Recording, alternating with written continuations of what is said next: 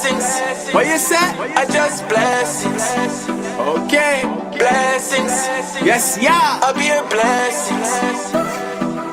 Blessings. Over and over again. I just blessings upon blessings. Blessings. I'll be your blessings. Blessings upon blessings.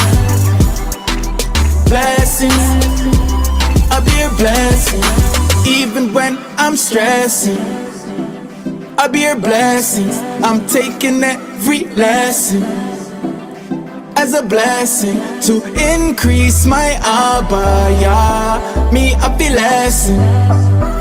I'll be your blessings. Every breath is a blessing. Blessings upon blessings. Blessings. I'll be your blessing. Blessings upon blessings. Blessings. I'll be your blessing.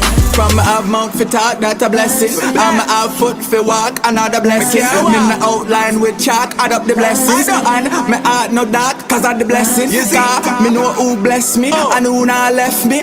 When me wrong, me know who correct me. Through the valley of the shadow of death, yeah, take me. And then him bless me. Blessings upon blessings. Blessings. I'll be your blessing. Blessings upon blessings. Blessings. I'll be your blessing. Genesis 12 and 2. And I will make of thee a great nation, and I will bless thee and make thy name great, and thou shalt be a blessing. Blessings upon blessings. Blessings. I'll be your blessing. Blessings upon blessings. Blessings. I'll be your blessing.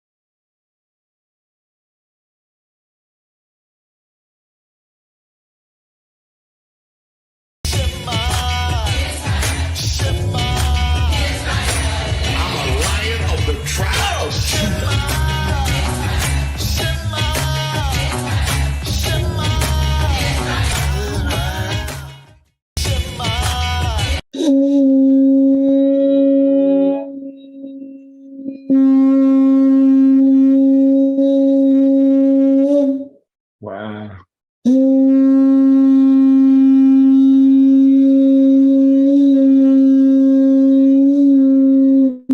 Woo. That's the shofar. Hasharam Tazama, the Ten Commandments. Ra'ah, Yahaya, Rakah, Alahayim, Akarayim, Iopinia. No and not have other gods before me. La'ah, Thayosha, Lakah, Pasah, Wala'ah, Thayobadma. No or not thou make graven images to serve them. La'ah, Thalakwa, Sham, Yahweh, Ba, Shiwa.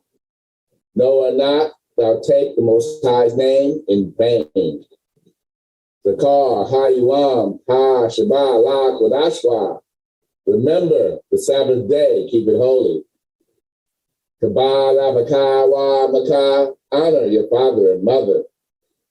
Ba'atha Ratazak, know and not thou murder.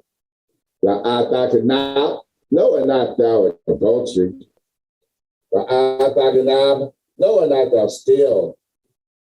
Ba'atha Anashikar, know and not thou testify falsely.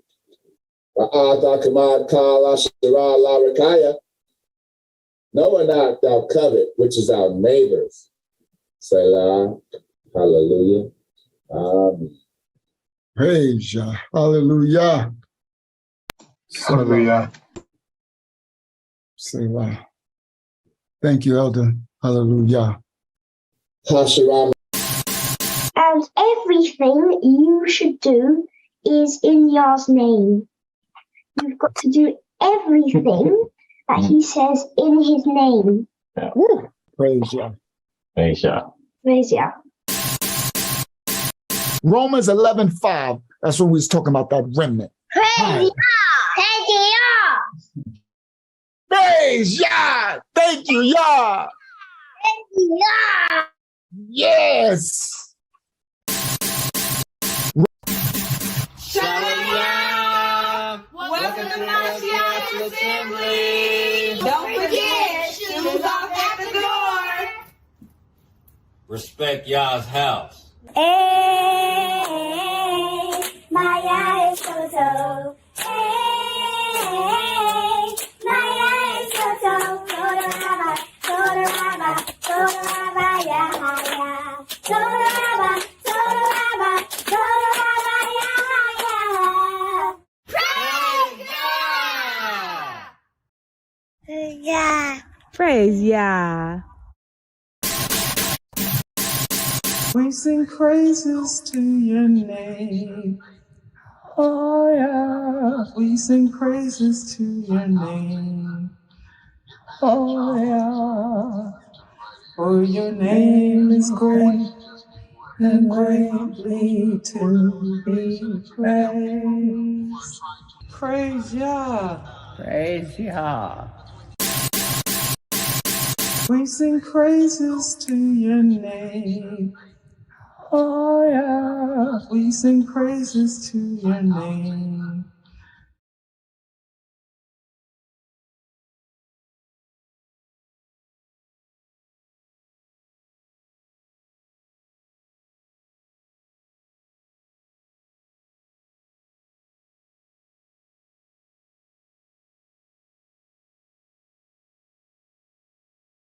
My mic up. Forgot to turn my mic up. All praise to the Most High. All right, the mic is up. It'll warm up and get a little bit louder, a little later. It'll warm on up. All right, all praise to the Most High. Peace and blessings unto all of you. All right, sorry I'm starting a little late. I had a lot to put together. Still trying to get my life together. Hold on, let me put my headband on. Put my rag on. All right. My hair's still tied up, I think. Somewhere it's tied up. I don't know where it's tied up. Where is it tied up at?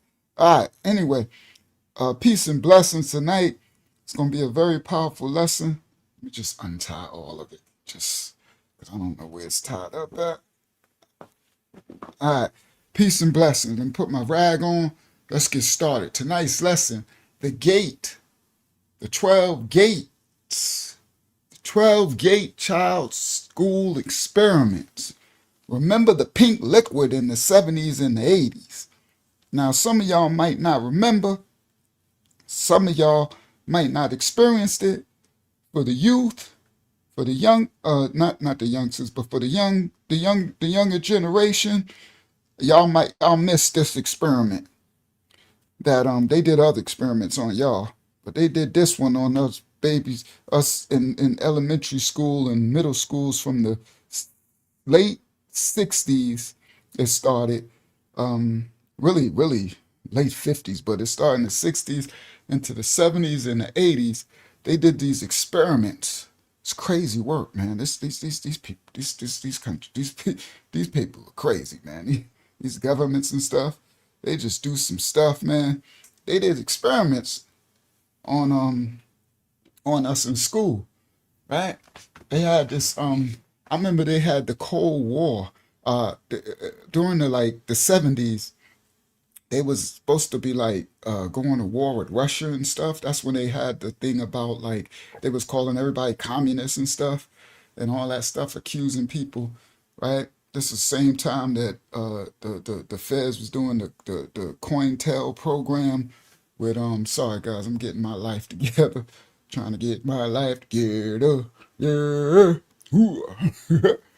All right, so let me see. I need to grab some of these and tie these back behind my head. Let me do that. Grab a couple of these, tie them back behind my head like this, right? And they did they used to have us. They did experiments on us in school, us in elementary school. But some of us elders, y'all remember when we used to be in school, and they used to have a bomb, like a nuclear bomb test. So they would make us all line up. Yeah, that's what they did to us, children. Well, they weren't sure if it was going to be nuclear, nuclear war and stuff, but they would have us line up and stuff, right? And sorry, I got my bottom all in my top.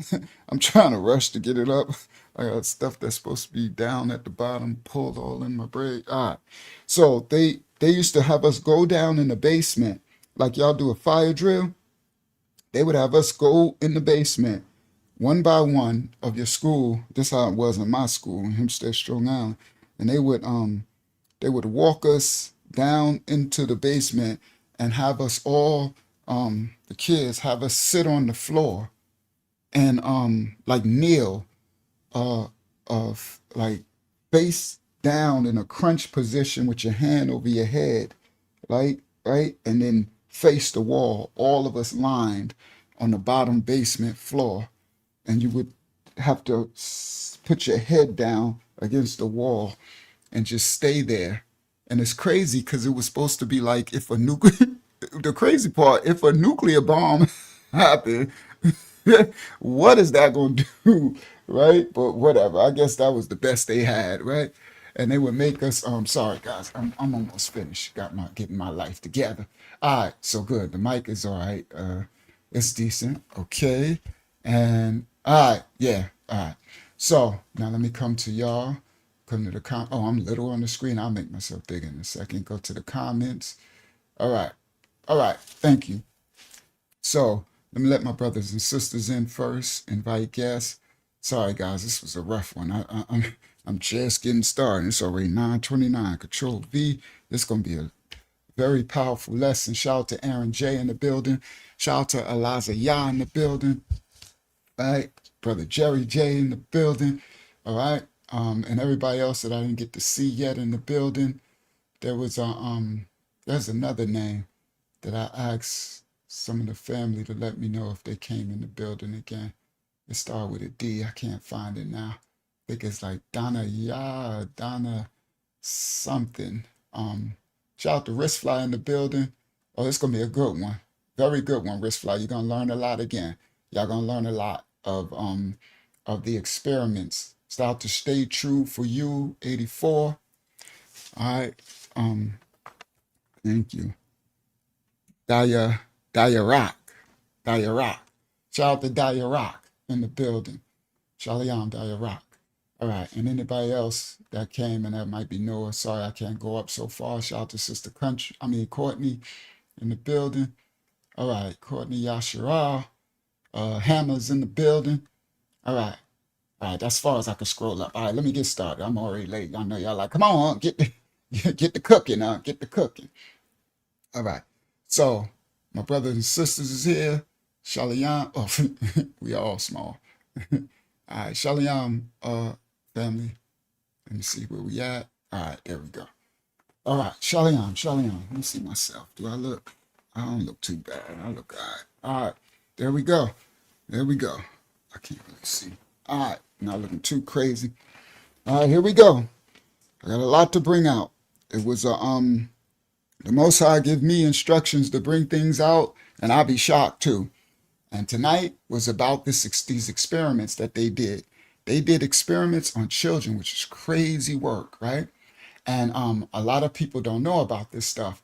But a lot of the people, the children that they did the experiments on, they're really coming out of the woodworks now, right? They call these the gates experiments, right? 12 gates. Wait till we break this down, right? And there was this thing, they used to give us this pink liquid in school. I remember that. And they used to do these tests. They used to call them hearing tests where they put headphones on you and stuff, right? And thinking they testing your hearing. It's going to come out tonight.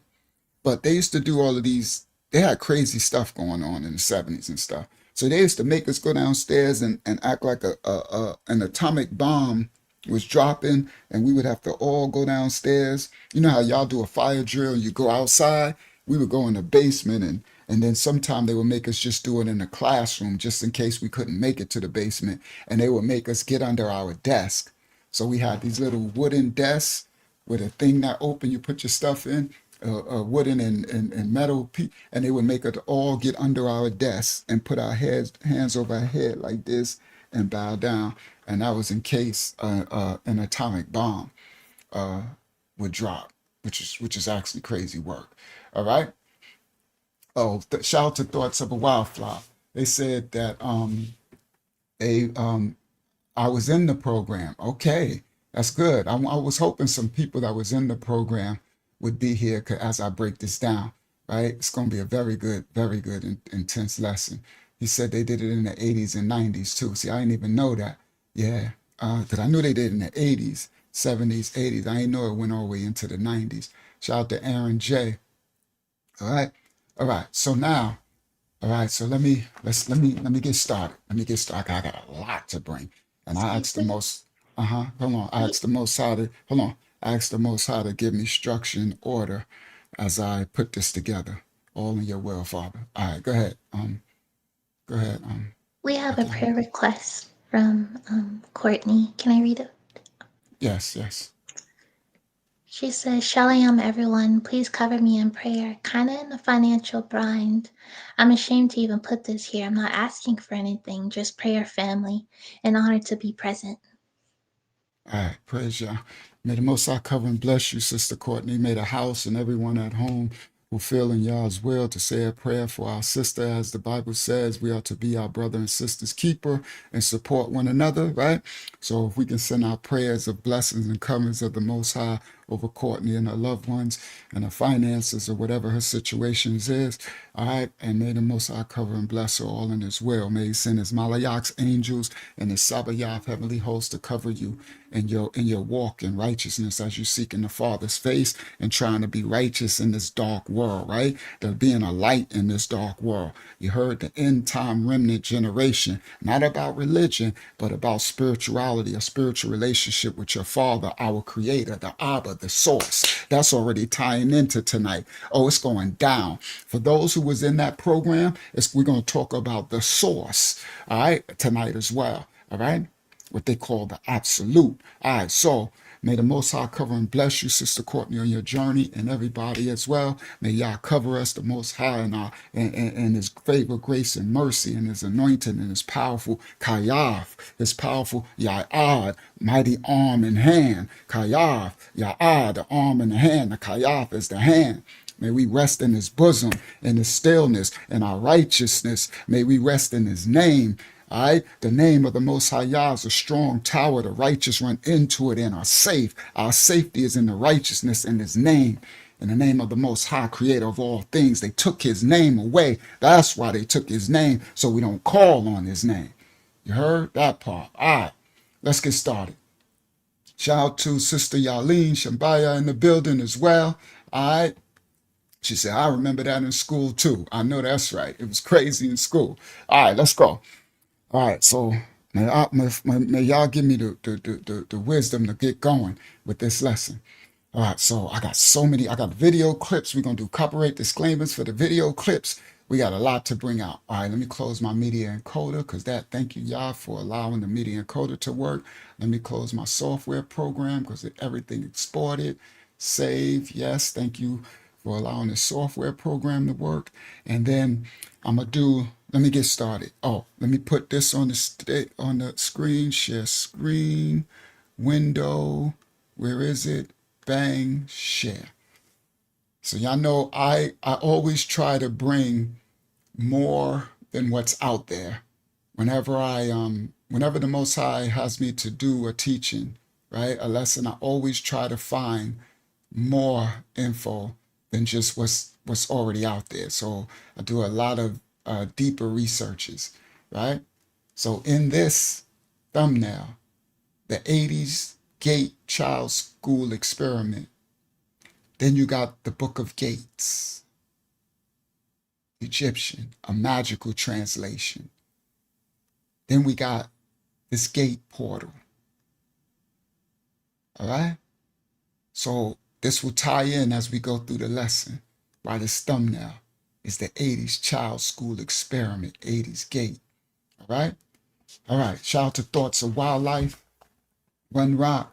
All right. Now, sorry, I can't see. I won't be able to see everybody that come in. All right. So the first thing there's a lot of people on the earth now who went through the experiment. And because a lot of the information is coming out about this gate experiment that they did on the children, on us when we were little, and for us who went through this program. So a lot of people leave comments about it, right? And they share their experiences, right? And one of the experiences is this pink liquid, this pink stuff. I remember the pink stuff. They did another experiment on us in school where they had us gargle fluoride. That's crazy work. They had us actually gargle fluoride, right? And we know that fluoride is so toxic that they have to wear hazmat suits to handle it. But they had us little children gargle fluoride and then spit it into these little cup. They'll make y'all do that when y'all go to that doctor. Y'all better don't get fluoride rinses. Everybody listen to me. When you go to your dentist and you get work done, teeth work, they'll ask you, do you want to do a fluoride rinse? And they'll put it in your mouth. Reject that. Reject the fluoride rinse. Fluoride is too strong to be going into your mouth, you understand? Always reject that. They're going to try to make you, it was called swish. Come on, Thoughts of a Wildflower. It was called swish in school. Yep. And this was to poison us. And they've been destroying us for a long time. Yeah, that's why they put it in and also not just the toothpaste, they put it in the water system in America. They put it in the right? So with the aluminum, the barium, the fluoride, all of these things are to dumb down. Let me explain. It's to dumb down the Yah gene in all of us.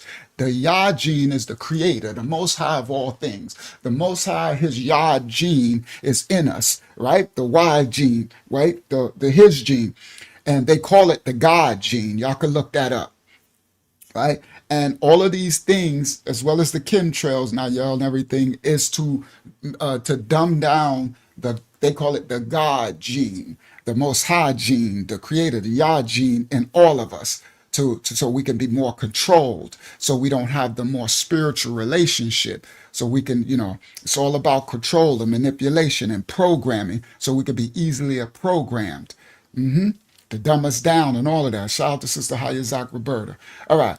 So one of the things people, that is where they get that third eye thing from, Wristfly. They say this, I'm reading some of the comments. I'm about to go in now, right? And then I got video clips. It's going to be a very in-depth lesson on this program, and you praise the Most High. You should really learn something. You should enjoy this. This one comment said, that pink stuff actually made us forget what they actually done to us, because after they would do, for those who was in the gate program, they would make them drink this pink stuff after they would make them do their tests, this pink fluid in a cup, a little Dixie cup, a little small cup. And it is the people are now saying that pink stuff was to wipe the memory of what was going on during the program. All right. Somebody else, like Rosa G wrote, I think you hit the nail on the head about the pink stuff causing forgetfulness. What's very odd for me personally was that I had epilepsy and accounted this experience to my epilepsy. But one night I actually hallucinated and a being came to me, and in my hallucination, this being poured that pink stuff on me, over me, and my pillow. My mother was in the room with me. I was pointing and screaming at this creature that I'm seeing, and my mother couldn't see it, but it upset her very badly, of course. We recently, as an adult, discussed it. Parents in the 80s, 70s, and 80s were way too trusting of these other adults, teachers, and the system over us children. I am glad that this info is coming to light. These are some of the comments. Another comment, Heather 4x4 said, I had a dream where me and other kids traveled by spaceship to another planet to attend classes. Some of the classes were taught in an animated 3D format, and it was acting out in front of us. And before we boarded the ship, we had to be stripped down, fully submerged into this thick pink liquid, even so far as we had to inhale it into our lungs. And it has something to do with stabilizing our bodies. It was very weird. Somebody else said, I'm so amazed at how much people are coming out and exposing this. All right. Someone else talking about a dream. Someone else said, I sincerely, many of us have the same memories of, all right. So, someone else said, it happened to me in the late 70s. We were taken to a local college, and this was one of the really early starts of the GATE program. All right. Someone else said, do you remember them putting you in front of and staring at a red dot laser? It said, my memory from that program is really shot. Somebody else named Tammy said, I was in GATE in Georgia in the 1980s. It was weird. I remember every single teacher that I had all through elementary school. I remember their names, their appearance, even things about their personal lives, like their siblings or their spouse. But I don't remember none of my teachers from the gifted program. That's what the GATES was. We're going to get there. I don't remember none of them at all. All right. I don't remember about the time that I was there, but I definitely remember a time when this man came into our class, sat in front of us one at a time, and held up these cards and asked us what we saw on the other side of the card. She said, I thought it was so crazy because he was thinking I was supposed to know what was on the other side of the card without seeing it. She said, only he didn't tell us anything about if we were right or wrong or anything. She said, oh my God, I remember being told at multiple points not to tell anyone about what happened in the gifted classes. All right. That's just it's a lot of comments. All right. I just wanted to bring some true testament. All right. Most people have no idea what really happened inside the GATE programs of the 1970s, 80s, and now I know the 90s. It was called Gifted and Talented Education. All right. The GATE program. All right. Now, so basically, gifted and talented education is what they called it. But you're going to find out what it was really about. Now, in this study tonight, we're going to explain how these experimental programs selected children with high IQs, with unique traits, and even unusual sensitivities, and place them into controlled environments for psychological, behavioral, and cognitive testing. And many are now claiming that these programs, Young Exposed, had a lot of deeper connections. These programs were tied to MK Ultra, government data collection, and social engineering, allegedly. Okay? Now, let's go. There is a rhythm behind creation. This is my intro. Let's go. There is a rhythm. Hold on. Let me get my mic. Make sure because it's about to go down now. There is a rhythm behind creation. All right. I'm testing my mic level right here. All right, right there. All right. Everybody listen clearly. There is a beat, a metronome, a rhythm, a tone beneath creation. It's not the beat of the drums. It's not thunder, but it's what you could call a heartbeat. So faint that it takes your spiritual senses to actually hear it. The heartbeat of the earth. Every second, it is said that it hums 8 pulses. They call it the whisper of the planet itself. But scientists in the 70s and 80s called it the Schumann resonance. I'm breaking something down. Y'all let me walk it on in. Y'all know how we do. It's the intro. Science called it the Schumann resonance. But long before science and physics gave it this name, the prophets of the Most High called this resonance the voice of the earth. Y'all listen clearly. Before science, before these serpent seeds try to experiment on us, the prophets of ancient called it the voice of the earth. And every culture that existed knew about this resonance, this frequency. All right? In the book of Habakkuk 2, it says, the Most High is in his holy temple. Let all the earth keep silence before him. See, silence is not emptiness. Silence is a vacuum waiting for revelation, instructions.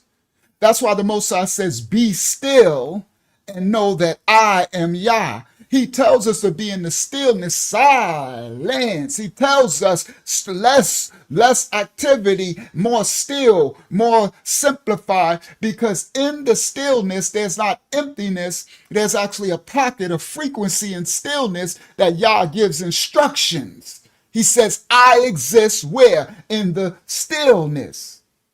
In the 1970s, an engineer that you're going to learn tonight named Robert Moore, he began asking a dangerous question, these seekers of knowledge.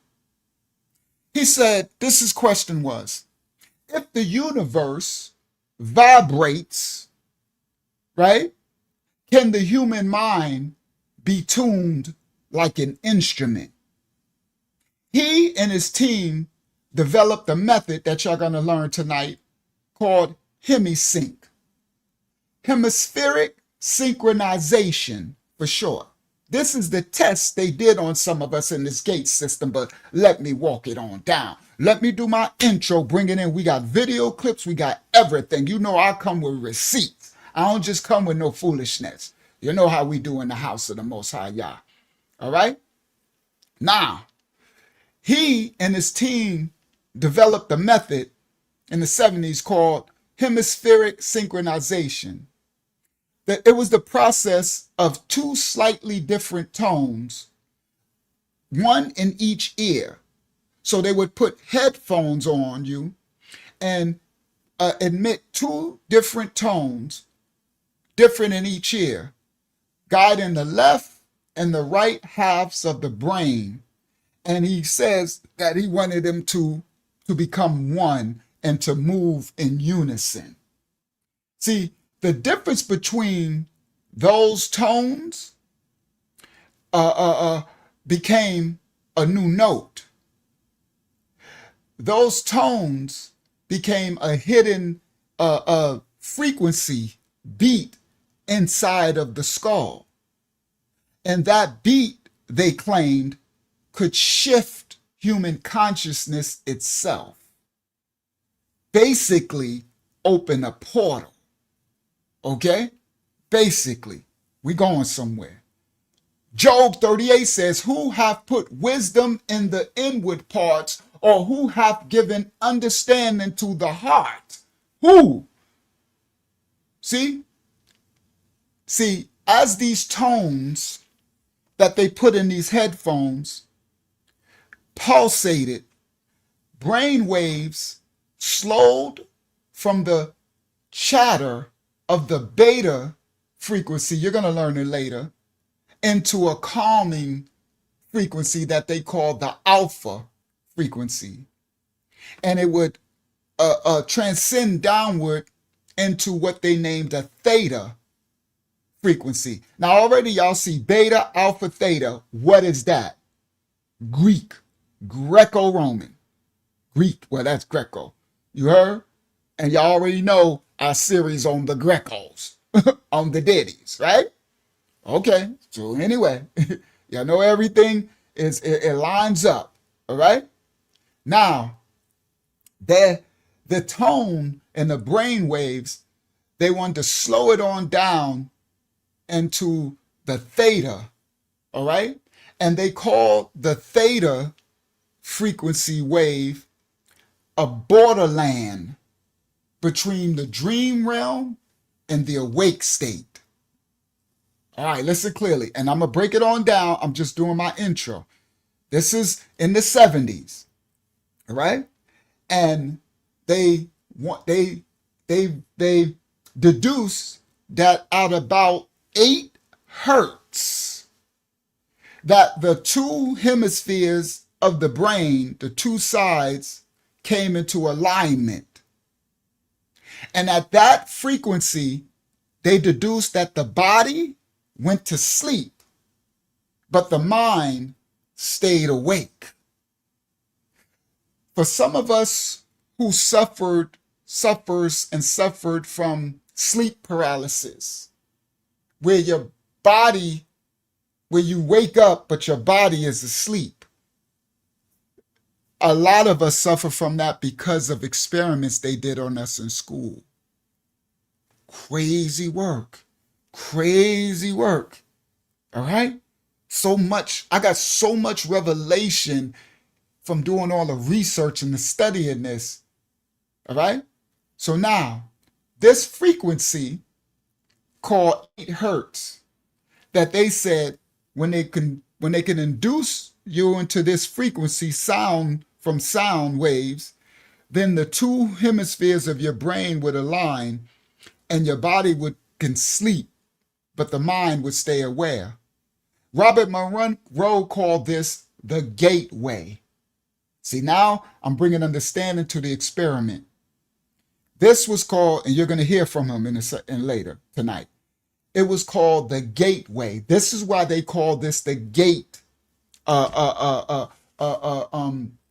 program.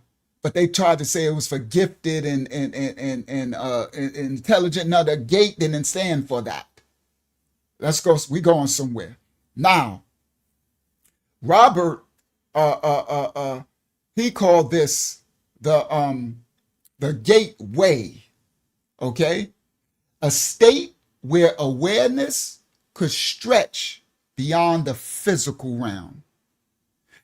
A mental state where the mind can go beyond the realm we live in, our senses. People who did the experiment reported having visions. They reported traveling without movement. They reported flashes of light as they closed their eyes. Scientists charted the graphs as they were experimenting. So they did the experiment, Robert, on adults, and then you'll see, and then the system did it on us children. They charted the graphs, and the people who they experimented this on had the experience of leaving the body, the soul leaving the body. Some thought it was imagination. Others said it was more evidence that man can go further than the flesh. Psalms 139 says, I am fearfully and wonderfully made. Marvelous are thy works, Father Yah. See, even the circuits of our brain, our neurological system, our involuntary actions all give praise to the Most High by their precision created by the Father. Oh yeah, this astral projection. So now to understand Monroe's theory, you must first understand the heartbeat or the rhythm, the music of the mind. They name these things, all these Greek terms. Delta waves is what they call when you are in a very deep sleep. That's at the 2 hertz frequency and below. They call it delta waves. Then you got theta dreaming, all right? That's the frequency between 4 and 7 frequency. And then you got what they call alpha restful focus. That's between 8 to 12. So beta is busy, awake. Gamma is lightning flashes of genius. But between theta and alpha, at the 8 megahertz, 8 hertz exactly, they deduced something rare occurs, something phenomenal, that the mind at the 8 hertz is quiet, but not unconscious, open, but yet not anchored, tethered. They call this place a calm eye within the storm, like in the hurricane, the eye of the storm. They called it the frequency where prayer becomes listening instead of speaking. In the 1 Kings 19, it says, after the earthquake of fire, but the Most High was not in the fire, and after the fire, a still small voice. See, Robert Monroe, believed that this still small voice, he could find it, and he can find the signature, the measure signature. See, these are these people experimenting in realms where we're not called to go. You know what I'm talking about? They've been doing it all the time through antiquity. He believed that he could measure the signature of the still small voice. That's the Most High, but they don't call him that. Y'all see. He spoke of consciousness like it was radio waves, right? Not from the Most High, but something that you can manipulate, able to tune beyond the limits of the human body. So he built chambers, he built resonant chambers where tones of 8 hertz would loop for hours. These hearing chambers that he would put the people in, and he would loop the 8 hertz frequency for hours. And he claimed that when human awareness matched the heartbeat of the planet, so they're saying that this 8 hertz frequency is the heartbeat of the planet. And so this is how they experiment on us. You're going to find out why they was doing this later. This is just my intro, right? And he said that if the human awareness matched the 8 hertz of the heartbeat of the planet, then that means that you can open a portal, a door, boundaries dissolve. They called it a way to bend time. They said a perception expanded. All right? Come on, Aaron J. Perception, they're trying to open portals, but they called it all these other things. I'm just breaking it down in my intro. So when we expose all this stuff, you already have the foundation, right? So these are with them trying to open portals. Ain't no different than the Anunnaki falling. It's the same thing they doing with CERN, all right? But this is what they did in us. So now, they call it science. But you know what I call it? Sorcery. Witchcraft, sorcery disguised as study. All right? Because every door is not to be opened. Okay? Every door, portal, less is more. Ecclesiastes 7:29 says, Yah hath made man upright, but they have sought out many inventions. All right? Yah has made man complete and upright with everything he needs, but man continues to seek out, trying to open up these doors and portals. So, around the same time, laboratories across the world explored the same exact system. They called it biofeedback, dream research, sensory deprivation. Everyone during this time in the 70s and the 80s of all these countries wanted to map the realm of the unseen. Yet the Sefer Yah, what they call the Bible, already described realms that science was now naming all these Greek names. Shaya'al, Paul wrote of being caught up to the third heaven. Yahachanan, John spoke of hearing voices like many waters. See, the prophets didn't need machines because they had obedience. We don't need their experiments to travel spiritually. If it's in the Most High's will, he'll guide us there.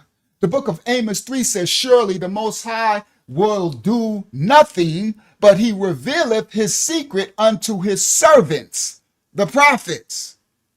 Okay? But mankind prefers devices instead of devotion. They build headphones, all right, to try to travel instead of obedience.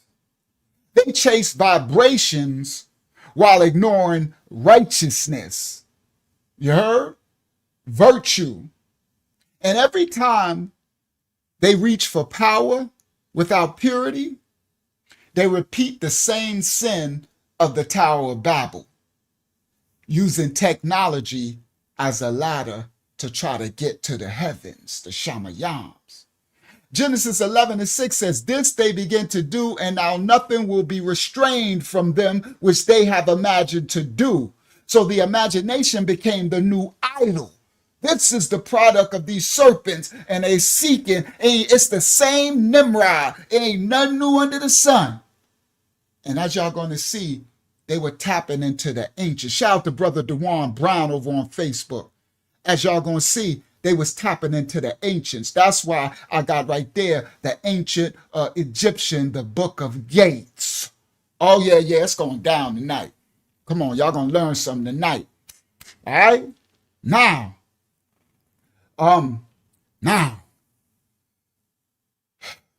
what does the human brain, why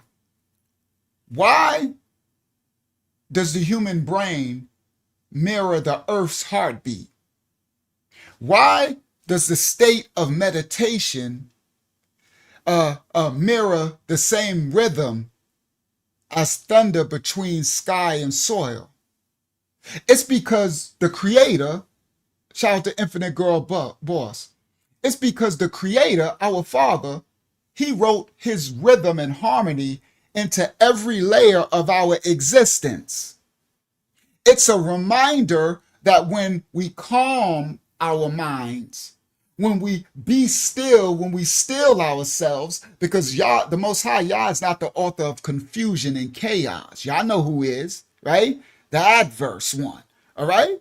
When we calm our lives and our minds, that's when we in sync with creation's rhythm.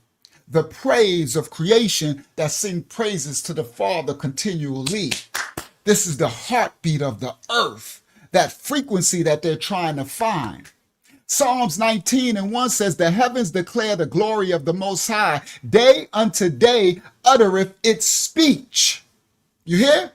So every lightning strike, every rhythm and echo in the ionosphere becomes a syllable of worship and praise to the Most High.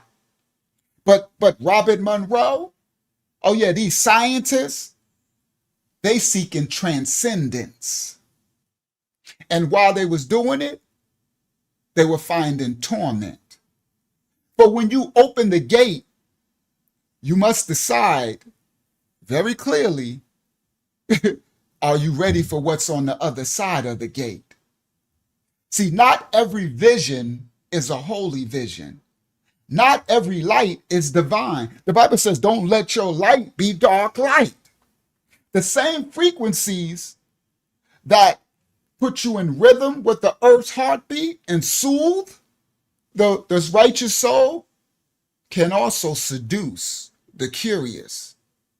And the ear becomes a portal.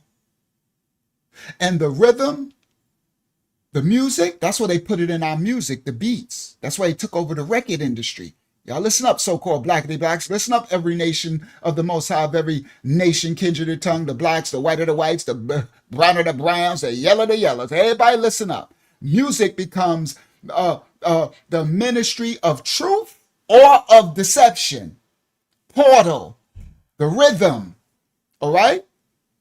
1 John 4 says, beloved, believe not every spirit, but try the spirits, whether they are of Yah. See, there is power in sound. That's why the Most High says what? Guard your ear gates, your eye gates. So they were entering us. Come on, I'm almost there. Finished with my intro. We going in. They with the gates. They put headphones on us as little kids, coming through our ear gates because they understand the power and the rhythm of sound. The first act of creation was speech. The Barayah was the word, and it spoke things into existence. The Bible says, and Yah said, let there be light. Said, spoke. So the creation began as a vibration with a tone from the mouth of the Most High, from the mouth of his only Yah, the Barayah, the word, which is Ahayad with the Most High. I ain't trying to confuse some. Oneness of the Father, his emanation. The Most High is. The Barayah is the word, and in the beginning, and he was one with the Father. Now, the vibration of the creation of the earth started with the sound. So yes, frequency can actually change matter, the physical realm. And they learn that and they know that. And they get their knowledge from the fallen angels and they're continuing it. All right? So frequency can change matter and tone can move thought. The tone, tonality. They're doing a study now that they're saying the so-called black people's language, our Ebonics, is a tonal linguistic, a tone, which is actually correct. Tone can move thought. That's why they take over music and stuff. But when man tries to manipulate the Most High's blueprint, he opens a gate that his wisdom cannot tame or close. They open a portal. They sign a check that they butt can't cash. Isaiah 45:7 says, I form the light and I create darkness. Only the Creator, the Most High, commands both ends of the spectrum, the Kalalaya. That's his. So, the 8, what they call the number of new beginnings, was the resonant octave that restarts creation. Maybe, well, how can I say this? The Most High allow you to give yourself over. Yeah, he'll give you over to a strong delusion. Your free will. He gave you free will. So you could go on and try to open up doors and portals and try to find a pattern to the rhythm of the Most High. All right? Nah. But every breath, every heartbeat, every planet spinning is all tuned to the same rhythm, same pattern of the Most High. Colossians 1 says, by him all things consist. So the whole universe is not an accident, like they say, some big bang. An accident of resonance, the devil's a lie. Just like your temple, your vibratory system, your circulatory system, your neurological system, firing neurons and everything, ain't no doggone accident. They can't recreate it to this day. And your temple mirrors the whole entire universe. Just like everything that your body is made up is in a hand of earth, of dirt, which you come from, the dust. You heard? Ain't none of this by willy-nilly accident. Everything is strategic and has a resonance and a frequency. You heard? Yeah. It's the symphony sustained by Yah's presence. That's the symphony. That's why his natural brand so musical and so rhythm. And that's why they come and take over the music and pervert it. You understand? So now, what we're going to learn tonight, the gateway process, this hemisync, the frequencies of these fields. The true synchronization is not left brain with right brain. The true synchronization is synchronizing your flesh to be with your spirit, to synchronize it with the will of the Most High. That's the true synchronizing you should be trying to attain. Taking your flesh, marrying it with your spirit, and marrying both of them to the will of the Father. That's the only singing. I know left brain, right brain trying to open no portals. The devil's a lie. Galatians 5 says, if we live in spirit, let us also walk in the spirit. All right? All right. So they can tune the mind until it hums like a planet. But unless your heart is tuned to righteousness, come on, Sister Courtney, come on, Brother Aaron, unless you can tune the mind all you want. You can tune it like a guitar string and you can play Snoop Doggy Dogg with your mind if you want. But if your heart ain't tuned to the righteousness of the Most High, then that melody that you're making is just noise. Facts. Science can teach you how to leave the body, but only the Most High can teach you how to guard your soul. You heard? So listen deeper. Listen beyond the hum, beyond the headphones, and then you can hear what creation has been singing since the book of Barashayat, Genesis, that every frequency bows down to the one frequency, Ahayad, righteousness, holiness, the Most High. All right, let's go. Here we go. First clip of the night. How I'm going to start this? Okay. First clip of the night. Copyright disclaimers are in effect. This is for educational purposes only. All right. We don't own rights to the video for reactionary purposes and education purposes only. Let's go. This is the GATE Trial School Experiments, 12 gates. Remember the pink liquid in the 70s and the 80s and the 90s. I didn't know they did it in the 90s. Here we go. Stop share. Share screen. Share screen. Where's the first one? I guess it's this one. Yep. Let me make sure. Let me go here because I got a lot of these tabs. That one's a new tab. That one's that one. It should say video. Oh, not video one. It's this. Oh, that lady. Do I want to show that lady? No, let me do this one first. Then we'll show that lady. All right. Copyright disclaimers are in effect. Here we go. Oh, I got to come out to y'all. Then I got to come back. Then I got to do video one. There we go. Share. All right, here we go. Make this smaller. There we go. And make it full screen. Copyright disclaimers. Let me say this slow.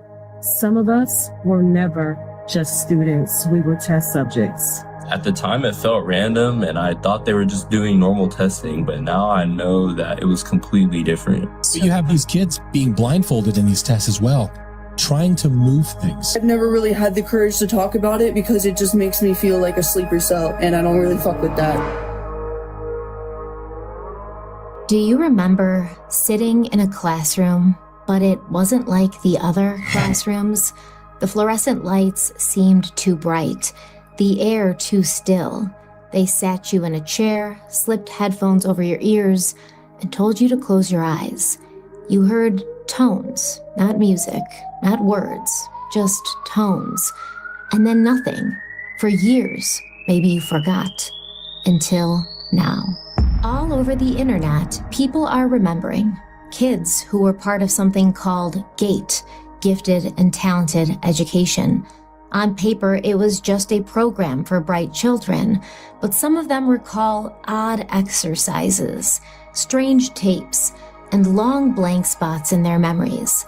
These people also claim to share certain traits: hazel eyes, no broken bones throughout life, neurodivergence in adulthood, and darkness where childhood memories should exist. Is this a coincidence or something more nefarious? Margaret Monroe, y'all gonna learn about him. He said, I felt myself lift out of my body. I looked down and saw myself lying there. It was more real than anything I'd ever known. Yes, I had an out-of-body experience too. And I remember those headphones too. For all of us who've been through that, I know those headphones will jog your memory.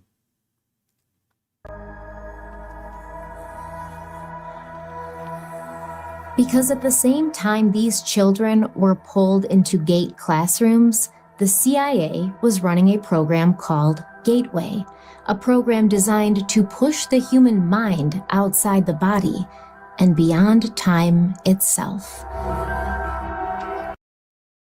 All right. So now, this program, we're going to break it down. I'm going to do this. We're going to skip through this clip. This was a sister in this clip. Share this tab instead. Now this, because everybody's coming out, and this sister here, most people who went through the experiments that they did, you're gonna get a full breakdown of everything what was happening, but we're still in the beginning, right? Please like the video so others can know we live. Please, if y'all could take a second to give a like so others can know we live and other brothers and sisters could come in, because this is a very important lesson, because a lot of people are damaged from these experiments that they've done to us as children. All right. So this woman on the screen, she was one part of the program, but because when she was a little girl, she was like what you call strong-willed. She didn't take the pink liquid. So the pink liquid, they would give it to the children after they would finish the experiment. You're going to learn all of the details in a second, right?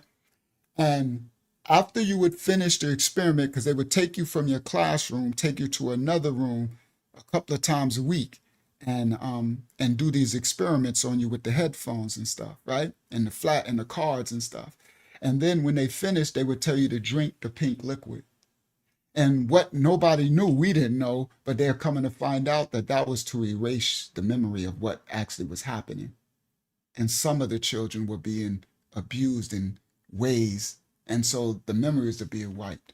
But she's one of the few people today who has a vivid memory of a lot of it, because she didn't take the pink liquid.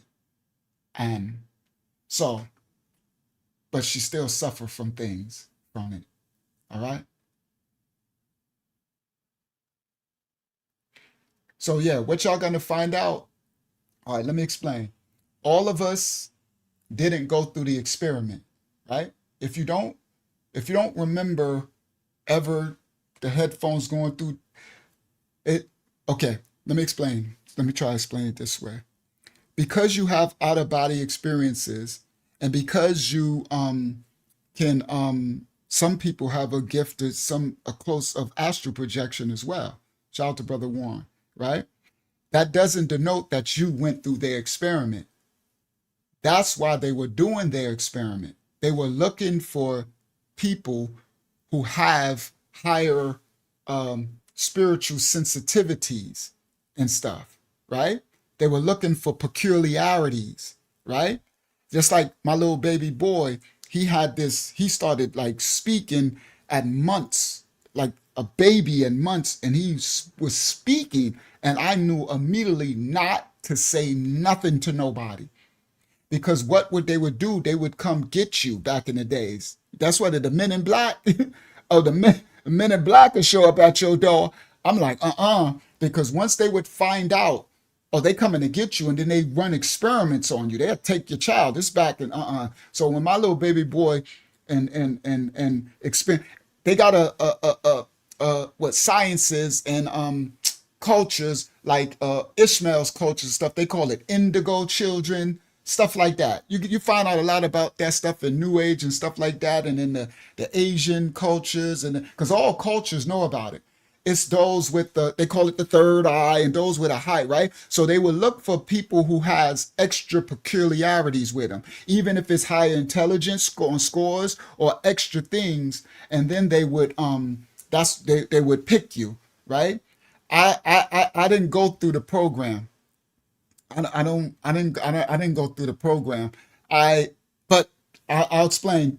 All of us did the hear for most of us in the 70s and 80s. They put a hearing test on, but you'll have understanding why they did that during this lesson tonight. But the program was, this is how you would know the difference between if you just did the hearing test, because they made us all do this hearing test too, right? Or if they actually took you to the program. Those who they put into it was called the gifted program or the gate program.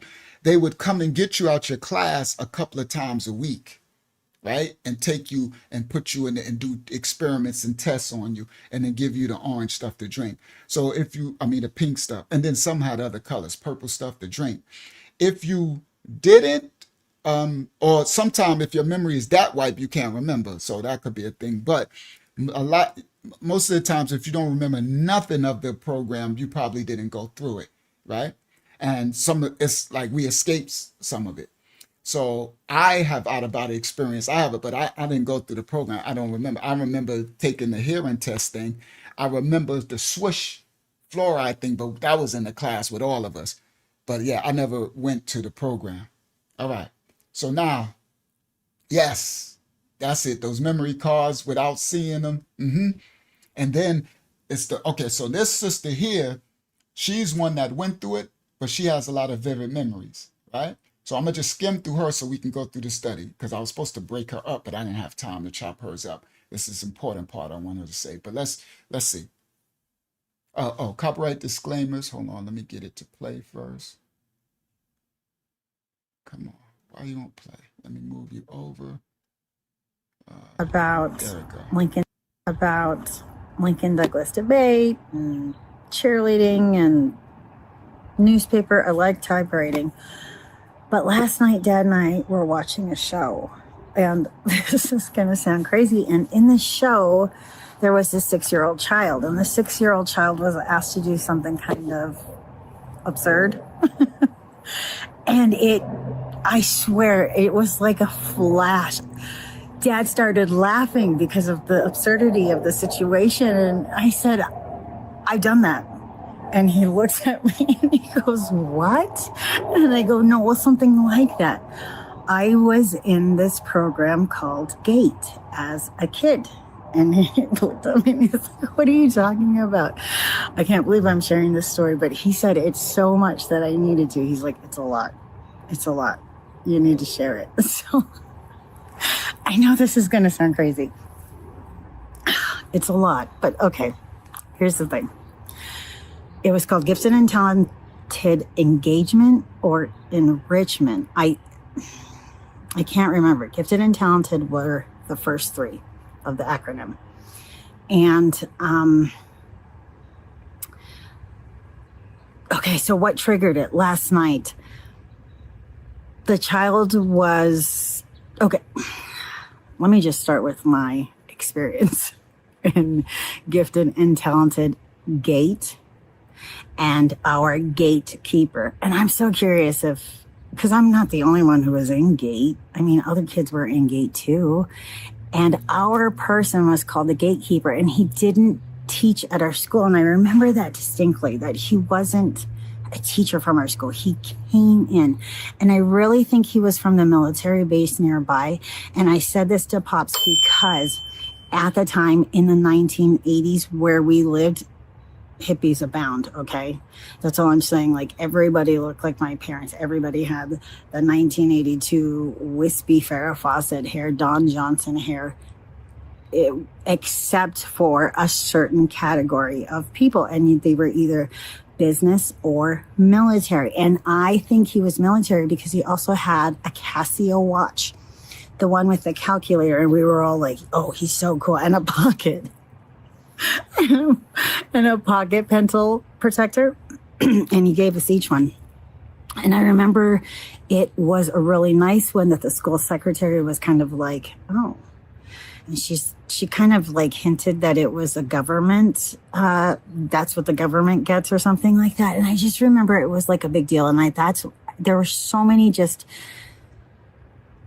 hints at him being in the military and from the local military base. Anyway, I can't prove or disprove that. And that's alleged from a child who was in the GATE program, that our gatekeeper was local, but not a teacher.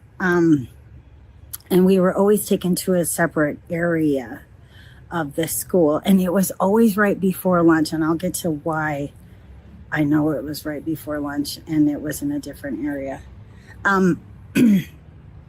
But there were certain things that we did and that kept like flashing through the conversation that Dad and I were having that seemed far-fetched. All right, so she takes a long time, so I'm not about to to go through all of that. So I'm gonna get to, let me see if I can. We try to imagine being there. And so we would all have our eyes closed and we would say things like, try to hieroglyph. Does that make sense? If there was a correlation that others in the room could make from our assertion of that hieroglyph. Does that make sense? And so they were supposed to do an assertion of hieroglyphs. It was a lot of Egyptian, and I'm going to get to it, right? I just want to play this one part of her, and then we're going to get going because she's too slow for me. He would make us like close our eyes, and then we try to imagine being there. And so we would all have our eyes closed, and we would say things like, okay, he would guide us, and he would say, what does the bottom of the pyramid look like? What do you smell? What's under your feet? What are your hands experiencing? And you would tell him, like, it smells musky, and it was cold, and there would be sand, and it felt wet, the walls, or whatever your experience was. And then he would ask others if they experienced the same thing and where they were, and if that was what they were experiencing too. It was wild. I know. I remember him bringing in headphones, right? These giant headphones, and they were connected to this briefcase, and he would play sounds. But when he played these sounds, he would ask us to close our eyes and tell us what we see and hear. So it would be at different frequencies and levels, and he'd say, you know, what side would you hear it on? And raise your hand, and then he would stop and then ask you if you saw anything, or if you saw something, you were supposed to give a signal to kind of say that you saw something at a certain point. Like after you did the test enough, you would know that you needed to signal him if you saw something. And then he would stop the test, and then he would ask you what you saw, and then he would record it.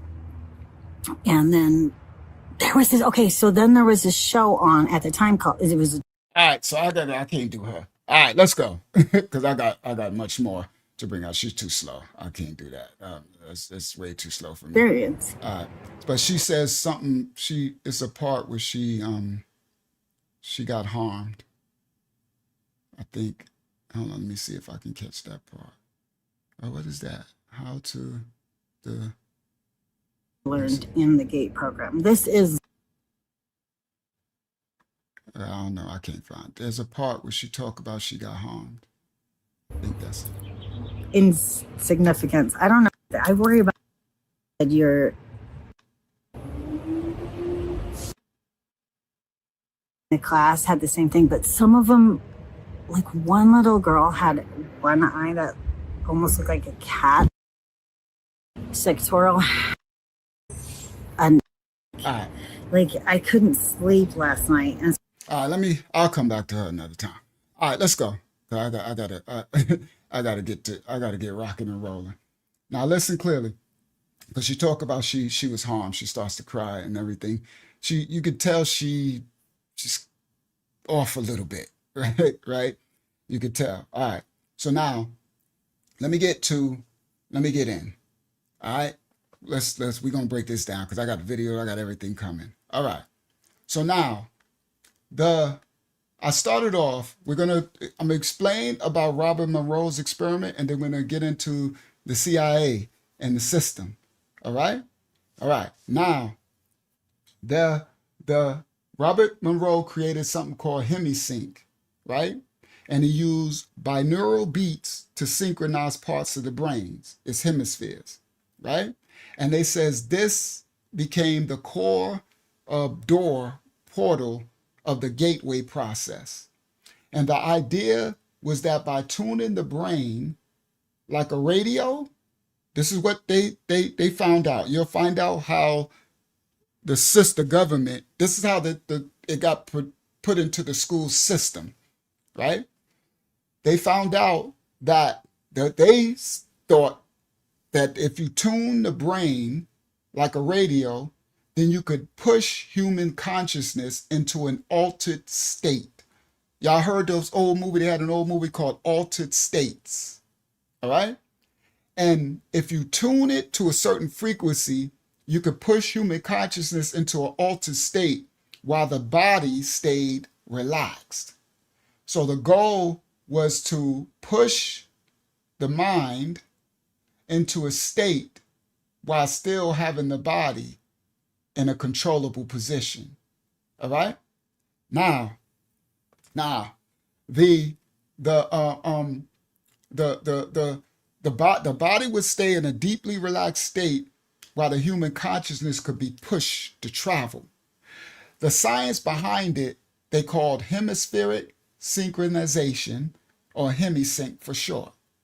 So different tones were fed into each ear to trick the brain into following along at the difference of the frequencies. And this would shift the brain waves into patterns. All right?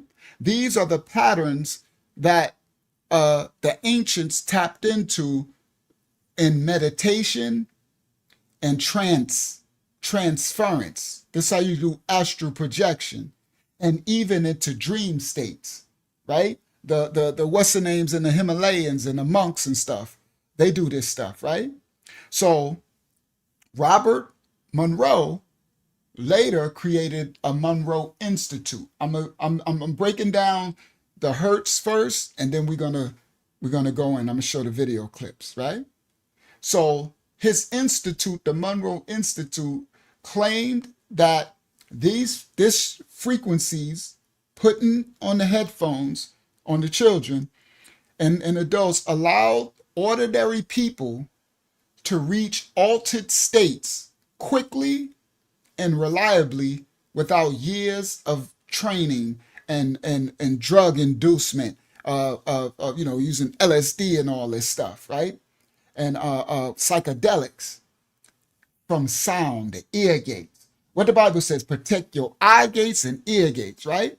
So now he said that this putting this frequency on will allow the people to reach these altered states quickly.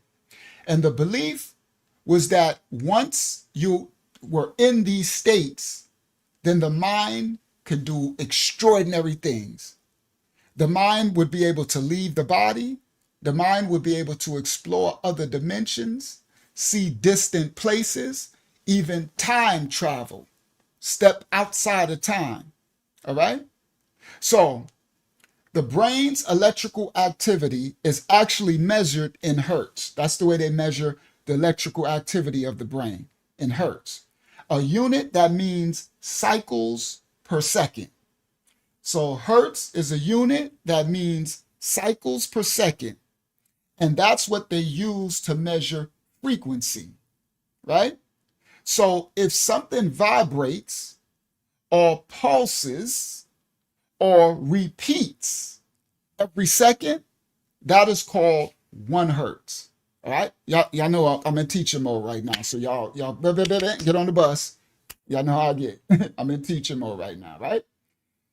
Again, if something vibrates, pulses, or repeats every second, they count that as 1 hertz. All right, and this is how they count the brain's electrical activity. They measure it in hertz, cycles per second. So when we talk about the brain in hertz, we're talking about how many times the brain's electrical rhythms beats, the pulses every second. Slow waves or slow brain pulses, they call that delta. And that's linked to when we are in a deep sleep. The brain slows down, the pulsing, the beat, the rhythm. It's a delta. A little faster, they term that theta brain waves. And that shows up when you're in a dream state or when you're in a meditation state. Meditating, that's what the ancients and the mystics and stuff, meditation state. They call that the theta brainwave state. Then alpha wave states are quicker and faster, a little faster, and they are tied to the area that you call focus, calm, and creativity, the alpha wave state. All right? This is a state that they termed it this, but this state is the state that the Most High actually wants us to function in. They call it alpha, but if we know the Habariyah, Adiyah letters, that's Alayaf. That's the first letter. And that would make sense that would be what you would call the wavelength state that the Most High would want us to be in. The Alayaf, they call it the Aleph in the Canaanite Hebrew, right? But in the Greek, they call it alpha, and that comes from the Habariyah, right? So now, the alpha state, right, are calm, focused, and creative state. Then the next state, they call it the beta waves, beta state. That's the busy brain, the busy signal. It's really noisy, busy. It's the state of stress, the state of anxiety, the state of trying to figure out, stressful problem solving, right? And then they termed another state they call gamma waves, the gamma state. And that was the state that they termed lightning fast sparks of insight, right? All right. So those are the frequency states that they measure the brain's electrical activity in hertz, right? They termed it that, right? Now, the right at the edge between the theta and the alpha, okay? So remember, the alpha is the one where you're calm, focused, and creative, okay? And the theta is where it's the state when you're in dreams or meditation. Yep, Kenny, sorry, it's hard for me to say the name. Kanai in peace. I don't know how to say it, but yeah, I agree with that. Now remember, I'm pointing out something. So the theta rhythm of the brain is when you're in a meditation or a dream-like state. And the alpha is when you're in a calm, focused, and creative state. So at the edge from when the theta state and the alpha state meet, that door, that portal, right at that edge between the two is the actual 8 hertz.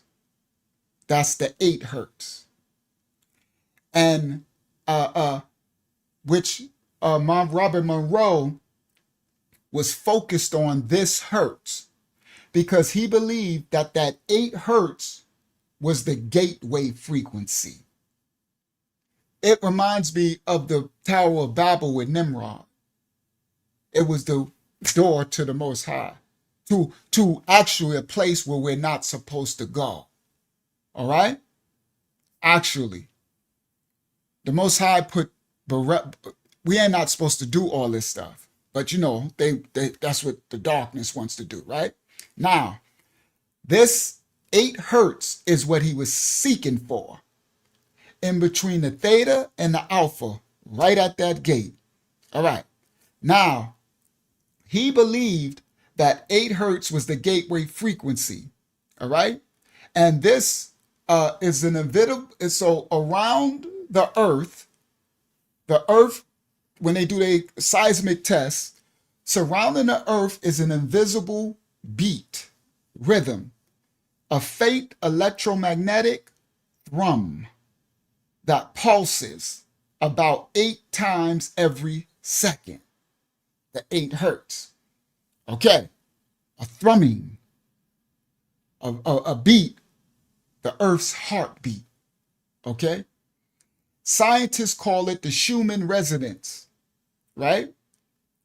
And they say it was born from lightning strikes echoing through the cavity between the ground and the upper atmosphere. Now, to most of us, we don't know it's even there, right? Because you can't hear it. You can't feel it, but it's there.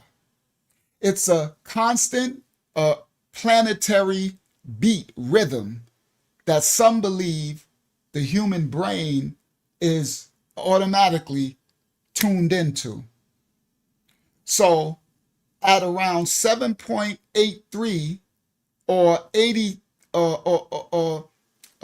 83 hertz, it sits in the same range as our dreamlike and meditative states, as if the Earth itself was quietly speaking on the same frequency as the human mind. This is the Most High having us in tune with the universe, with the Earth. Excuse This me. is Yah. Would you like the backdrop up? What's up? I don't know what's up. Would you like she's up. Oh, yeah. Let me get. Thank you. Thank you for telling me that. No, I'll just put the thumbnail up. Because I got these videos about to come. Maybe I got a backdrop I can put up. Let me just put the backdrop up.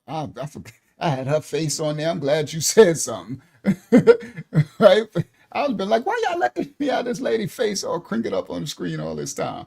All right, hold on. Let me go over here. Let me just put a backdrop up while I break this down. Because in the video, I got some good video clips coming. And we about to expose, we about to break this stuff down. So where's my backdrop? Right there. So share this tab instead. Full screen. Thank you, Akiyama. That was good. Good save. All right. All right. So now I can break this down. Y'all ain't got to be looking at her at her face that whole time. So now the Most High created us in rhythm, in tangent with the earth. You understand? And its frequencies. We get ourselves out of order when we come out of his order, right? And that's when we're not in tune or aligned with the earth and the frequencies. All right. Now, the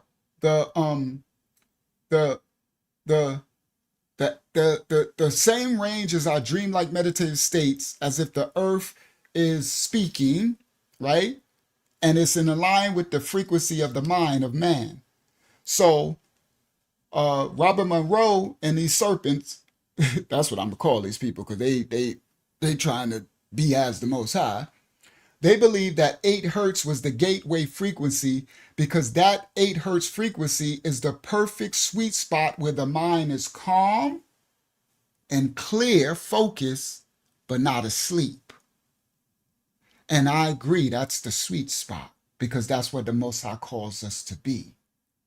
Calm, focused, clear, and awake. See, the body is deeply relaxed in that frequency, hertz, and consciousness is on the same resonantal rhythm with the earth's frequency. This is why the gateway technique that Robert manifested, used by neural beats, they put it in them headphones to bring the brain down into the 8 hertz range.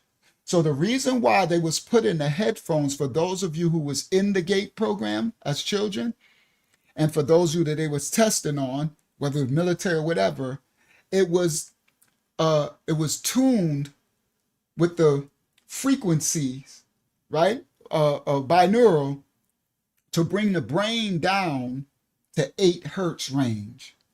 And Monroe believed that this overlap, this range, opened the door to altered states of consciousness. Now, let me see. Do I want to do his video now?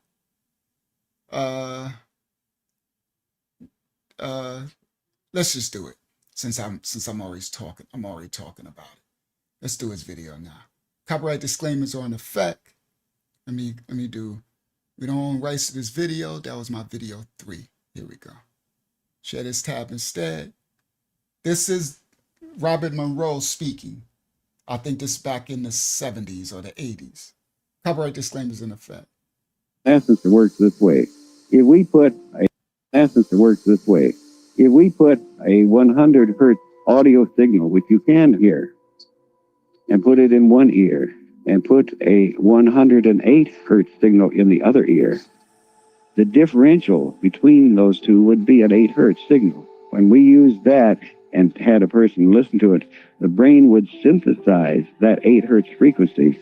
The brain wouldn't hear it, incidentally, but the electrical signals in the brain synthesize that 8 hertz differential. A slight variation of it as far as the human resonance is the one that we as humans grew up with through millions of years, and it will create a form of physical relaxation. Because of that, you are partially freed of the restrictions that are upon you during this normal wakefulness here. And as a result, you are freed, your mind is freed to perceive in ways that it has not perceived before. And that's where a lot of meditation takes place. Essence, it works this way. Now watch this. He says this is how he produced this state in this experiment, what they did to people in doing, right? He says, and this is where they get the binaural beats too, Beats by Dre and all that stuff. But now he says he put in those headphones, this is why they was putting those headphones on the children and us when they was doing this. He says if we put 100 hertz signal coming out of the left ear, all right, or the right ear, and then we put 108 megahertz sound, right? Because they have beep and then another thing playing, right? Then the difference is it will equate, the equilibrium is an 8 hertz signal going through the middle of your head, right? Now, the crazy thing is, this is what the Bible calls sorcery, witchcraft, seership, divination, and all. These are things we are not supposed to play with. The Most High had the earth resonated at the 8 hertz frequency. We, with our free will and seeking the Most High's righteousness, are supposed to regulate as we take control of our environment, our life, our physical temple, our thoughts. We are to put ourselves closer to the 8 hertz frequency of a still, be still, and know that I'm the Most High calm state, not manufactured, manipulated by sound waves to produce a state that we should manifest, make ourselves one with the frequency of the earth with our free will in alignment. You understand? Not by physical man-made manipulation. You understand? This is how we open portals that we ain't supposed to open. And they learned this stuff from the ancient Kemet. Yeah, they did. And the Sumerians and the Phoenicians. Ain't nothing new. It's fallen angel technology. Them, the fallen angels, trying to tap into the frequency of the this is all Tower of Babel stuff. You hear, Brother Aaron? This is all Tower of Babel stuff. Nothing new under the sun. All right? Now, so this is what he realized. So what they were doing, they found out, and then the government, you're going to see the government used it to make man, manipulate man to be, make them weapons, right? This was the experiments. Now, what he does is he realized if I put these headphones on them, I can get them into this state that the Most High wants us to be in anyway, so we could be one with him, so that we can have what you would call superpowers, because that's true, right? It's just because we can exist in the supernatural realm. Yeah, it's like the vows. Jacob Castro, you just dropped a deep bomb. You dropped a deep bomb. It is like the vowels. The hearing, it's a frequency. From the consonants, the vowels, it's the short of breath from the vowels. It changes to, oh my goodness, that was a good one. All right, but let me continue. Now, these states we are not to enter in artificially. We are to enter in through obedience of mastering our flesh and dying to the flesh, dying to the darkness, and dying to the flesh daily and becoming one. And we can enter a state of oneness with the Father and the earth that's revelating and resolute and vibrating on that frequency. That's why a lot of this stuff is in New Age and stuff. Right? And everybody's looking for these frequencies. That's why they even got the chakras, Hindu, Ishmaelite stuff, right? Everything is about the frequencies, right? Because they're trying to mimic Yah's frequency without the obedience. Do y'all understand? That's the part. We'll get it naturally. You know how they say get it honestly, Dalai Shah? We are to get it righteously, and then it would do us good. If you try to cheat Yah's code, if you try to cheat the Most High's frequency, it will do you bad. It is Kalala Yah. It is completion. If you cheat it, you will get the opposite of what you think you're going to get. You're going to open a portal, and I hope you can handle what's coming through that door. The Most High said, close the door. Stop being so nosy and busy. Be still and know that I'm Yah. That's in your righteousness. That's why it says the righteousness is where your salvation is. All right, so they are manipulating, okay, so that they can enter a portal. They can summon, they can transcend, astral project, and manipulate and do things. Okay?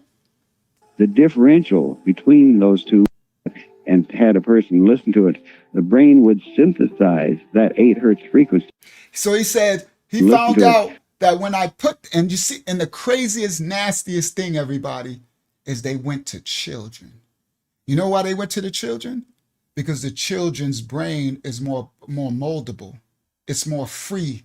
It's more, right? So they realized this is how the school, this is how it got. So what you're listening to now is before it got to the school.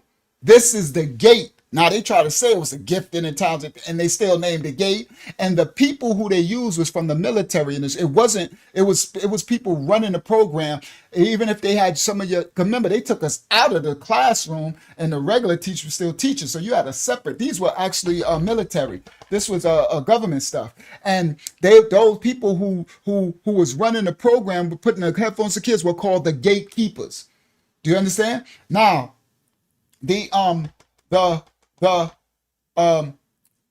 so he realized once he does this, the brain automatically will equilibrate and tune into the 8 hertz from this manipulation of these frequencies. And then, hold on. Had a person listen to it, the brain would synthesize. Had a person listen. When we use that and had a person listen to it, the brain would synthesize that 8 hertz frequency. The brain wouldn't hear it, incidentally. But the electrical signals in the brain synthesize that 8 hertz differential. A slight variation of it as far as the Schumann resonance is the one that we as humans grew up with through millions of years. You hear what he said? It's the resonance that we as humans grew up with through millions of years. Exactly, because it's the frequency that the Most High put us on. And if we get if we get off that frequency, then we're required to bring ourselves back through obedience, righteousness. You understand? Not through manipulation. And it will create a form of physical relaxation. Because of that, you are partially freed of the restrictions that are upon you during this normal wakefulness here. And he says, once he's able to put you into that state, then you're freed from the normal doors that are closed. Let me explain. There's plenty portals closed to us, and we are not to open those doors. And these serpents realize that when we get you here in this alpha state, the 8 to 15, right? Then we can right at the preface of this theta to the alpha. You see it? Right there is when the 8 starts, the sweet spot. And then we can get you to open up the pits of hell and all these portals. Unlawful. As a result, you are freed. Your mind is freed to perceive in ways that it has not perceived before. And that's what. So your mind is free to perceive in ways it's never perceived before. So then they started doing this to think about this, guys. The manipulation of the babies and getting them from the young, where they malleable and moldable. And this is some dark stuff. Some really dark stuff, guys. Honestly. All right. Now, let me continue my breakdown. Now, I'm going to leave that right there. All right. Yes, walk you through doors and portals. Now, so let's do this part because it's a lot to bring out. It's 10:58. I got a lot of teaching to do. And then I got a lot of videos to show, but I got it scripted out to walk it out. All right. So now, some of us were not just students in school, we were test subjects. All right. At a time, some of us as kids thought it was just normal testing. All right. You have kids that have been blindfolded by taking the test, trying to move things, right? With their mind. You understand? Some put into a classroom that's different than the other classroom. Different lighting. Classrooms where it's dark. One of them, they had you watch, not My Little Pony. What was it? I can't think of what's the name? They would put the TV show on, put the headphones on them, and have them watch that little show. I forgot what it's called now, over and over again. Okay? Now, the CIA was running a program called Gateway. Crazy work. It's a, how can I say it? Allegedly, I got to be very wise how I do this video. Allegedly, the CIA, the system, was running a program called Gateway, all right? Experimenting in the classrooms. And a lot of strange memories, the adults who went through the experiment are starting to speak out against it, all right? Now, in order to break it all down, I had to start with Robert Monroe, all right? Because it really started with his experiment, okay?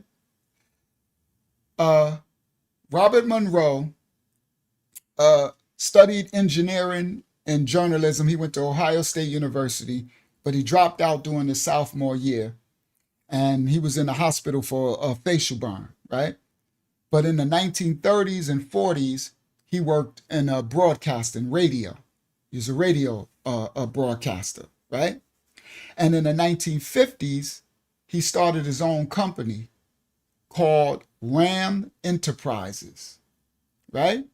Which originally produce syndicated radio dramas on the radio and music shows and entertainment program.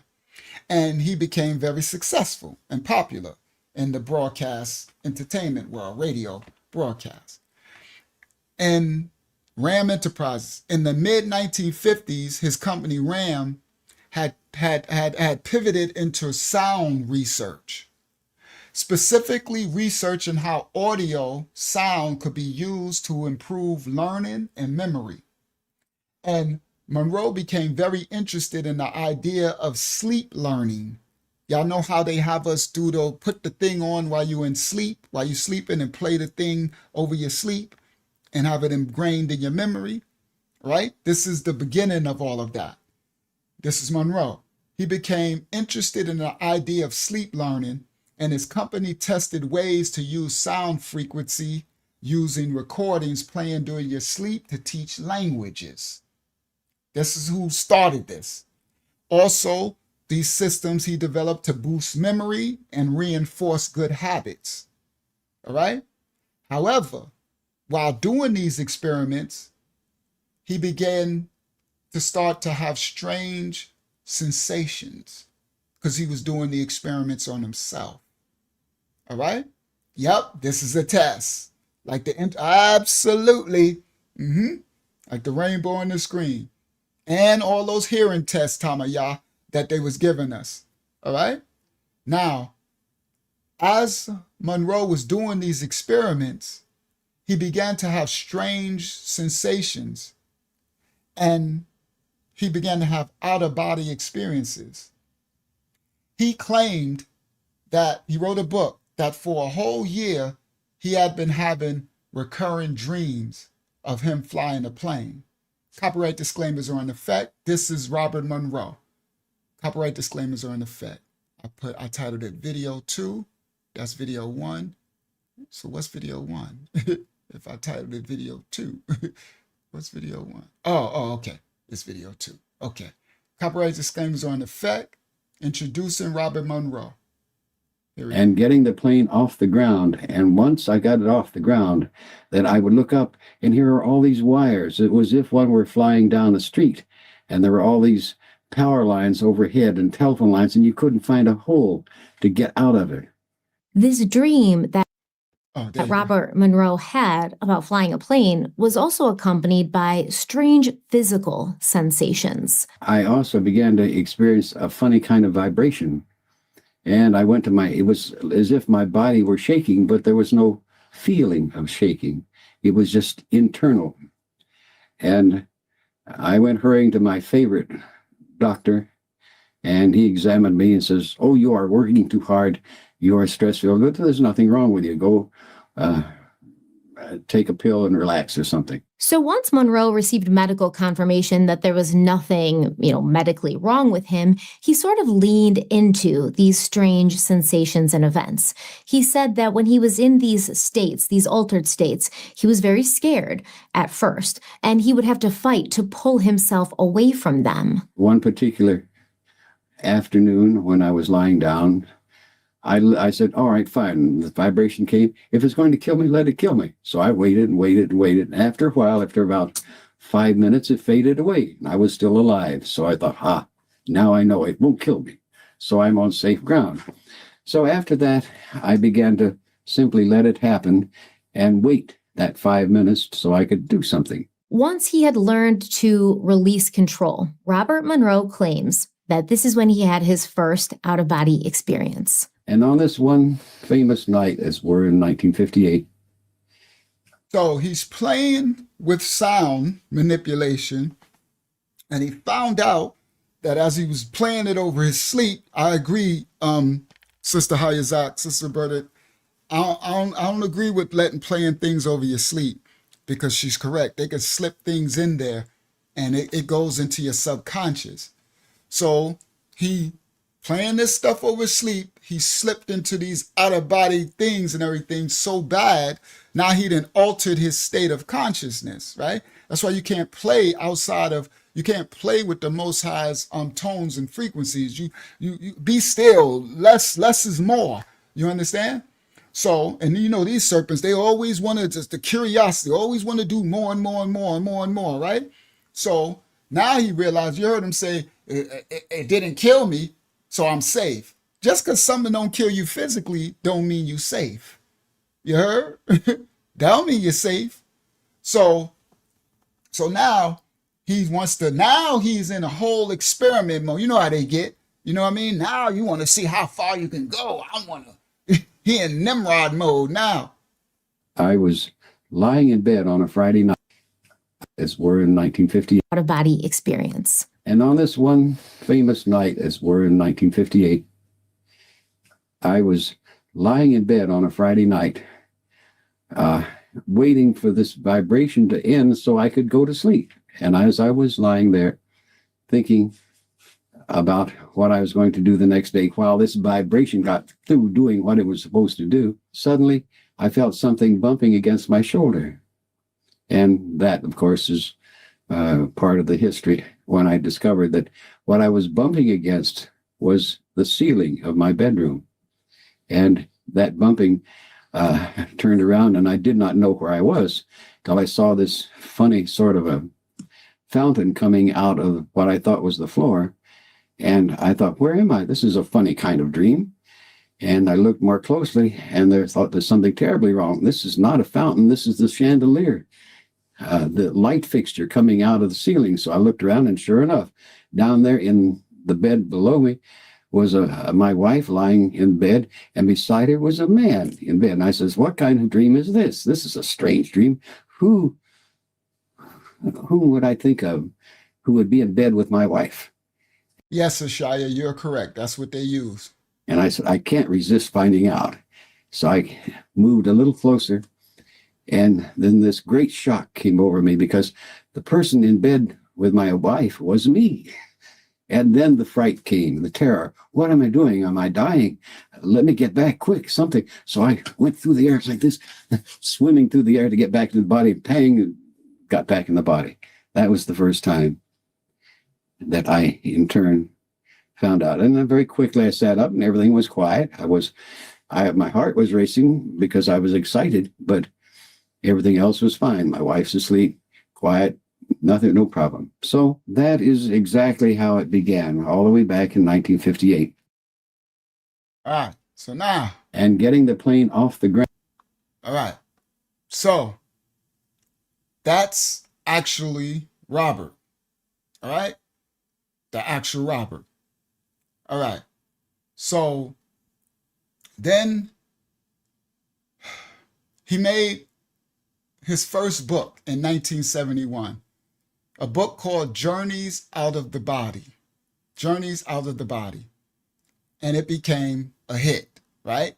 Because now he's doing all these experiments. So I'm walking it on down. We're going to get to where they start to do it to us. All right? Because remember, this was in the 50s. All right? 1958. So he's been doing these experiments all those years, right? Traveling out of body, doing all type of fallen angel stuff. That's all it is. The devil's a lie. I know what that is. There ain't nothing but ultra palm. Ain't nothing but fallen angel stuff, right? So he's doing all this fallen angel stuff. Hold on, I did a backdrop for us. Hold on, let me grab it, right? Tonight too, what did I call it? Oh, and I closed my thing before I grabbed it. What did I call it? I called it video. Let me see. Go to the video picture backdrop. Thank you. Thank you, Father, for letting me realize what I called it. All right. So here we go. Let me share this tab instead. Let me do this backdrop. Right. I put this backdrop for my story. All right. So now he doing all these experiments, right? He started his company. He doing his thing. All right. He got his RAM company, and he published his first book called Journeys Out of the Body. And it became what they call a cult classic, right? And it introduced the term out-of-body experience to the mainstream. So we're finding out how a lot of these terms and things came about through this man, right? So He made his book, and the term out-of-body experience became mainstream because the book was a classic, right? Everybody, I guess, had it back then. And in the book, Monroe detailed how his out-of-body experiences, he called them OBBs, okay, had been triggered during his sleep sound experiments. So as he was playing these frequencies over his sleep, and he described the loud buzzing, roaring, and tingling vibrations that led to a sensation of him separating from his body. He also introduced a concept, what he called local, which he described as levels of reality that you can exist, that you can go to beyond the physical world. Listen clearly. This ain't nothing but fallen angel stuff. All right? Now remember, now we're talking 1971. He described slipping free of his body and traveling across the earth into other worlds. He described meeting other beings that seemed to exist right outside of human perception. Okay? He felt that the physical body was just a vehicle that the conscious self could leave at any time as long as you had the right atmosphere and continue practice. You can open these portals and leave. Yeah, you could. But bye-bye. See, I ain't got no problem with Robert and the rest of these folios. Y'all can leave all you want. But when you go, the system allegedly went and took the children, experimented on the children. This is what makes it dark and crazy. All right? But Robert Monroe didn't stop at writing books about his out-of-body experiences. He wanted to have more understanding of them. He wanted to repeat these out-of-body experiences. He wanted to teach others how to create the out-of-body experiences, and he wanted to be able to scientifically prove how to do it and how it exists. So in the early 1970s, he opened a research center in Virginia, and it's called the Monroe Institute. Y'all can look this information up. To the outside world, it looked like a meditation retreat, right? They called it a retreat for self-discovery. See, y'all see how they give you these terms? It's a retreat for self-discovery and meditation. But inside the walls, it was a laboratory for human consciousness. Inside, Monroe and his team developed something that they call hemispheric synchronization.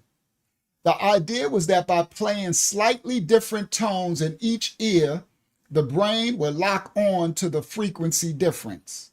All right? You right. We have today, they got a more modern term for it. It's called binaural beats or binaural beat. That's when it's in some of the headphones, right? Now, Monroe believed that hemispheric synchronization, hemisync, technology could synchronize the left and right hemispheres of the brain, opening the door to altered states of consciousness. He had participants that took part in the studies. They described the same sensation, astral projection, out-of-body experiences. They described vibrations, roaring sounds, and the sensation of slipping free from the body. They reported lucid dreams, visions, and even journeys beyond time and space. And the strange part is that they was able to repeat these states with the sound. So with his tapes, Robert Monroe produced tapes, and with the tapes, anyone could learn to tune the brain to a new frequency like you switch radio stations. And at this point is when the United States government allegedly became interested in what Robert was doing, because he was publishing these findings and he had these books. All right? So the government became interested in what he was doing. If sound alone could train the mind just by sound to lead the body, then what else could the sound do? And more importantly, how could the system use it? And that's when Monroe's HemiSync tapes landed on someone's desk at the CIA, allegedly. Now, this wasn't no New Age mysticism stuff. The CIA saw it as a potential tool. The CIA allegedly thought if an altered state of man could be trained just by sound, then maybe soldiers could learn to gather intelligence from across the world without ever leaving a locked room. They can lock soldiers in a room and make them astral project under their, you hear? MK Ultra. So to understand why allegedly the government took Robert Monroe's idea so seriously, all you have to do is understand what happened during the Cold War. The Cold War happened in the 1940s after World War II, when the alliance between America and the Soviet Union fell apart. During the 1940s, America and Russia, the Soviet Union, were allies, right? But after World War II, the relationship collapsed because each was trying to be the world's superpower. Two of the world's strongest nations never actually declared war on each other, but America and Russia during the 40s and 50s, they competed on everything. Militarily, economic, technological, even cultural. It was a battle to prove which country, which government would dominate the future. They called it the Cold War. The Cold War was defined by fear. It was predicated on fear of nuclear annihilation, of spying and infiltration, and of falling behind on weaponry technology. So in 1957, the Russians launched something called Sputnik. Sputnik was the first artificial satellite to orbit the Earth. And when that happened, the whole world was astounded. Russia was in the lead. Now, the United States was in shock because they were caught off guard. They didn't know that the Soviets had the intelligence to launch a satellite to orbit the Earth or whatever, right? So America thought they was ahead of the Soviet Union in science and technology. But once the Soviets, because they smart, they keep their mouth shut. Once they launched Sputnik, a new fear was unlocked in America. If the Russians could put a metal sphere into the atmosphere space, that means they had tech to launch a satellite. And that was a very real threat that if they had that, then they can also launch nuclear weapons. So in response to this, the United States, Washington poured billions of dollars into science, math, and education. Listen clearly, children of Yah. They poured all their money into science, math, and education in a desperate scramble to catch up to Russia. And the anxiety and fear that America had led to something called the National Defense Education Act of 1958, the NDEA. This would be the moment that the United States government stepped into the public classrooms in a way that it had never done before.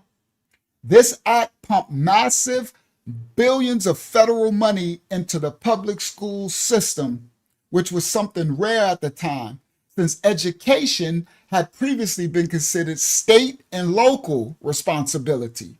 The government didn't have its hands but almost overnight, now the federal government started pouring money into math and science education. they started building out foreign language programs, especially in Russian, to teach the kids how to speak, and creating the first large-scale student loan system to push more young people into universities. So now y'all learning how we got the student loan system, how we got the multi-languages in the classrooms, in the colleges. Okay? Now, they started the first large-scale student loan system to push more young people into universities, training the young people, young Americans, in physics, engineering, and other defense-related sciences. The government knew that they was trying to catch up with what the Soviets, Russians, was doing with their citizens. And they knew that they needed American citizens that on every front of the war, on every part of this journey. So where better to begin in the classroom where the children are? Think about it.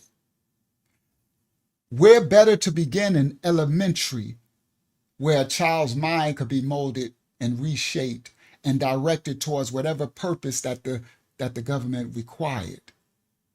So they had a strategic initiative to raise them on math, science, and to produce engineers, scientists, and inventors, and steer them into foreign languages, into critical thinking. And with this, foreign exchange students, that you're finding out where everything comes from. That's why I say this lesson is going to be really deep, all right? Really deep. It's probably going to have to be a 2-part because I got a lot more and it's already 11:30, right? Now, they into foreign languages, critical thinking. And with that, they realize if we do this, then we can build the next generation of intelligence agents, IA, CIA agents, Central Intelligence agents. So the American classroom, elementary school, became a quiet agent factory, not just for learning, but for manufacturing the minds for the Cold War. But these children were not just being trained and shaped, they were being watched and monitored. So the National Defense Education Act ushered in the rise of standardized testing, along with the new wave of school guidance counselors and psychologists. Now you're learning where these guidance counselors came into the school, psychologists came into the school, and the standardized testing came in. Okay? Listen clearly. On the surface, it appeared that they were in the school system to help, but their real role was actually to sift through the children's minds like a file cabinet, looking and probing for talent, looking for weaknesses, looking for strengths, looking for patterns that the government can use in the children. So every test that was given, every question, every observation became a data point in their system, designed to decide who you were and what you would become. See, before the National Defense Act, the federal government had a very limited role in local education. But after the National Defense Act, they had a direct hand in exactly what was taught, how it was taught, and how talent in the children was identified, and also who got advanced opportunities. Everything strategic. This is because there were strings attached to the money, the funding that these schools were receiving. The money, the billions of dollars. There were certain guidelines that the schools, public school systems had to follow. Some of these guidelines, yes, the SAT, the ACT, come on, this is where you're finding it all out. Some of the guidelines were crystal clear. This schools were required to introduce standardized testing. And these standardized testings were to single out students with potential in science, math, engineering, and foreign language. This sparked the widespread use of IQ tests in the school system, aptitude tests and exams, and vocational profiling.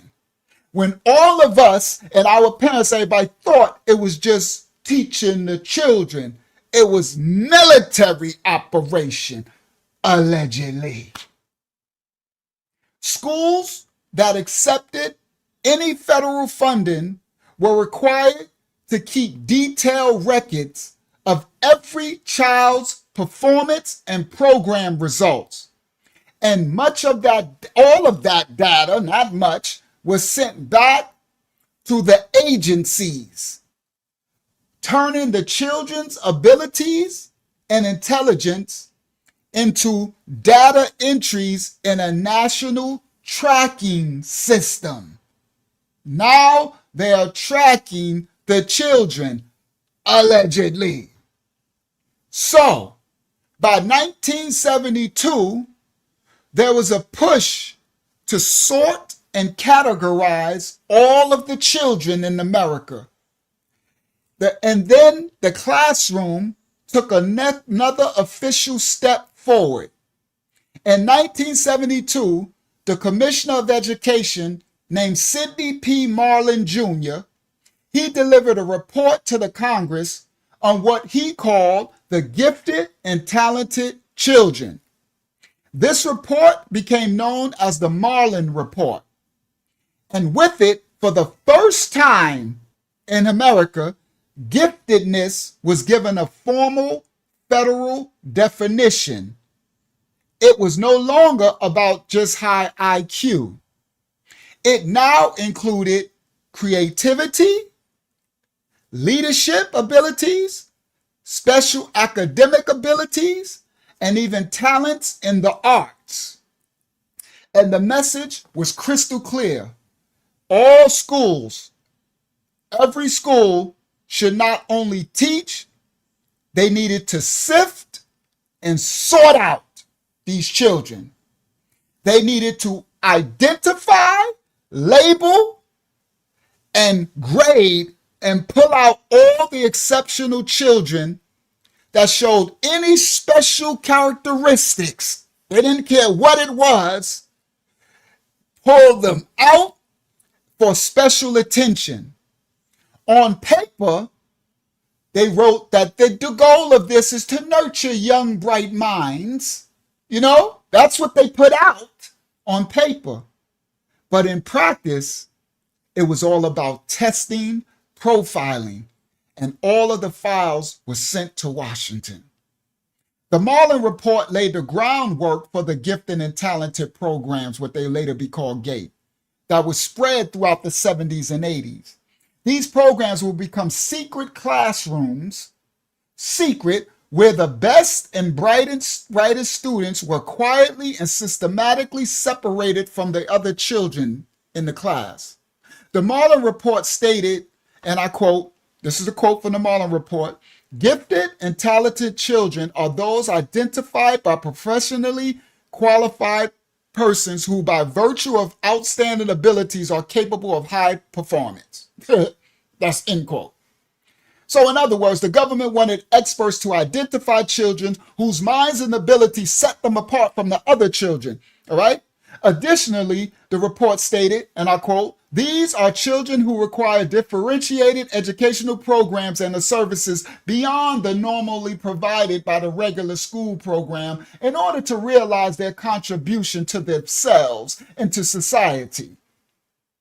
Translation: these children are too valuable to us in our military to be left in the ordinary classroom to be ordinary children. They need to be pulled out, separated, trained differently into robots and put in and experimented on, because they might be able to contribute something to our system, aka the Department of Defense, the letter boys, the intelligence community, allegedly. This was something that the United States government didn't want to risk leaving undiscovered. All right? But as it always does, the political climate in the United States shifted. See, through the 50s and the 60s in America, they loved the government. They accepted the government's role in education. They trusted the government. In the 50s and 60s, based, not the blacks in America, we didn't trust nothing. We were getting lynched and hung. We're talking about the broad American society, right? White America or whatever, right? The basis. They trusted the government, right? They loved the government. They trust the government with their role. And the government was taking care of them. They was giving them all type of housing and money, and they were destroying us, the blackity blacks. We was getting hung, lynched, red line, blue line, project. We was getting that business. We never not got that business. But the rest of America, white America, they trusted the government. There was a pretty high trust in governmental authority, right? 40s to 50s, and that, right? And about the 60s is when that ended. Now, the Russians, when they launched Sputnik, their satellite, it created an urgency in the government, and the United States had paranoia. That's when they started that old communist stuff. They were locking up anybody. You're a communist. It was crazy, right? Right? And they made federal testing and record keeping mandated, right? But by the early 70s, after the Vietnam War, the American public stopped trusting the government. And then the Pentagon Papers had revealed during the Vietnam War that the government lied to the public about the war's progress. They was lying the whole time. And then Richard Nixon, Tricky Dick, what they call him, Tricky Dick, the president, the Watergate scandal exploded, and it showed that the president was willing to spy on the American people and deceive. So that's the so-called whites. Oh, they ignored all that J. Edgar Hoover was doing to the blacks, but now the chickens then came home to roost, right? So after the Vietnam War and the Watergate scandal, they realized that, hold up, we can't trust. They spying on us and lying to us. So a growing number of Americans began to wonder if the leaders were willing to abuse their power at the highest level, then what else would they do? How far would they go? So in the midst of this storm, some of the parents started to look at the school system, and they started to see all of these tests and all this psychological profiling and the student files that were being recorded, the permanent student files that didn't just contain information about grades, but now it was covering IQ scores and psychological evaluations and aptitude and vocational profiles and teacher notes about the student's personality, his social behavior, the observation from the school guidance counselors and the psychologists and on. That things weren't kept in the records at the schools, they were actually being sent to the government. Oh yeah, they had a wake-up call. It was a pretty extensive system, right? And stories began to surface that colleges were keeping files on students' political activity, right? Especially those involved in the Vietnam War protests, right? Especially out there in Oakland and all that, right? High schools started recording behavioral problems, and even family issues started to be written into the school records given to the government.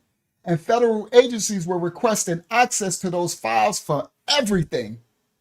For law enforcement investigations, military drive, and the growing suspicion and the growing lack of trust in the government led to a new act called the Family Educational Rights and Privacy Act, known as FERPA, F-U-R-P-A. In 1974, Senator James Buckley of New York introduced the Family Educational Rights and Privacy Act to restore trust and give families some control about their children and peace of mind. Under FERPA, parents would have access to the children's educational records, along with the ability to request corrections and the right to limit who could see those records. So schools could no longer just freely share the data with the government agencies or with anyone else without written consent from the parent. All right. Now, in response to this came another CIA access, allegedly.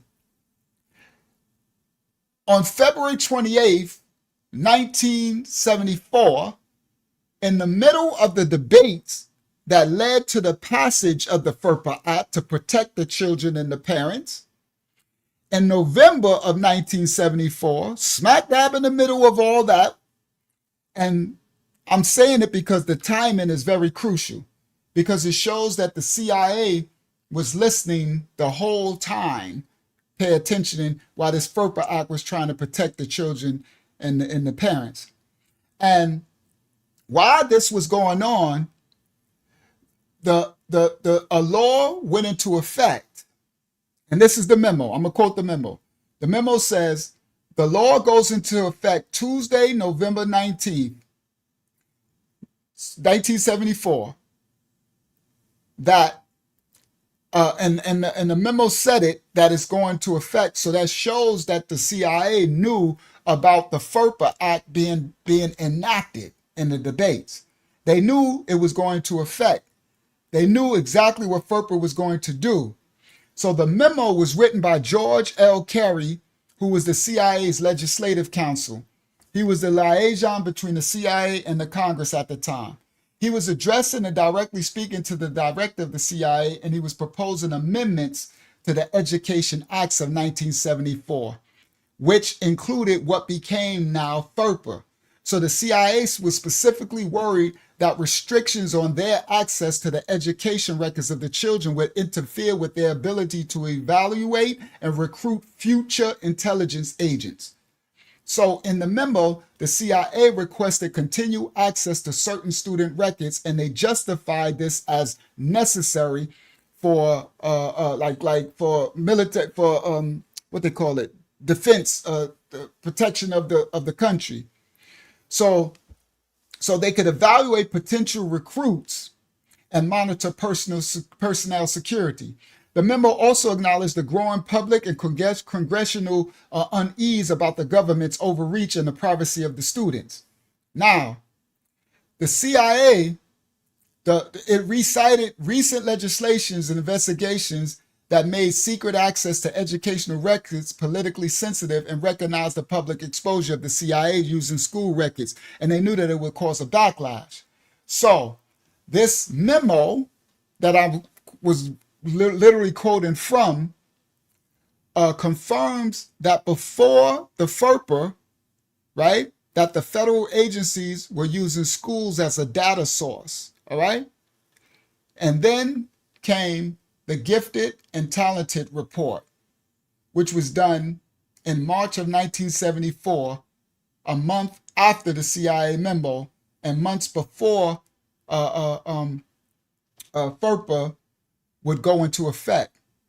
This report was commissioned by something called the Office for Gifted and Talented. So they make up these positions. I'm going there. I'm getting there. Let me get through this red tape to get to, because now we get into what they did to us, the children. The Office of Gifted and Talented, which at the time was housed within the United States Office of Education, would go on to become the United States Department of Education. Now listen clearly. Now we just found out how the Department of Education was born. Let me walk it back again, because that's very key. At that time, as the CIA is trying to battle FERPA, which was enacted to protect the children and the parents from the government getting the information and monitoring the children and doing these experiments, the system allegedly responded by a report that was commissioned, and it was called the Office for Gifted and Talented. So they made a new, like they do, a new program in Washington called the Office for Gifted and Talented, and at the time was housed within the U.S. Office of Education, which now is called the U.S. Department of Education. Okay? So it's stated in this report that their purpose was to guide the private sector, especially the foundations, and their money funding priorities were for the gifted and talented education. They fluffied it on up, right? But by 1974, the pressure to formalize the gifted education in Washington, a federal report that sprung argued for a central clearinghouse, a national office that could coordinate all the programs, collect the data, guide the private foundations in the funding, the best and the brightest. It warned against relying only on IQ tests, pushing instead for broader ways of identifying talent, from creativity to leadership. Now listen clearly. They took it further than just the IQ test. They like, nah, we can't just rely on these IQ tests. We need more broader ways to identify this talent, quote unquote, from creativity to leadership. And the message was now clear. Gifted children were a national resource, were on a national front of the system, too important to be left alone. These gifted children. And later that same year, the government responded. The U.S. Office of Education officially created the Office of the Gifted and Talented, a federal unit with one mission: to sort out, sift out exceptional children and to mold them and shape their futures. Now, how was the report commissioned by the Office for the Gifted and Talented when that office was not created until after the report went out?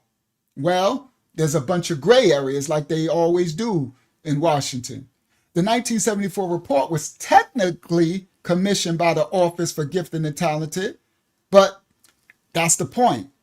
The office didn't officially exist yet.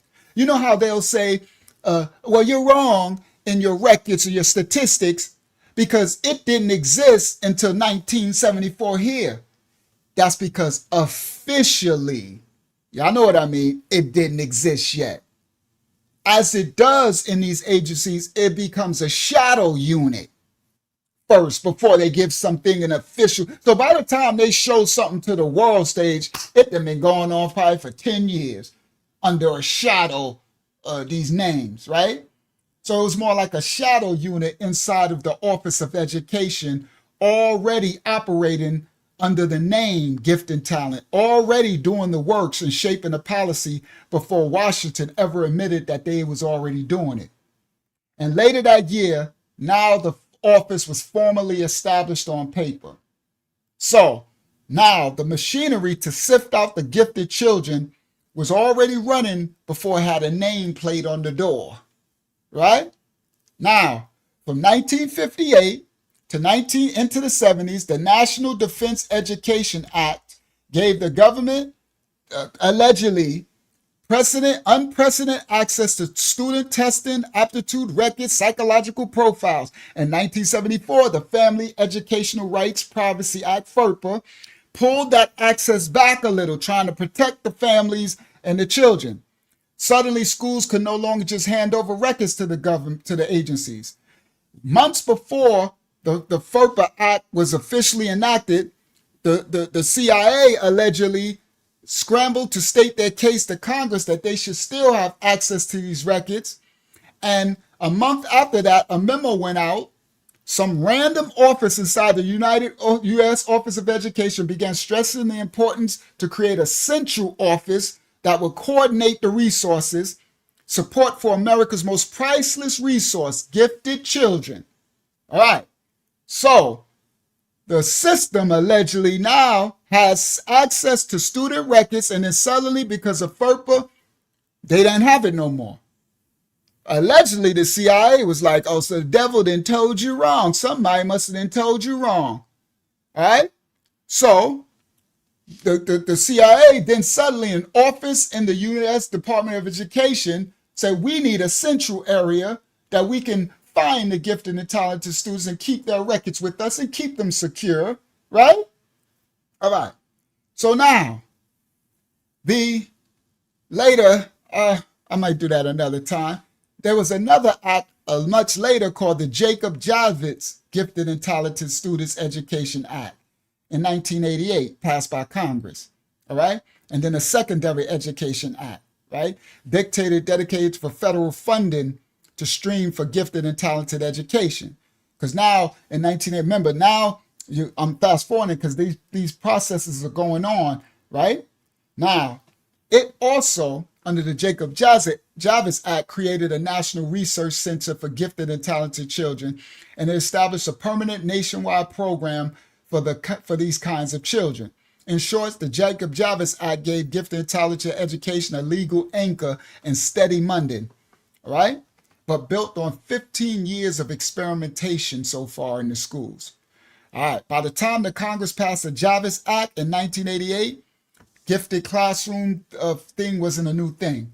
All right, now, they were just using different names for these programs. By the late 70s, almost every state had some form of gifted programming, and Congress appropriated small annual amounts of money for gifted education. In 1975, they gave $2.5 million for it to the schools. And Jacob Javits Act didn't create the system; it just gave official sanctioning to something that had already been happening in the classroom. All right, now they were pulling. These classes were called pull-out enrichment programs at the beginning. Pull-out enrichment programs, where chosen students will be removed from their regular classes for a few hours a week, right? Pulled out. The students who participated in these pull-out courses described them as feeling different, experimental than their traditional school sessions. And they recalled doing activities like puzzles and brain teasers, and they were given headphones and experiments and a pink drink, this pink liquid that all the students, right? Now, sometimes they were given tasks that were for their age that were very advanced, with creative writing, divergent thinking tasks, all right? For one example, one student was asked to list 50 different things you can do for a brick, right? You can use for a brick, stuff like that, right? During these sessions, children would sit in darkened rooms and take part in different activities. They would listen to different sounds or different soundscapes of music and then be asked to report their visions, their stories, things they were seeing in their heads as they listened. The students would also be asked to draw abstract ideas, right? So they were asked to draw what does fear look like? Draw time for me, or something abstract that you can't necessarily draw. But the instructor would ask the student to think about fear, think about the idea of fear, and draw what you think that looks like. The children would work with clay, molding, sand, and mirrors. They use mirrors to stretch the perception, all right? The kids will be given a lump of clay, and then they will be asked to shape and reshape the clay rapidly while an instructor gave them instructions, fast, rapidly. And this was intended to train the kids' brain to shift their perspectives very quickly. They would put tables or trays of sand on the table, right? And they would be used for pattern making or drawing symbols. So a student might be asked to draw a sound or show the instructor these abstract ideas like what fear looked like in the sand. Mirrors were also used in the labs, and the kids would be told to draw or write while only looking in the mirror, which forced their brains to adapt. Other children were asked to stare down in the mirror at their own reflection, while describing what they saw over a long period of time. And this is actually a very disturbing thing, because what happens, see, these are very small children, and they were asked to do what is called the mirror staring effect. And it combines psychology, perception, science, and a touch of sorcery. So these scientists found out that when you stare at your own reflection for several minutes under a steady or dim lighting, the brain can begin to misinterpret the visual input, what it's looking at. So the face can appear to morph and distort or even change. And some people report seeing their own features shift into another person's face, or their faces stretching and melting and shrinking. Sometimes they even report seeing a superimposed image in the mirror of an animal or a demon, a devil or a monster, settling over their own image in the mirror. Psychologists call this the strange face illusion, which happens because the brain's facial recognition system gets tired from just staring in that mirror, and it starts to fill in the gaps with projections from the subconscious mind. And it could cause a very strong sense of disassociation, like the face in the mirror is no longer you. The instructors would do this with the children and called it a creativity exercise. But in reality, the technique was guided for disassociation, mirror portals, a way of destabilizing the children's normal perception and drawing out altered states of consciousness. These are some of the experiments, okay? And for a child whose brain is just developing, this could be a surreal or terrifying experiences, to seeing their face morph and melt, or seeing a demon or a monster in the mirror looking back at them, or even the idea that they'd be changed to someone else. Now, FERPA in 1974 told the schools that they could no longer provide student records to the agencies, right? CIA wasn't having it. They started the Office for Gifted and Talented. Then throughout the 70s and 80s, gifted and talented programs began to expand throughout all schools nationwide. So the theory goes, if the feds lost a big catch of the students of FERPA, they created the Office of Gifted and Talented Children, right? But after FERPA, that broad access was cut off. That new program would gain them the new connection to the children. Now, Robert Monroe comes back into the picture. The CIA got interested in his gateway technique, right? So we talked about his hymn-seek using binaural beats to synchronize parts of the brain. So the CIA was already doing stuff on the children. But Robert Monroe's research came across one of their desks, right? And his idea was you could turn the brain like a radio. You could push human consciousness into altered states while the body stayed delayed, right? And deeply relaxed. All right. So now the science, this 8 megahertz, right? Of the 8 hertz frequency of that is actually, before science ever discovered this, they call human resonance, humans had already been tuning into it. In Siberia, you had the shamans, all through India too, Africa. The Siberian shamans would play a large drum at a steady 4 to 7 beats per second. They would beat a drum, large frame drums, and they did this, and it would enter them into a trance-like state. All right. They reported that they would leave their body and travel into a spirit world as they beat this drum 4 to 7 beats per second, the 8 megahertz. Anthropologists have documented shamans reporting a roaring vibration and the sensation of flying out of their bodies when they're in this 4 to 8 hertz range, which was similar to what Robert Monroe later called the vibrational state. Tibetan monks chant mantras, deep resonating mantras in extended low frequencies. All right, when these monks chant mantras in unison, that harmonic vibration falls right into 7 to the 8 hertz range. And they describe it as merging their consciousness with the universe. All right?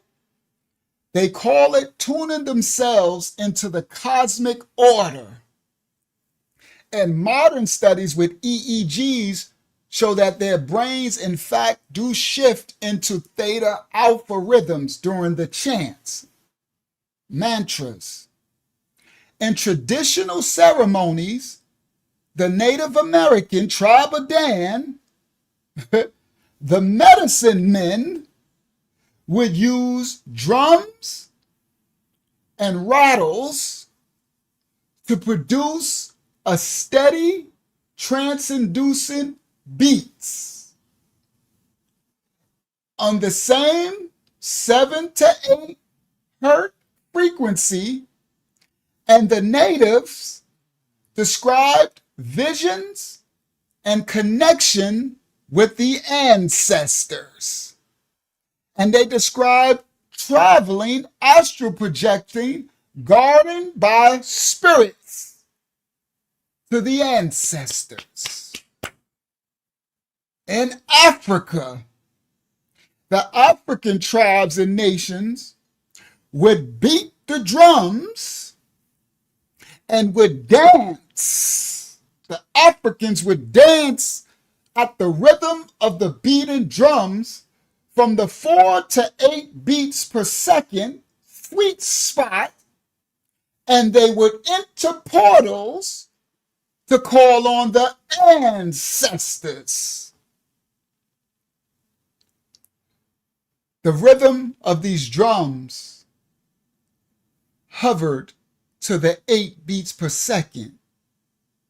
None of these people in antiquity used instruments to measure the hertz.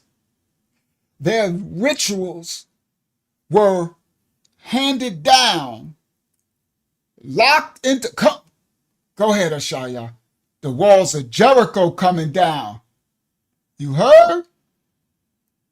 You heard? Kalalaya, you could use for light or dark. You heard? Now, they didn't use instruments. Their brains were locked into the earth's rhythm and heartbeat. The same resonance we now know on the earth hums at that 8 cycles per second. They were calling spirits. And they was opening portals. It's a dangerous rhythm unless it's instructed by the Most High, hence the walls of Jericho coming down. It was lawful. Now, a gateway session was designed to take an ordinary person from a normal waking state into a series of altered states where theory, consciousness could separate the body and move beyond time and space, right? First, they would guide the breathing, and the visualization would calm the body, while the tone, called the binaural beats, would nudge the brain into synchronicity, hemispheric synchronization. This is what created the Sirens song. Come on. This is what created what he described as a mind awake, body asleep state. From there, Monroe, the participants could be guided into progressively deeper levels. So he would get them into that state, with the rhythm of the heartbeat of the earth state. Once Monroe got his participants into that state, then he would guide them into a deeper state, deeper levels. Monroe called them focus levels. Focus level 12, Monroe said, is when a participant achieves a sense of perception that goes far beyond the five senses, along with heightened intuition and an altered sense of space. Focus level 15 was referred to as escaping time, where the participant experienced a sense of timelessness. And Monroe claimed that this state could be used to explore the past and the future, time travel. Monroe himself said that he entered this state more than once. And he said, I quote, I passed through layers of reality, each more stranger than the last. Some were filled with light and beauty, others with grotesque shapes that seemed to be looking at me and watching me. He said, I was a traveler in a place where human words have no meaning. Thank you. Monroe claims to have traveled through different times in the past and the future. Okay? Hold on, let me restart my thing. All right? Through the past and the future. All right, it's gone. All right? Now, and I'm about to get somewhere because I'm going to get there before it get too late. Yes, hypnosis, these states. Now, he wrote about slipping into earlier eras of existence, of time, earlier time, and observing scenes that felt like they were recorded of human history. He claimed to have occasionally glimpsed possible futures of humanity. In one of his books, Far Journeys, he described visions of a distant future where humans had evolved into non-physical beings, existing as only pure energy. Robert Monroe argued that time is an illusion of physical life, that it's layered and not linear. And during out-of-body experience, you can tune into all the other layers of life. He said, quote, I learned that the past and the future are not lost to us. They exist side by side with the present, and we can visit them. Devil's a lie. It's all wicked. I stepped into another century, he said, as easily as you can step into another room.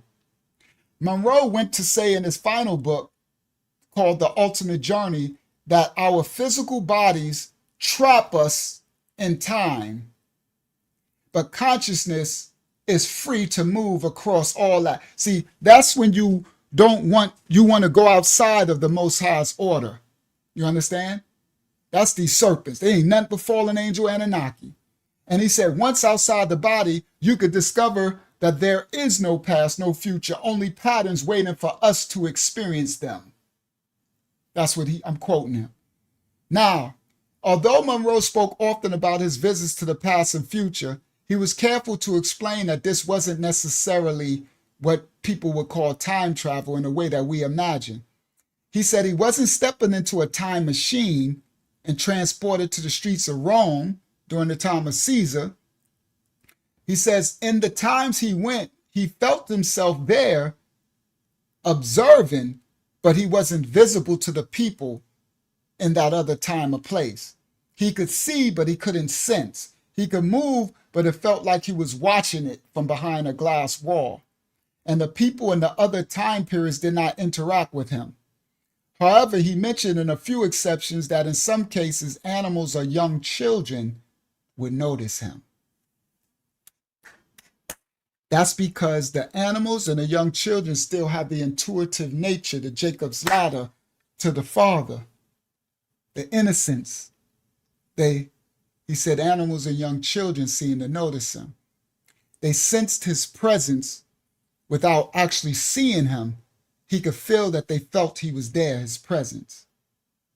He quoted I quote of him, I walked through their world unseen. The people went about their business unaware that another eyes was upon them. At times, a child would stop what he was doing, frown, glance my way, but then shake it off and return to playing. He sensed that they felt something, that I was there, and the animals would do the same thing. He said, to them, I was no more than a whisper of the wind. He said, focus level 21, we went from 12 to 21, was the boundary between ordinary reality and other dimensions. And he called that the edge, focus level 21. It's been described as the launch point for contact with what they call other intelligences. That's Anunnaki. That's alien. Robert Monroe talked about encounters with non-physical beings that he called helpers or spiritual guides. He said these beings will appear in many forms, sometimes humanoid form, sometimes abstract form, or just a presence that he could sense. He wrote, and I'm quoting, there were intelligences that communicated to me without words that felt both alien and familiar. He said they seemed to be waiting as if they had always been there just beyond the veil of our perception. Monroe did not believe that these guides were there just for him. He felt they were there for anyone who reached these levels of consciousness. Yeah, because you opened in the door, a portal. And their role, he said, see, this is what they was to teach, reassure, and orient him as he navigated through these altered states. And sometimes they would reassure him because he was afraid. Yeah, Infinite Girl Boss. It's because it's, so what you would call multi-universe is actually just doors. The Bible, the Most High calls them portals, doors, Galayat.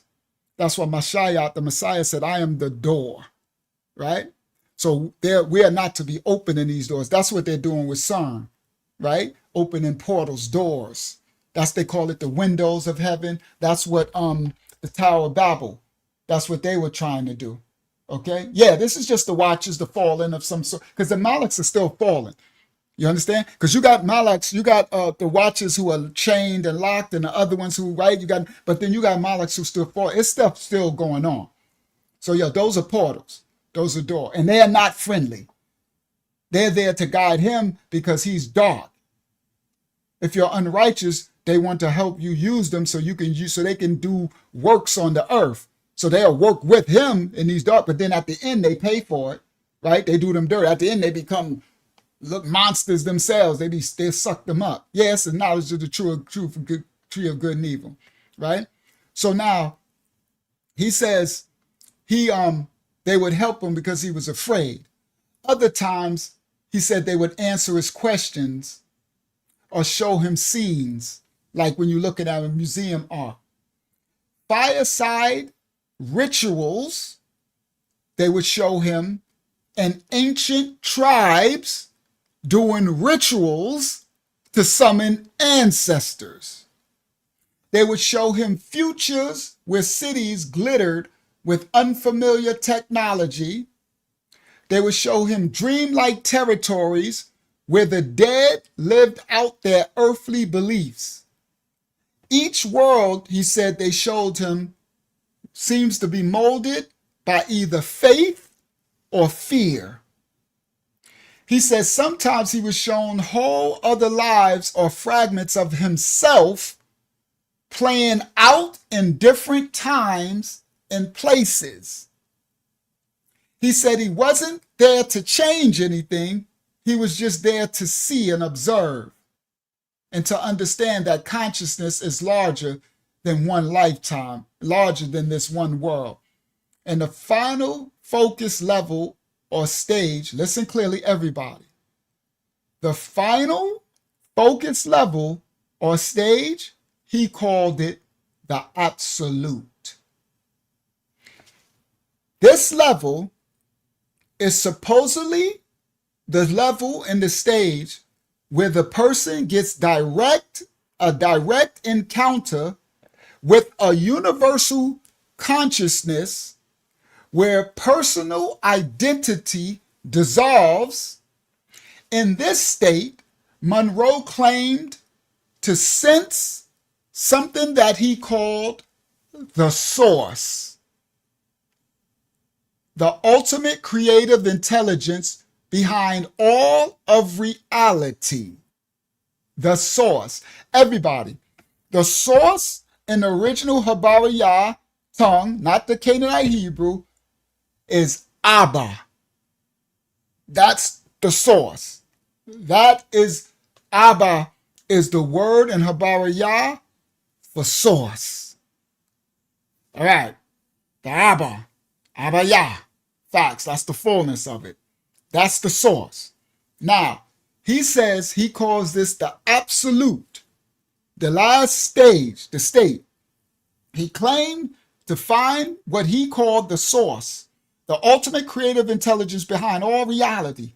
He didn't refer to the source as God, although he acknowledged that it matched exactly what many people mean when they use the word God.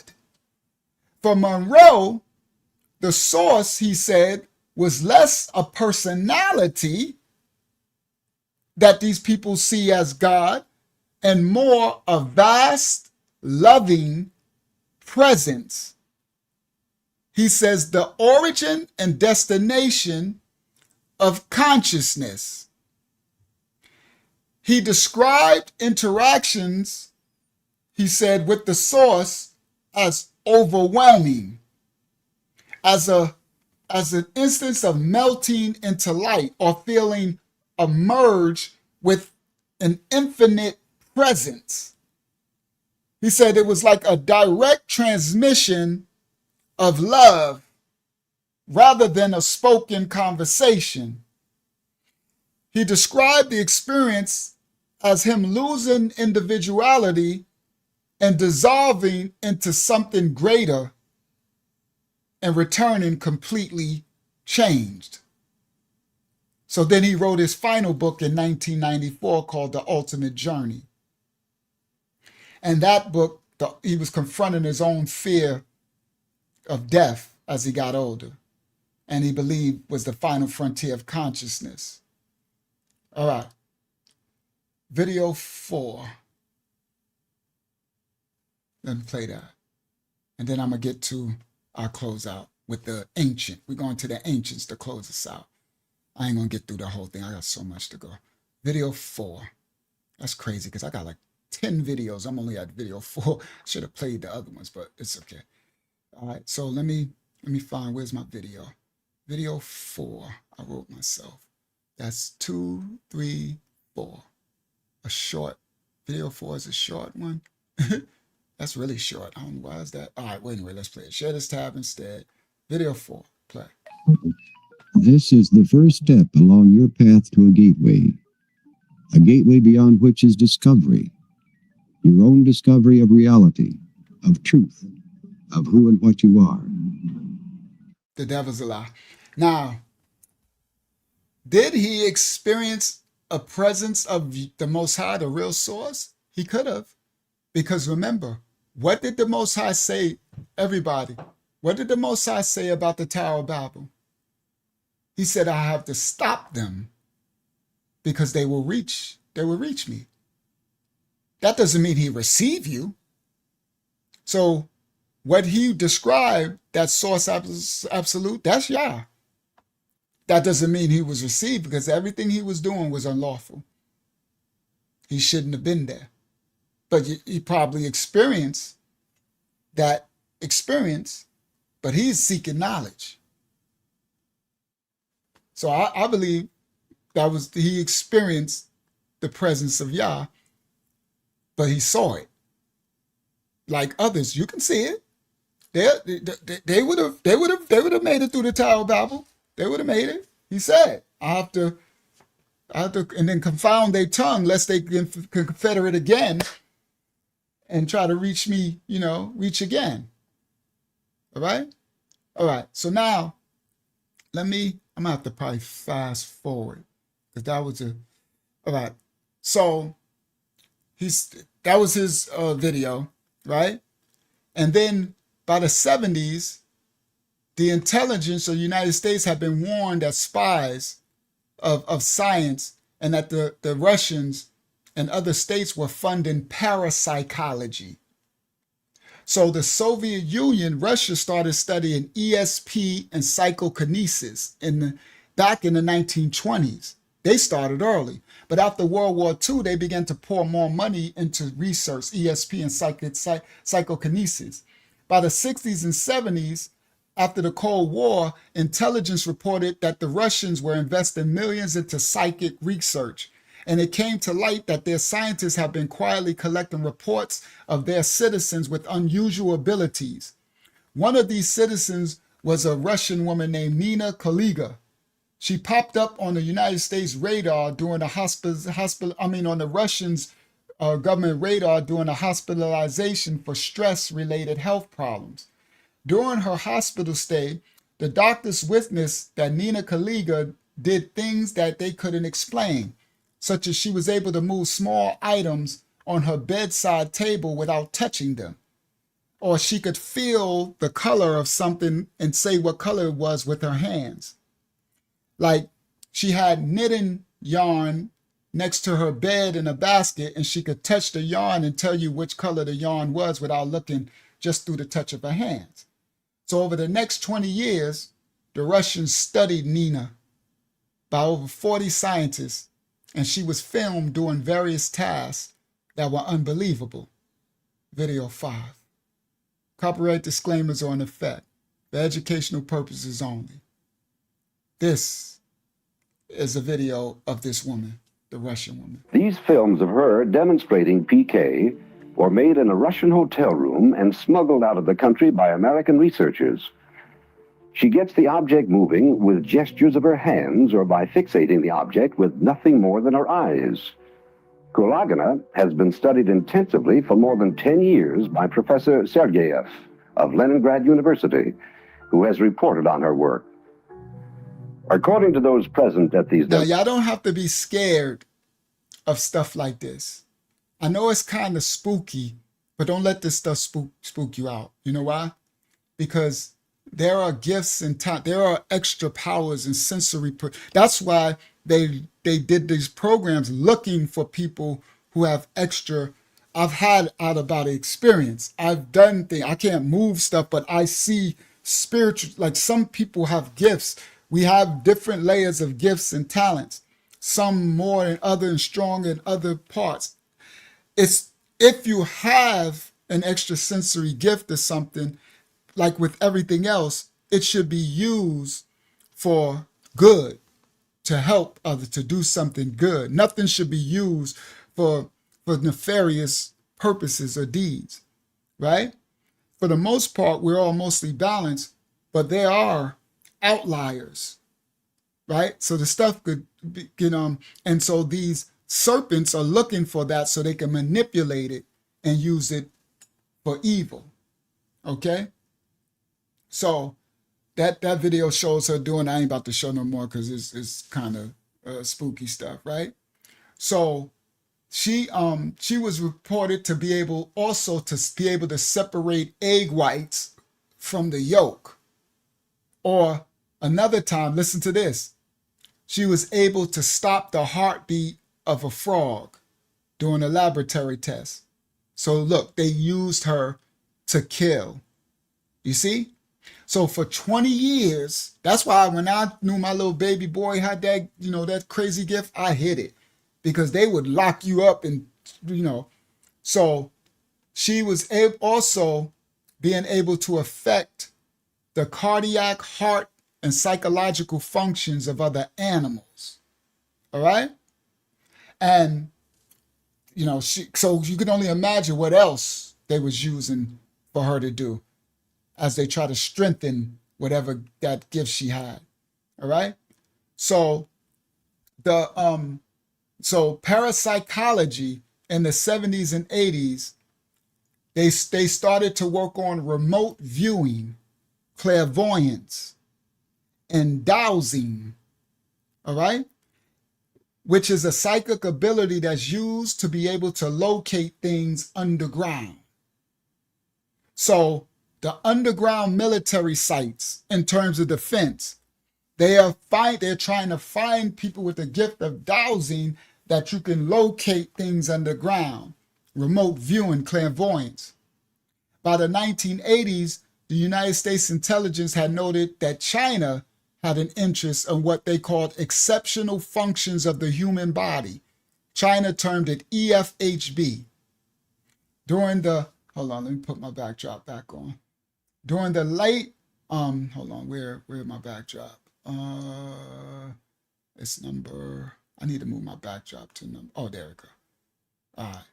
Now, so China as well, right? So this, I'm breaking this down because all the countries were going into this parapsychology state, looking for military human weapons to use your brain and your spirit and stuff, right?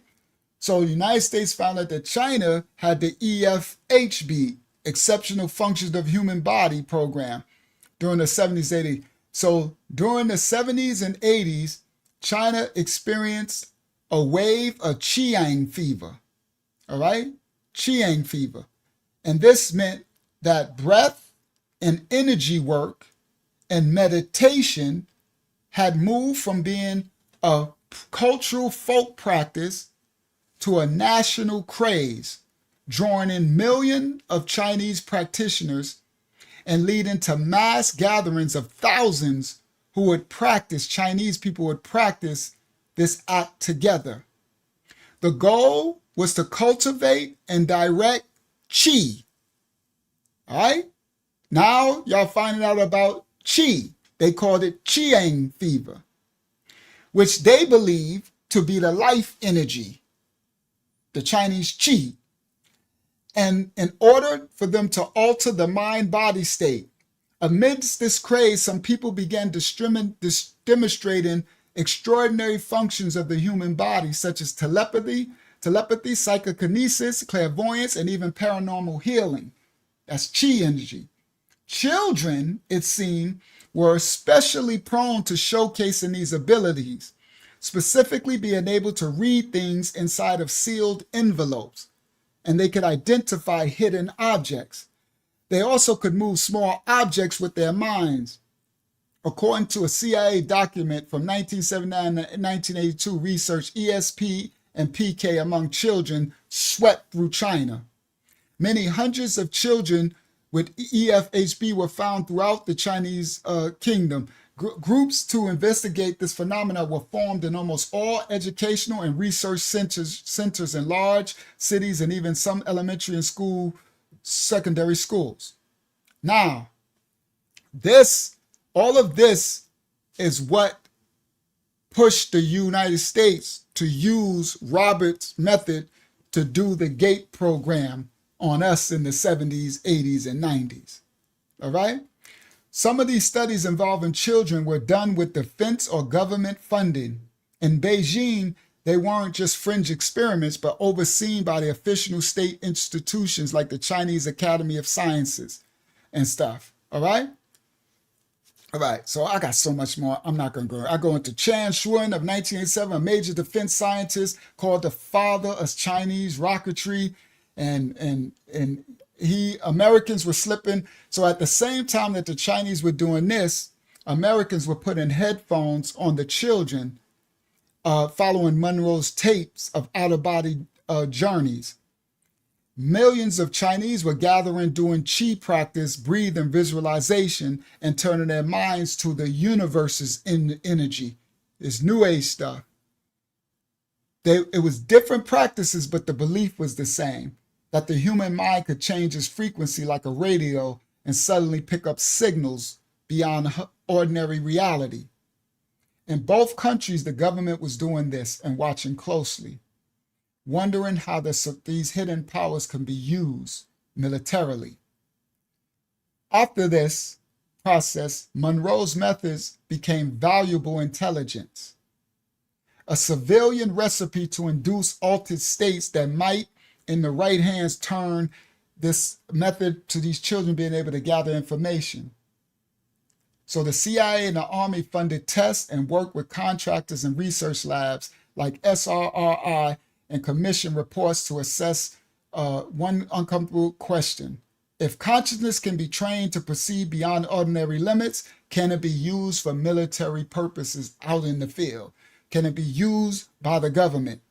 Excuse The me. answer, Did you want to put your thing on screen? It's not? I thought it was playing. I didn't share that tab, I guess. Hold on. View tab file. I thought it was playing that whole time. Thank you. Share this tab instead. I thought it was playing that whole time. All right, I gotta hurry up because I'm gonna get to the ancient stuff before I close out. I got so much to go. Now, yeah, Tai Chi. Now, the CIA funded and Army funded tests worked with contractors and research labs. They started with SRRI.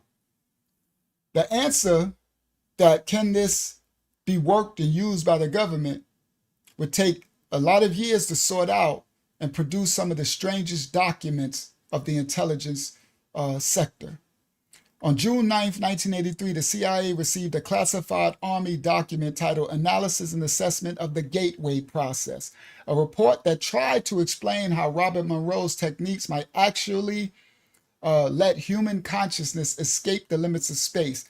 The CIA was interested in how this could be used for intelligence gathering, for remote viewing, and for them to have a strategic advantage. So the memo framed the human brain is not as an organ, that they are not to look at these children brains as an organ, but as a frequency transducer. Basically, they were training to look at these children in the gate experiment brains as a biological radio, and its rhythms measured in hertz could be adjusted and input to line up with deeper structures of reality. The memo was referring to the binaural beats. This is their memo from the CIA. And once the hemisphere of the brain are synchronized, then they stop interfering with each other and allow the mind to achieve a coherent signal strong enough to interact with the whole universe at large. All right. The report from the CIA claimed that consciousness itself is just a hologram of energy, wrong, embedded into a larger universal hologram called the absolute. So now they call the absolute a hologram, a universal hologram, because y'all know they don't like the Most High, right? And we know now that this is in the CIA memo, and we know, as I taught y'all, Robert Monroe called that term in his Gateway program. The CIA memo states, and I quote, "The absolute is the primary matrix within which all energy systems move and live and have their being." Do y'all hear this? Crazy work. This is the memo, CIA memo, allegedly. The absolute is the primary matrix within which all energy systems move, live, and have their being. It is infinity beyond time, space, and it is the source of all that is. They call it the absolute. They're trying to do what? Use it. This reminds me all of the Tower of Babel, literally, that they're trying to get to the Most High. The CIA report heavily referenced the work of David Bow, a neuroscientist, and Carl Perbram, who both advanced the hologram or holographic model of reality. The holographic model of reality, like a hologram on a credit card, meaning you can see the whole image even if you cut the credit card in half. In the holographic view, the universe is said is built like a pattern of waves of information, right? Not like a tiny pool ball. So every little piece of the waves of information contains information about the whole. So David Bow and Carl used this idea as a metaphor. They said the world we experience is a three-dimensional projection of deeper, more fundamental patterns. So instead of reality being a room full of solid things, it's more like a movie projected from an underlying code. That's these devils trying to find out, right? And our brains are tuned instruments that decode parts of the pattern of the story we call reality, the here and the now. The CIA document said that the brain is like a holographic receiver interpreting the universe's vast frequency field into what we call our reality. Applying this to reality, the universe might not be a solid fixture, but a projection or whatever. And they could explain the phenomena of remote viewing, whatever. They believe that they could learn a vast hologram with a moment, with the right training or the right push. They could turn a knob on the children's mental brain, their radio, and suddenly the world that was solid will become unsolid. Where time then, that's just a portal open, right? Space dissolves and you would become part of something bigger. A vast hologram where every moment, past and future, is happening all at once. And the CIA believed that this is the truth. They believed people could learn and be trained to do this, step outside the ordinary channel and tune into something far stranger. The CIA memo even suggested that time and space are only constructs of perception and that trained consciousness can move beyond them. All right? I'm not going to read all that. Let me go down. The energy and matter, the absolute, Benatov also called the absolute the endless, timeless background of existence. From there, the cycle can begin again, the universe in a constant state of inhaling and exhaling energy. Bentov tied the cosmic flow information storage through the cosmic egg and all this old stupid stuff.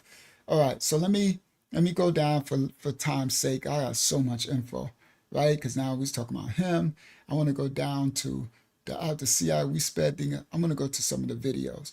So Washington poured attention into psychic research because if it worked, it would be the ultimate intelligence agent tool.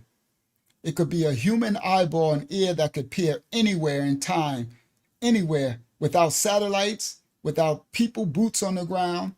The promise was irresistible. And it denied deniable access to all secrets. They could use the children as remote viewing to get information about enemy bases, installations, weapons, hostages, covert activities, all of that. Then we have the Stargate program. The Stargate program was the umbrella name given to a series of classified U.S. military and intelligence programs studying remote viewing and psychic phenomena.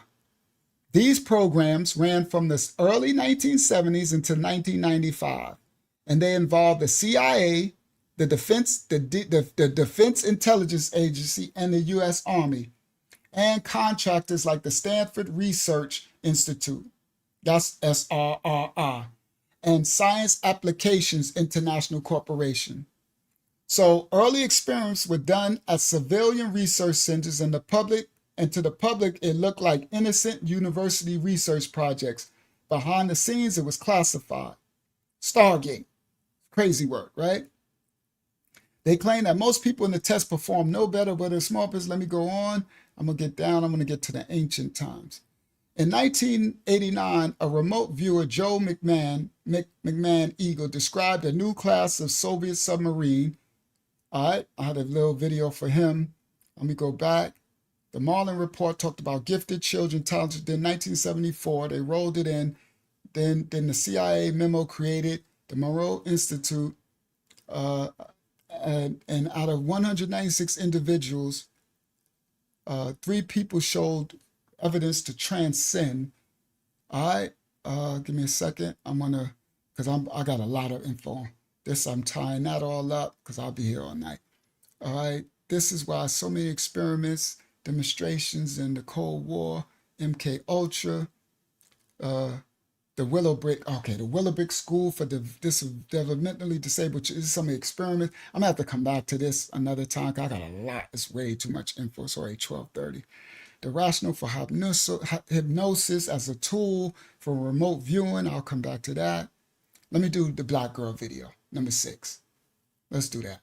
Let's do the black girl video. Let's do some of the videos, and then I'll close out with ancient Egypt, Kemet. So the black girl video is number 6. Oh, well, that was the short one. Let me do that one first. Let's do the videos. Share this tab instead. Is it really possible to see through someone else's eyes or sense through their senses? Actually, we're not sure exactly how it works, but it is possible to report on the position or place that they're located. So I got a video of this man actually doing remote viewing, right? Old video. I took it out. I'm probably going to do another part. We're probably going to come back. I got a lot of info, a lot of good stuff too, but I ain't got time to do it.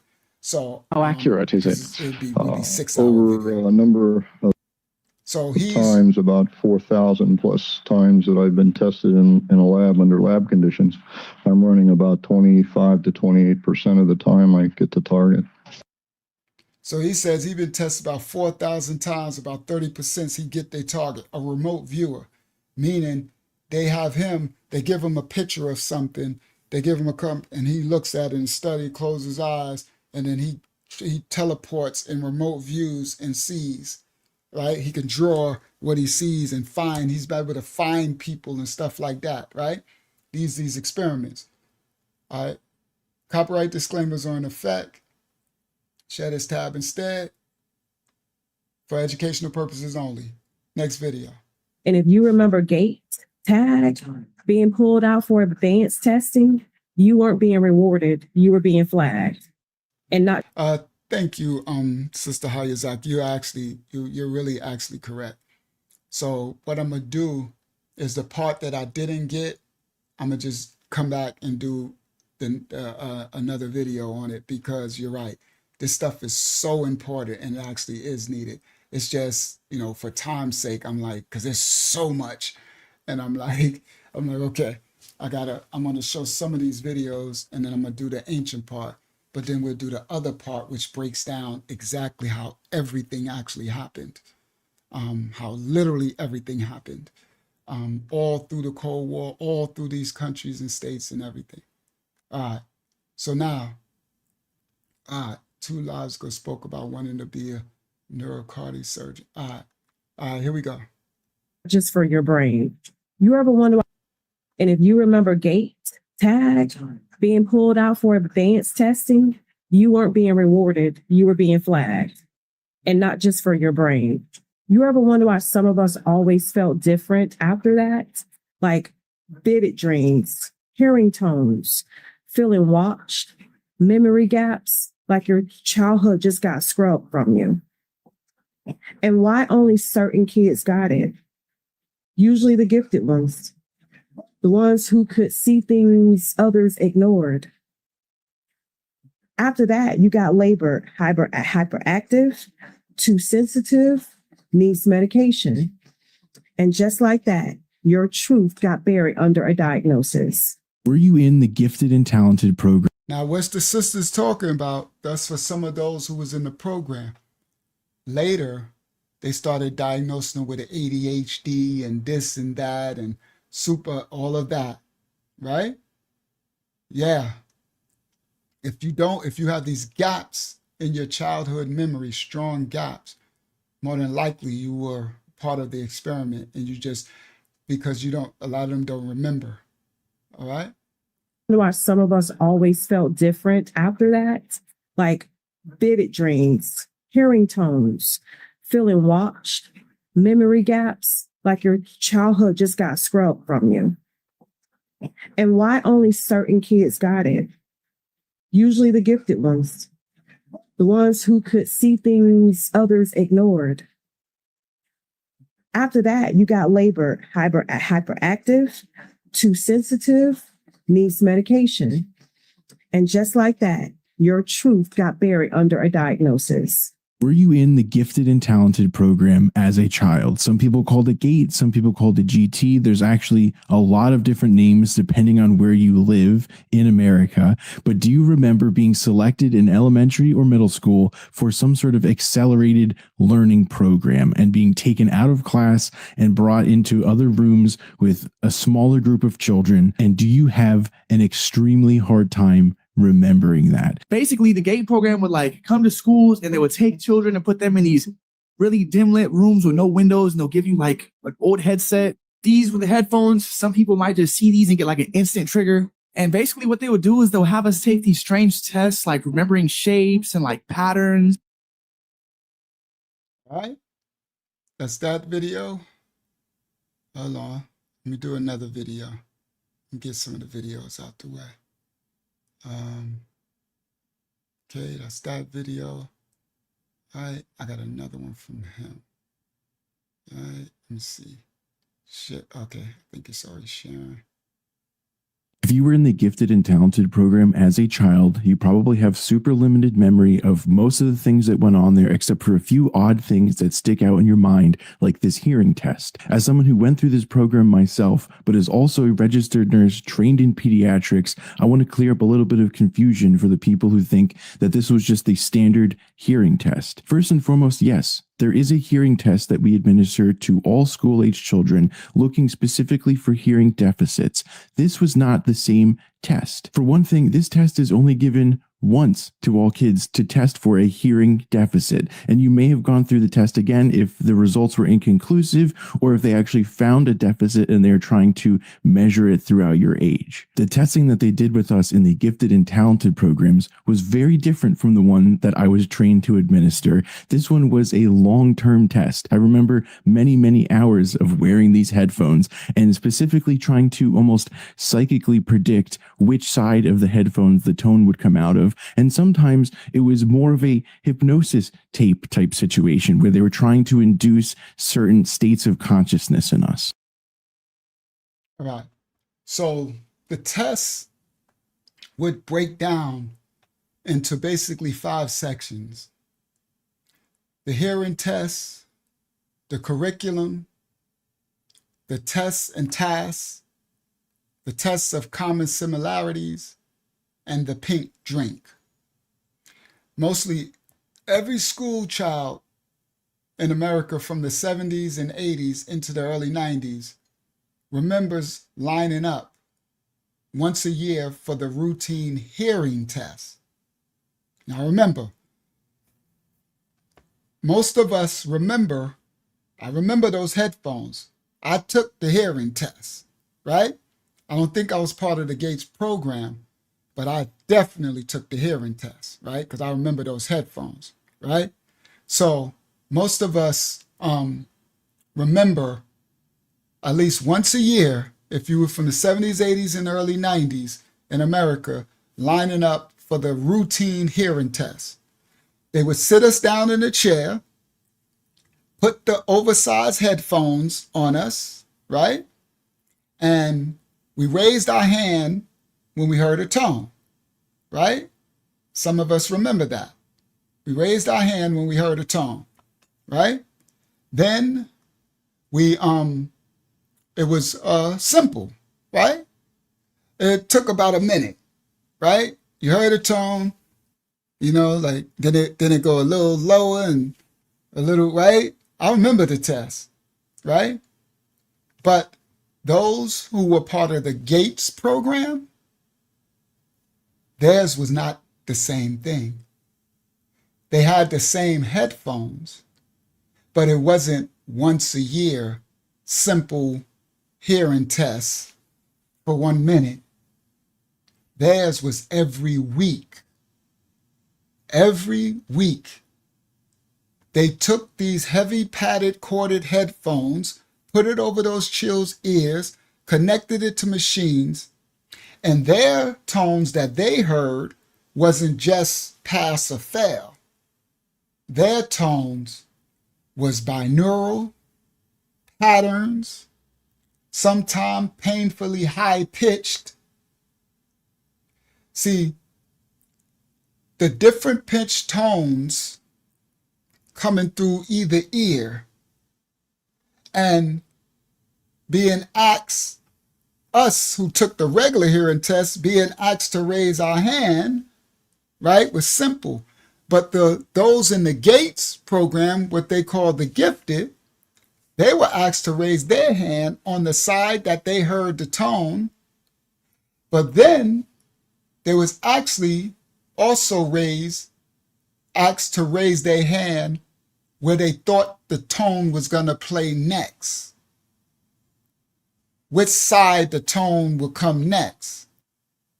See, that's not from a hearing test. That's more prediction, anticipation. While we were being told to raise our hand when we hear it for the actual test, they were looking for telepathy things. What could you perceive? Can you tell me which sound you think, where you think it's going to come from next?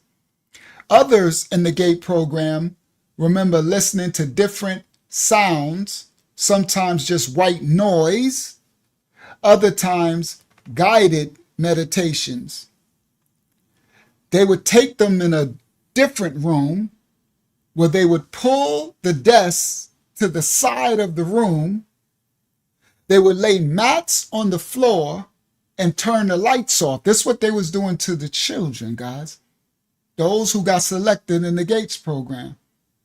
They would lay mats on the floor, turn the lights off, ask the children to lay on their backs on the mats, and then listen to the headphones.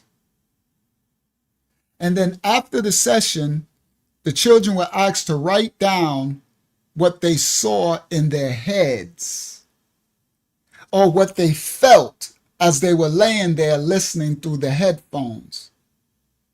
And if they fell asleep, the children, on the mat, while it was playing, while they were asleep, they would be asked, what did they dream while they were laying there listening to the headphones? Now, all of this info, now y'all know, is going to the CIA, allegedly. All right? Now, some remember, the children remember sometimes having a feeling of falling asleep while laying down with the headphones in the dark, but at the same time still being aware of where they were and what was happening around them. Now, let me explain. After the children would do these things, they was given a pink liquid to drink when they left.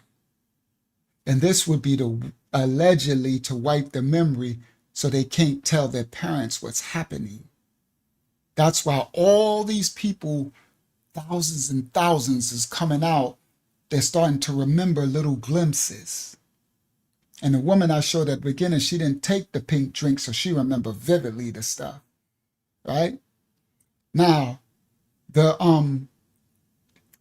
so there was a creator who talks about how, which I believe, that the reason why they did the headphone hearing test to all of us, he says he believes it was intentional. So they knew from the gate, from Robert, what's the name's program, Monroe's program, that they was going to institute the headphone binaural thing. So this sounds like some covert stuff. This is what one a creator, YouTube creator, was talking about. He said he believed it was intentional, right? That the gate program headphone activity mirrored closely the normal hearing tests that all of us got, right?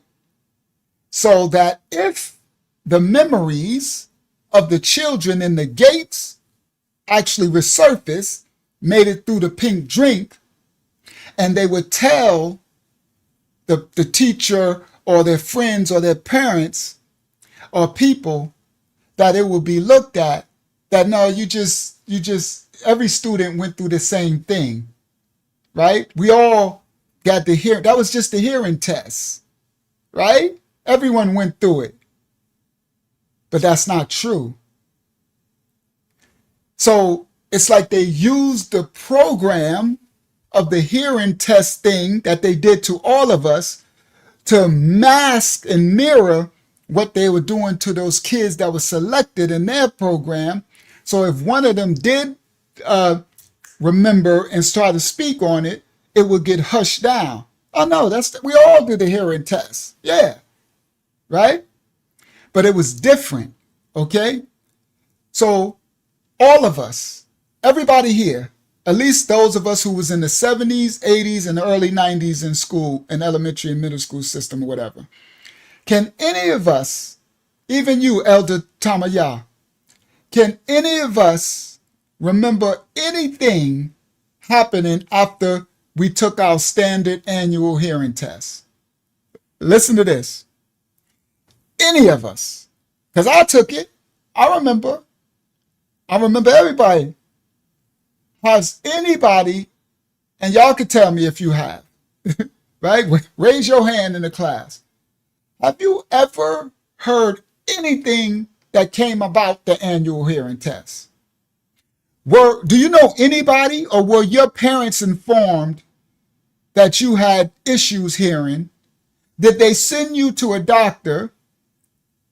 Right? And now the truth is, intact hearing is very important for learning, right? So I get wanting the hearing test to be done in school, right?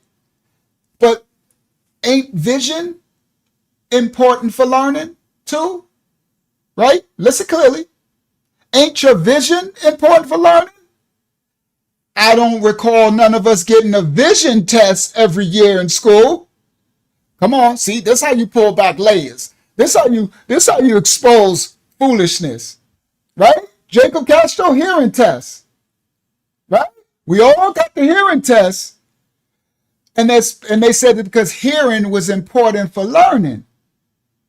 But why wasn't we given a vision test every year? Because vision is even more important probably for learning.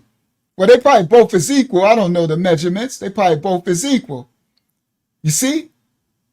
I don't recall no vision tests.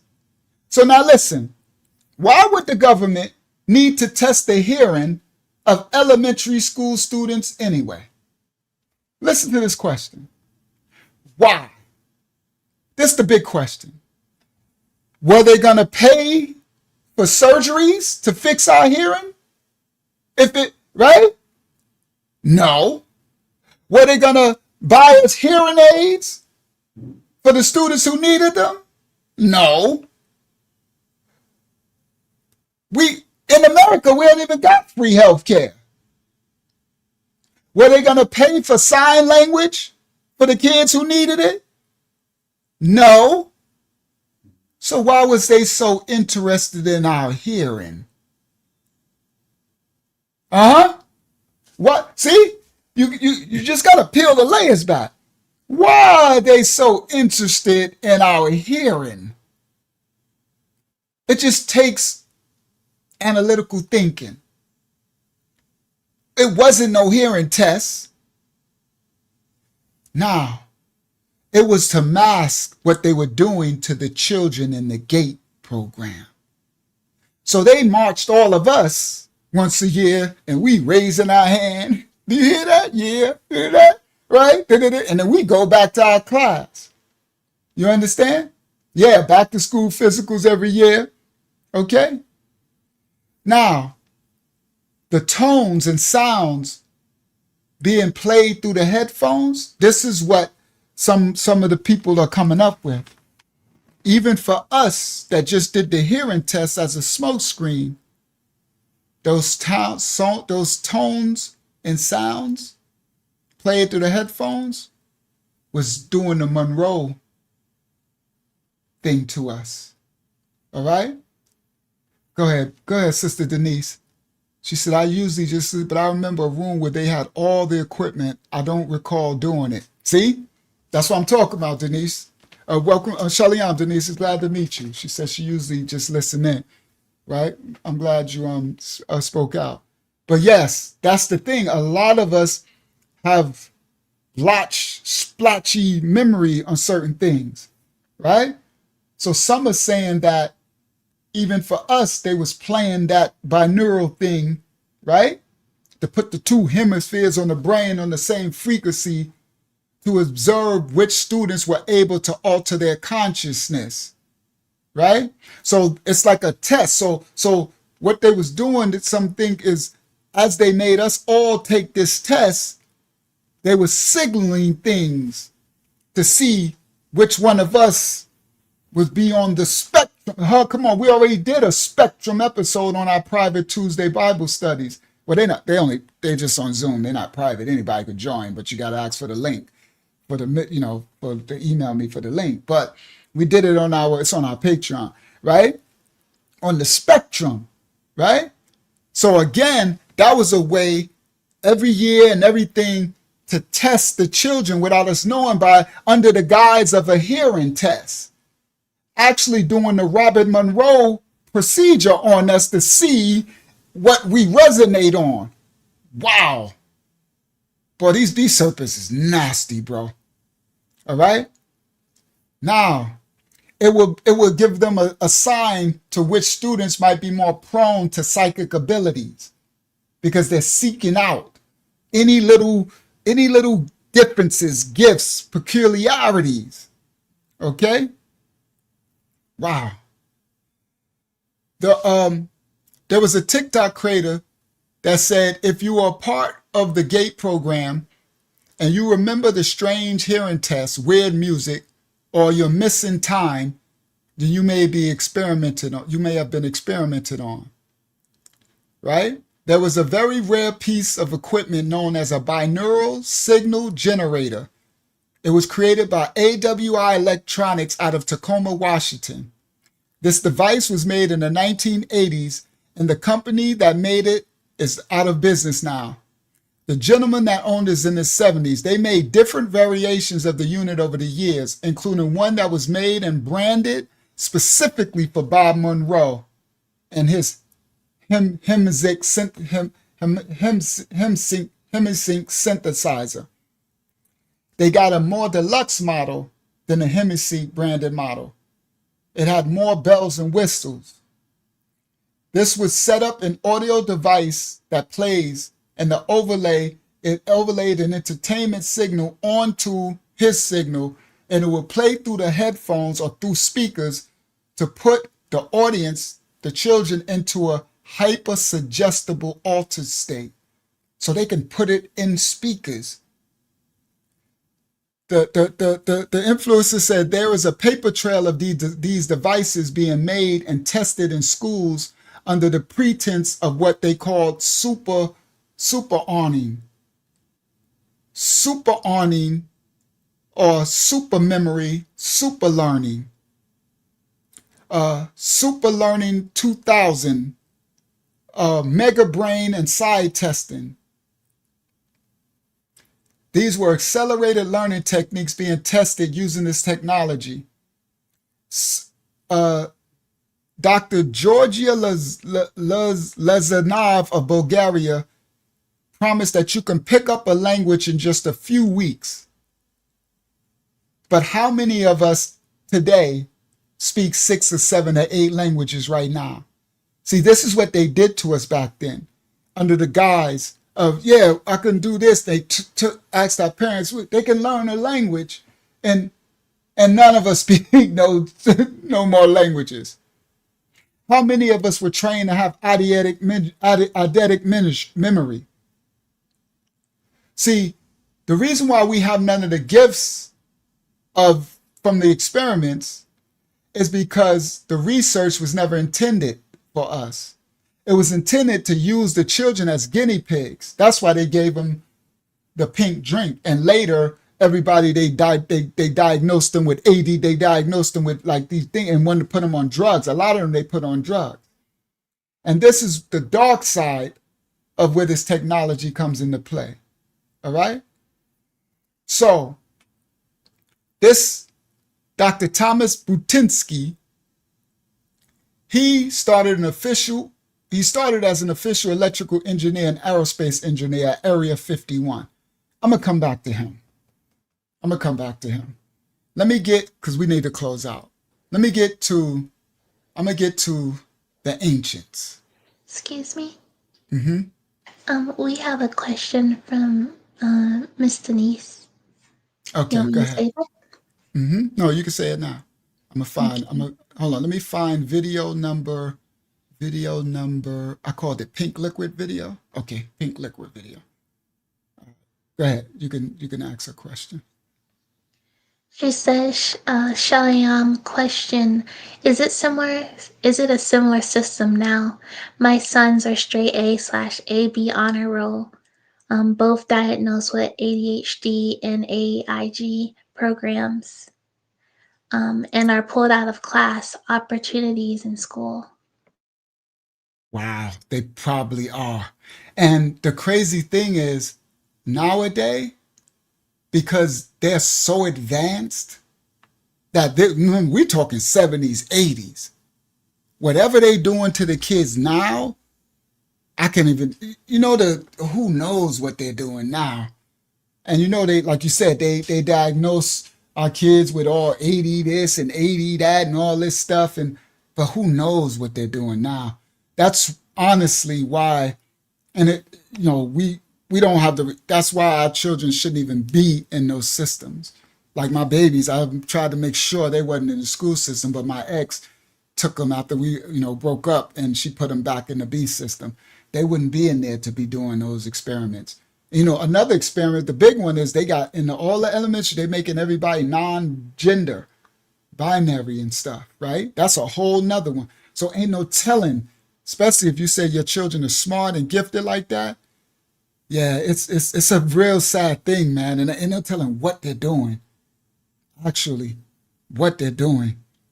You should talk to them and try to see if they can detail for you exactly what's happening when they take them into these other rooms and places, and try to detail or record what's actually happening. Yeah, definitely should be homeschooling. I had my babies in it.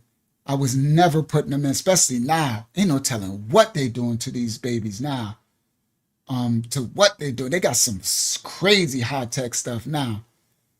But yeah, I didn't even think of it still going on until you just said that. And I'm like, yeah, I can only imagine what they're doing.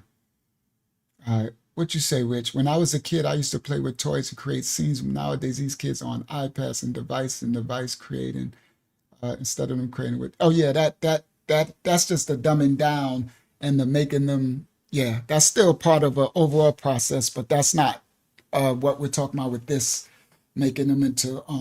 Well, I also like the video games where they got them shooting and killing and having them used to killing. That's another part of, what do they call that? Conditioning. But yeah, I would definitely sister monitor that. Yeah. Yeah, but yeah, it's the same but different, just different levels of conditioning and indoctrination. But this one is a whole different, this is a military experiment they did on these children, and wiped their memory and all this type of stuff. Desensitization, absolutely. All right, copyright disclaimers are in effect. Make this full screen. Let's see what this video says. So why would the government need to test the hearing of elementary school students anyway? That's my first question. Were they going to pay for the surgeries to fix hearing if that was possible? No. Were they going to pay for hearing aids for students who needed them? No. Was the government going to do that? Mm-mm. We don't have free health care here. Facts. Were they going to pay for American Sign Language to kids who needed it? Mm-mm. Absolutely not. But they just were interested in your hearing. Make that make sense. Hey, I guess so. Maybe in your city, they cared about you. But yeah, I think with 2 seconds of I agree. Let me see. All right. So I think I read his video. That was a video. There we go. Share this tab instead. Copyright disclaimers are in effect. Make it full screen. If you were part of the GATE program and you remember strange hearing tests, weird music, or missing time. See, that's the machine. These are the machines that they were playing in it, in these experiments. All right. So, and the kids, for some of you that might be older, you might can kind of remember these machines in the headphones. And some of the people were saying that as they watched these, they started to get triggered, right? So these are some of the books that came out from it. And these are the machines that they was using. But now they got some serious machines. Copyright disclaimers are in effect. Share this tab instead for educational purposes only. That weird pink liquid. And if you answered wrong or remembered too much, you got the pink drink. You know the one. Do you remember having to drink some sort of weird liquid out of... So she said, if you remember too much, you got the pink drink. If you answered wrong or you remembered too much. And if you answered wrong or remembered too much, you got the pink drink. You know the one. Do you remember having to drink some sort of weird liquid out of a little Dixie cup? I'm talking about reddish, pinkish, purplish. People describe it as different colors, but I distinctly remember having the experience of having to drink this weird liquid out of a cup. All right, the pink drink, the blue shirt dude. All right, share this tab instead. Let me do him, and then I'm going to do the ancient Egypt, and we're going to close out for this part of it.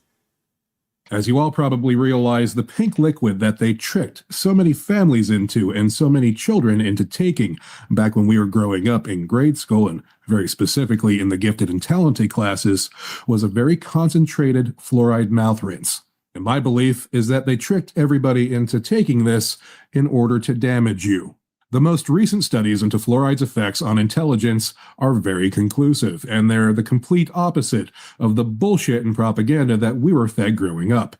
Studies such as this on developmental fluoride neurotoxicity, a systemic review and meta-analysis, conclude that children in high fluoride areas had significantly lower IQ scores than those who lived in low fluoride areas, and that the results support the adverse effects of high fluoride exposure on children's neurodevelopment.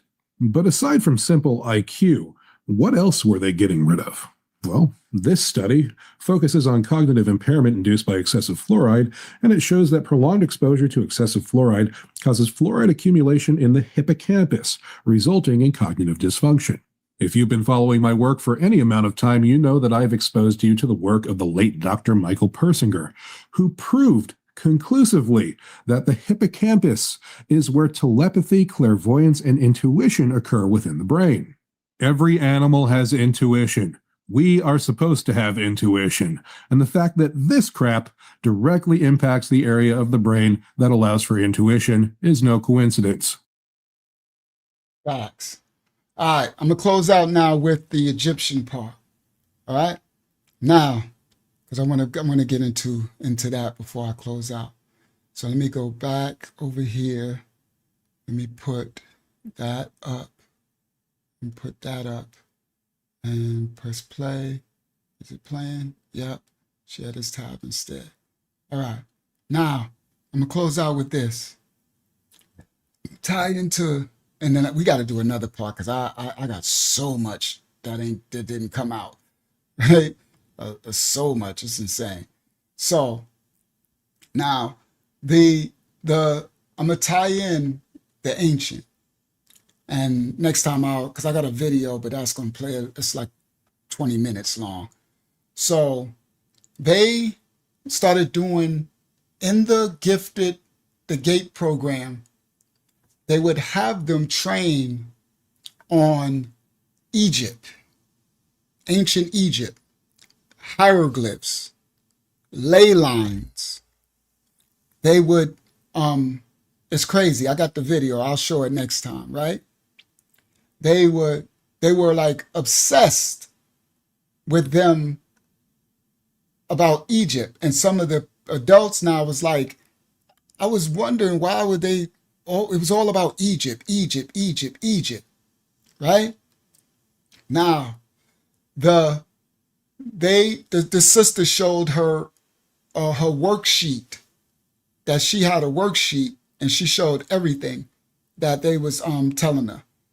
And she says that about all of the stuff that they was asking her. And the stuff that she was talking about, what they did to her in the GATE program, sounded like astral projection, all right, or remote viewing, all right? They was asking the kids to crack codes and find messages. Their main focus was on ancient Egypt, and students would be asked to write hieroglyphs on clay or use hieroglyphs to write messages to other students.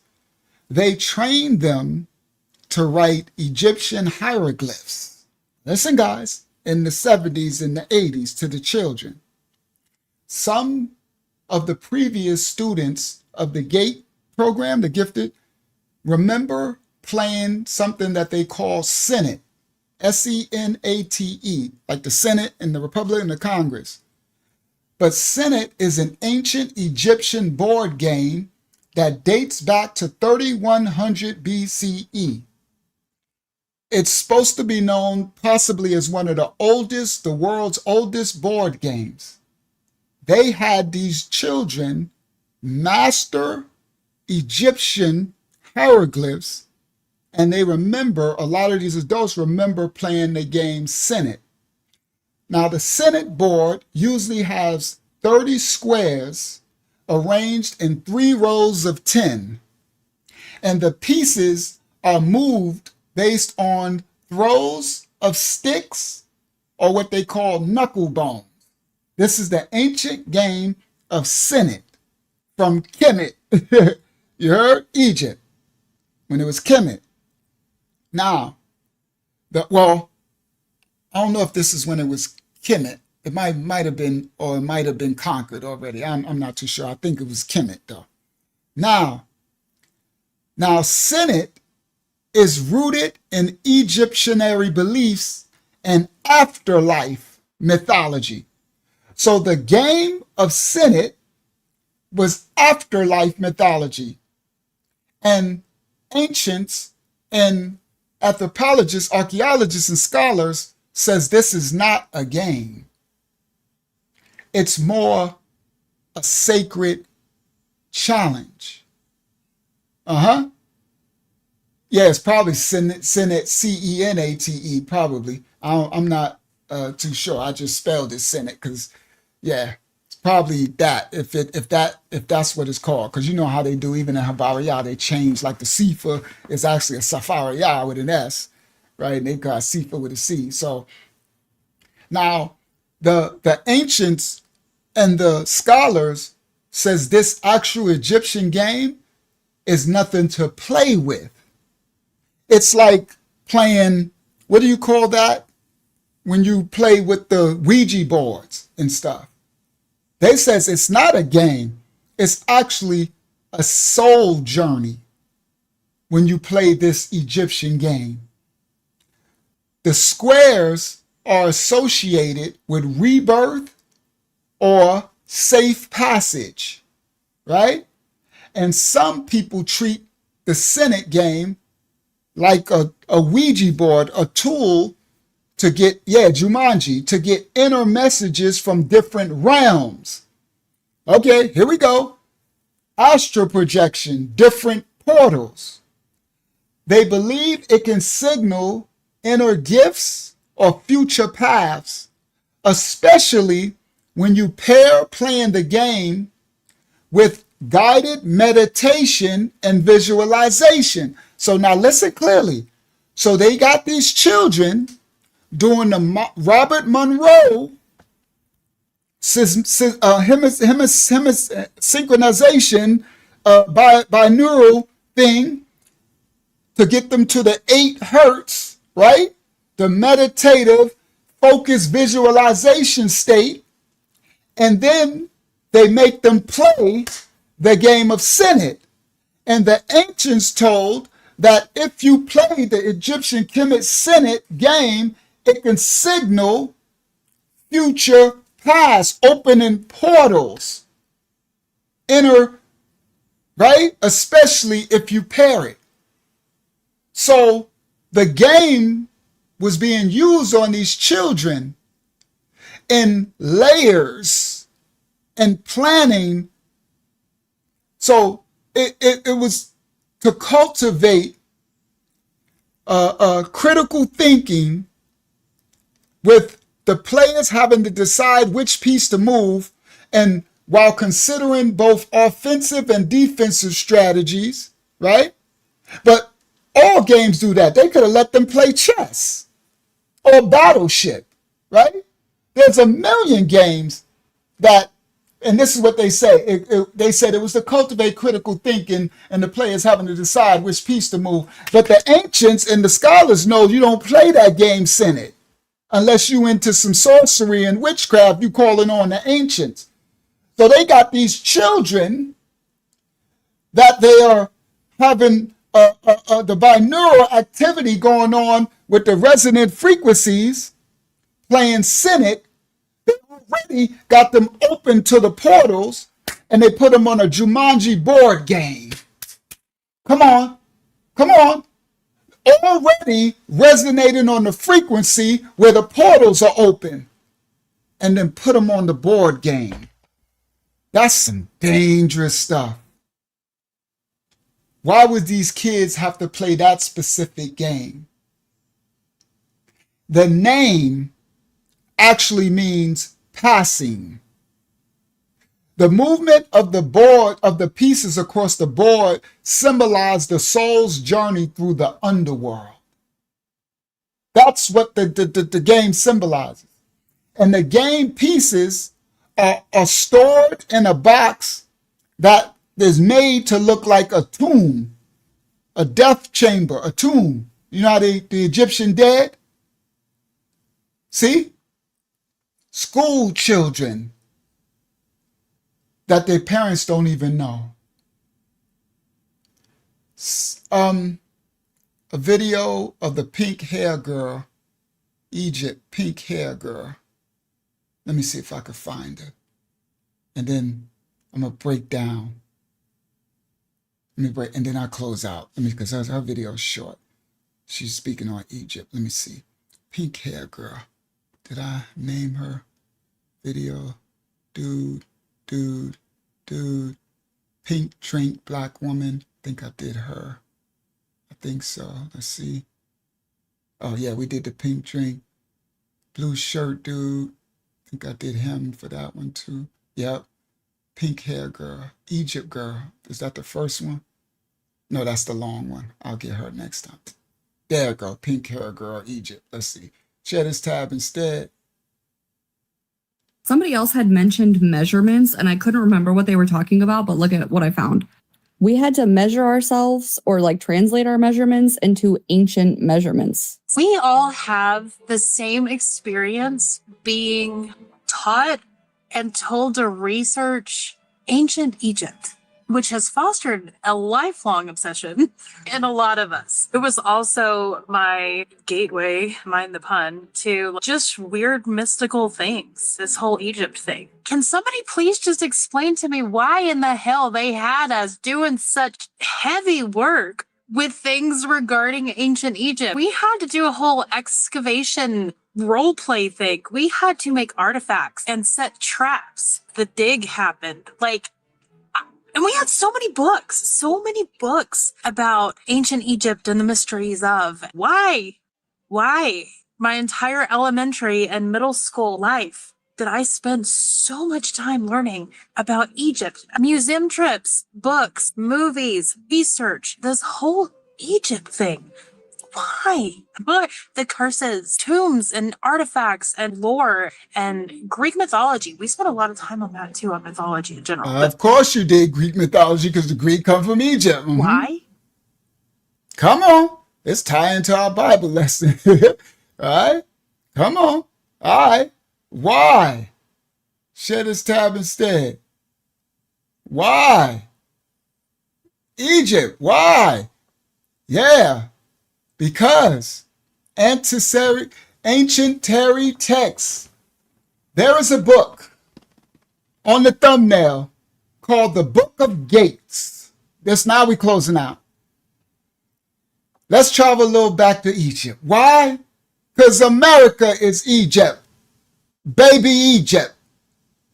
Ley lines. Your dollar bill. It's all Freemason, fallen angel Anunnaki, ancient Kemet. So there's a book, an ancient text called the Book of Gates. That's it on the front, right? Rewritten, the person who wrote it, rewritten it, which narrates the journey. So in this Book of Gates, shout out to Nadia in the building. Shout out to the UK. Shalom, Nadia. The Book of Gates narrates the journey of a deceased soul as it's accompanied through the underworld, the dead. Now they got these babies. Now them people talking about they were kids. This was the Gates program they did to us as children. Parents didn't know what they was doing. You heard them say they made you drink the pink drink to try to erase your memory. Now, the Book of the Gates narrates the journey of a deceased soul as it is accompanied through the underworld by the sun god named Ra. Y'all heard of Ra? Amun Ra? Yeah, that's how they try to say, when y'all say amen, y'all calling the Amun Ra the devil's a lie. You look like an Amun Ra. Your mama's an Amun Ra. When y'all say Genesis, your Gina Isis, yeah, when the Greeks said it, because our book is not called Genesis, it's called Barashayat. And Isis, and ain't no Gina Isis in Barashayat. It might be in Genesis, because that's what the Greco-Romans follow, the gene of Isis. That part of Billy the Canaanite Carson, you can miss us. You heard? All right? The Greeks enslaved the 72 Hebrews and made them, and diddy them and made them write that. All right? So, the Kemet, sun god Ra. Now, this is the Book of Gates. Now, listen to this one. We closing out. Listen to this, Jacob Castro. Listen, young Mitch. So the soul, this is what the Book of Gates says. The ancient Egyptian is the journey. It narrates the journey of a deceased soul as it's accompanied through the underworld by Ra, the sun god, Amun Ra. So the soul must pass through 12 hours of the night, which are represented by a gate. 12 gates. And the soul must pass through. So the 12 gates, and at each gate there's challenges and judges, and the soul must have the right information and the right knowledge to proceed forth through the gate. 12 gates, the dead soul, come on, y'all talk to me, all right? So this is the Book of Gates. So the 12 gates, at each gate there's a challenge. And the judges of the soul must have the right information and knowledge to proceed forth. If the soul manages to pass through all 12 gates, they emerge at dawn with the sun god Amun Ra, the rising sun, which symbolizes rebirth, renewal, and an entry into the afterlife. In Egyptian thought, this wasn't about reincarnation in the modern sense. Instead, it meant joining Amun Ra, in the sun god, in the eternal cycle. That's why they're doing Sunday worship. Somebody done told them wrong. I'm sorry, Christians, but the reason why you going to church on Sunday is because of Amun Ra and Sol Invictus. That is a Persian and a Commission deities. The Romans did it under Sol Invictus, and the Greeks did it under Amun-Ra. Facts, whole facts, none but facts. Study to show yourself approved. All right. Now,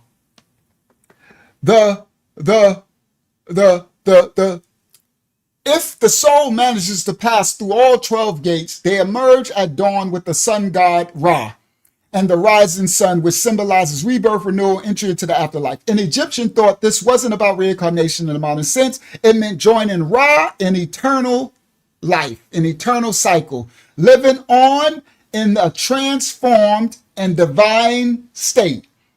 All right?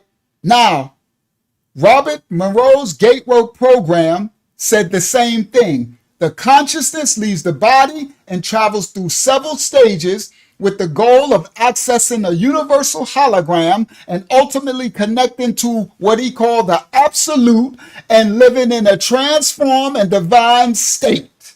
They did this to these children. All right? Now, we're going to travel. We're going somewhere. I'm about to close out. We're going to travel to a little more fringes of the outer mind. The stargates. Yeah, let's close out with a little bit of a bang. The stargates are believed to be physical portals that let consciousness or people pass between places. Those are portals. That's what CERN is all about. They've been doing this all the time. It's supposed to allow people to let consciousness or people pass between places, times, and dimensions. All right? And they are allegedly everywhere, all over the earth. They call them ley lines, portals.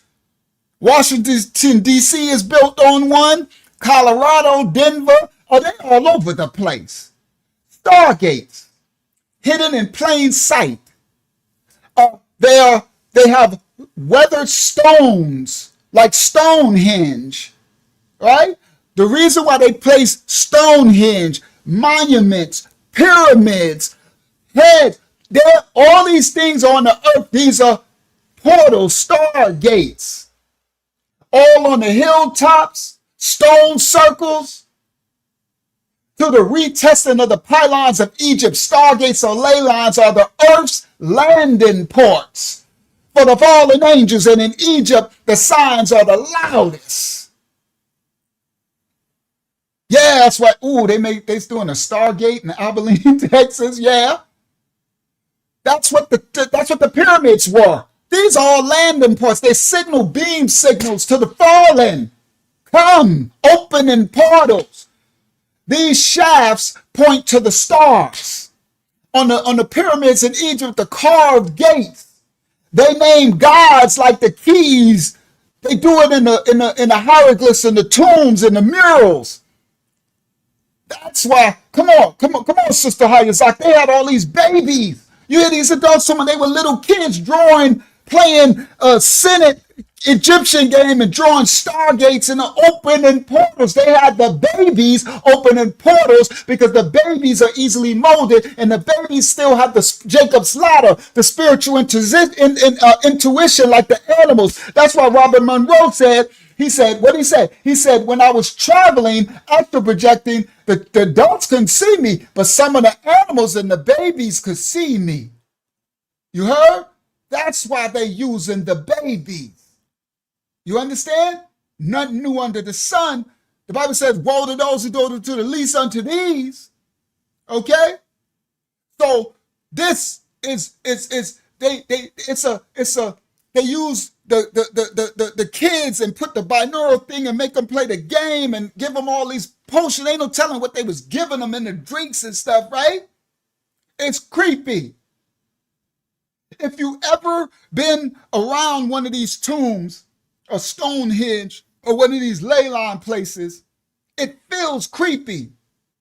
The air around, you can sense like the hairs might even stand up on your arms. All right? You could feel a presence. You could feel something dark.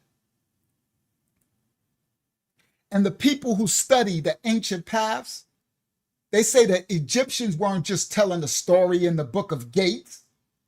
They were pointing the way. The followers of the way. The Mitzrayim was pointing a way to their gods. Facts, the Anunnaki. The Egyptians, the Mitzrayim, they built thresholds, they built portals, doors, paths, designed to be walked through. These books, that's why you don't read no Egyptian Book of the Dead. Don't be playing these games. Don't play with Kemet. You let these little folios in the conscious community want to run around and play with all that or whatever. Don't play with that stuff. Safari Yah, what they call the Bible, is our book. You don't got to play with nothing else. You opening portals playing with. That's why you got to be careful, all the information, all the stuff. That's why I cover everything I bring out. You covered in this house by the Most High in His name. Order. Now, these things are not just books. They ain't just games. They're thresholds. You coming in covenant by even reading it. They ain't just read about. These portals are tuned by geometry. That's why they wrote when they built Washington, D.C. You see the geometry. And these books and portals are rituals waiting for the right person to read it, the right mind, the right moment to open the door, depending on where you at in your wavelength, what you believe. This is a path, a daliyat, a pathway. And curiosity have people opening these portals in their life.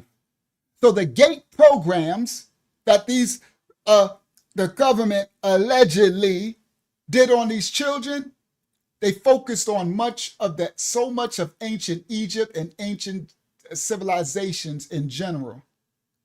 And guess what else they focused on? I had the video, it'll come out maybe on the other one.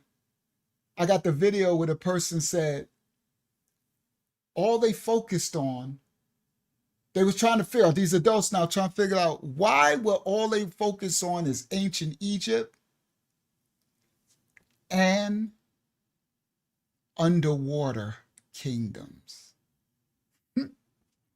All they had these children focus on was ancient Egypt and the marine kingdom. So the adults in the video was like, why was they focused so much on underwater? Everything was about the underwater world. And I said, the marine kingdom. Hello. All right. We could close out. Let me do my outro. Let's close out now. All right. I got a decent amount of it. Didn't get it all, but I got a little bit. I knocked some out. Everybody, let's take the headphones off now. All right? So the headphones came off for the children who was part of the GATE experiment program, right? The title of the video, the GATE Child School Experiments, remember the pink liquid in the 70s and the 80s. The headphones came off, but the frequency still remains in those children. Might be faint, but steady and endless. See, they might have left the rooms, the chambers, took off the headphones, but the question is still left in their spirit. What have they been tuning into? Every experiment ends with data, but truth ends with decision. Because once you've heard the earth's resonance, tone, beat, you must decide which voice you'll follow. That whisper, you must decide, are you going to follow the voice that calls you to the Most High, or the one that keeps you looping in sound.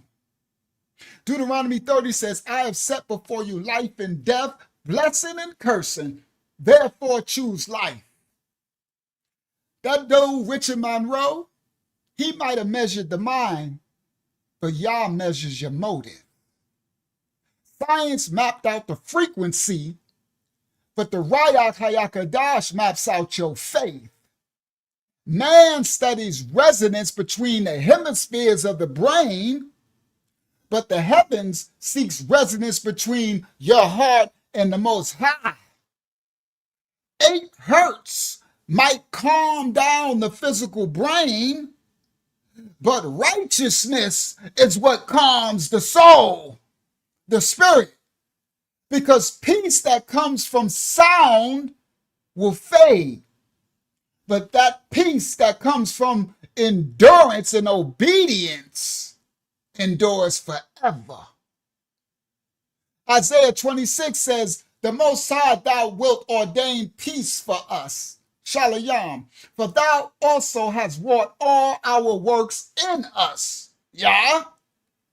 See, people still chasing the gateways, knowledge of the tree of good and evil.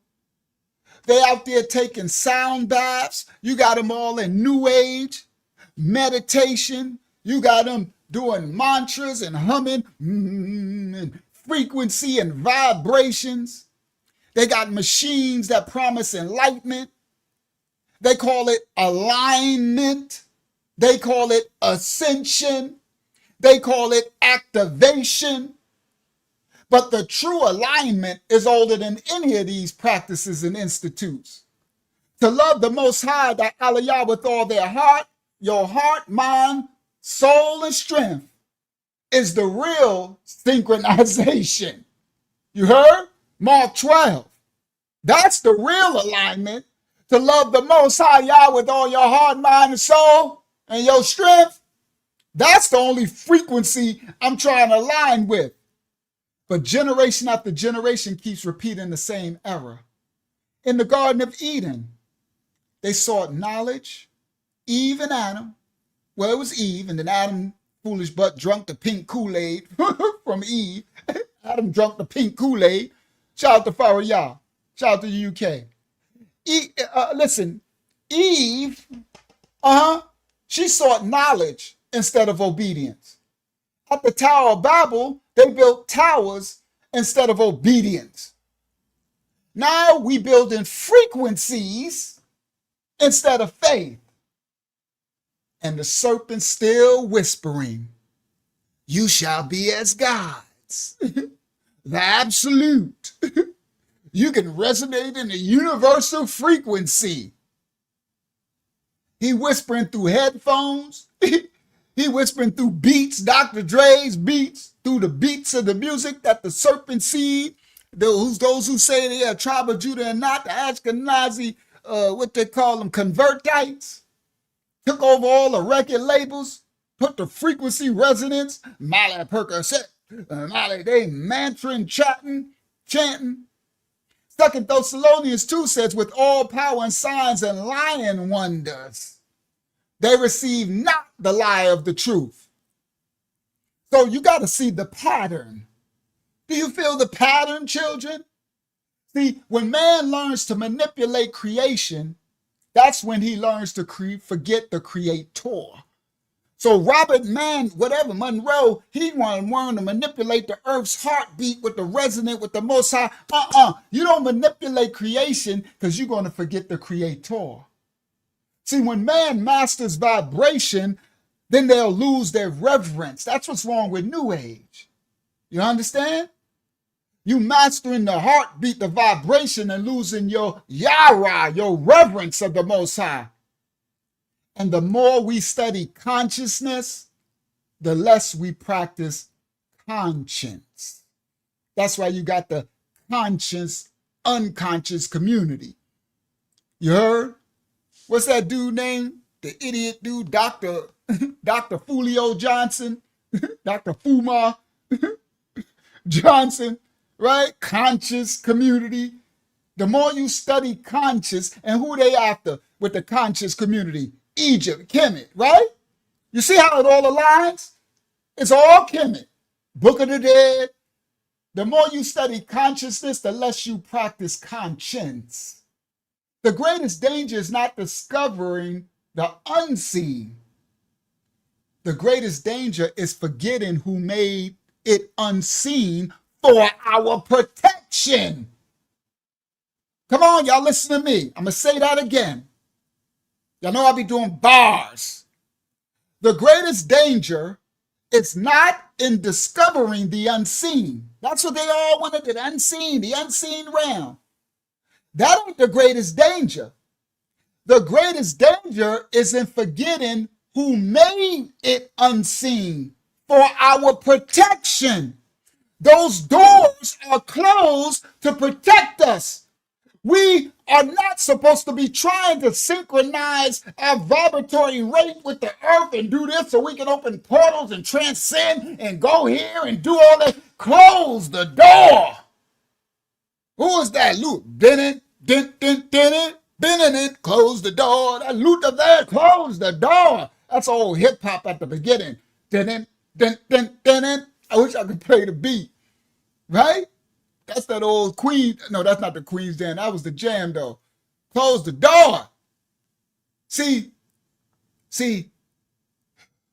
Job 37:5 says, the Most High thundereth marvelously with his voice.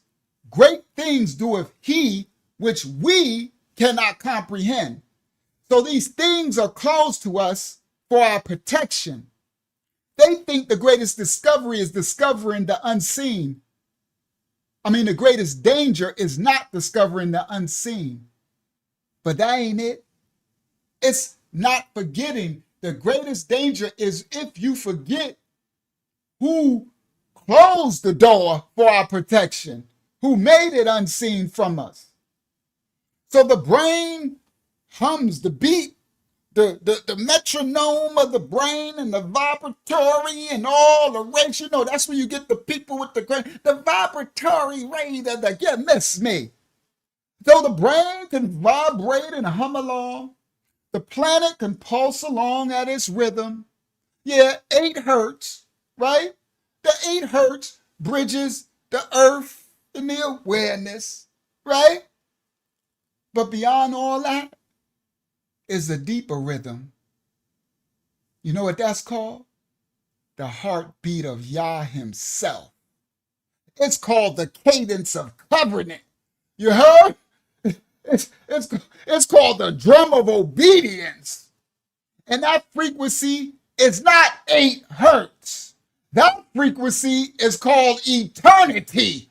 This part, Psalms 93:1, the Most High reigneth, thy throne is established of old. Thou art from everlasting to everlasting. Man calls it the gateway process. The Most High call that you being messy. What they call that when you say you just not messy? What they say when you fiddling? I'm trying to do the country, the Bama, fiddling, fixing. You fiddling. You messing around with stuff. They call it the gateway process. The Shamayam said you fitting, you fiddling, I can't think of that term. What they call it? You fiddling, not fiddling. They doing. I wish I could think of it. Right? You messing around, testing and stuff. What you gonna do with the knowledge when you get it? Ain't nothing but the knowledge of tree of good and evil. That ain't nothing but ultraperm. What you gonna do with the ultraperm? Get burnt? Straighten out the woolly head, the lamb's wool? See, what you gonna end up doing? That's why I tell people all that knowledge. When they come here and they all that knowledge. Man, empty the wineskin, bro. You full of too much knowledge of good and evil. I ain't see good knowledge. I'm good. I only do when the Most High God tell me to go teach. I go do that teaching. I move on. Madeline, come on, y'all. Come on, who else said it? Somebody else said it too. They meddling. That's what I was looking for. Abra y'all. Daughters of y'all on it. You meddling. That's what I was looking for.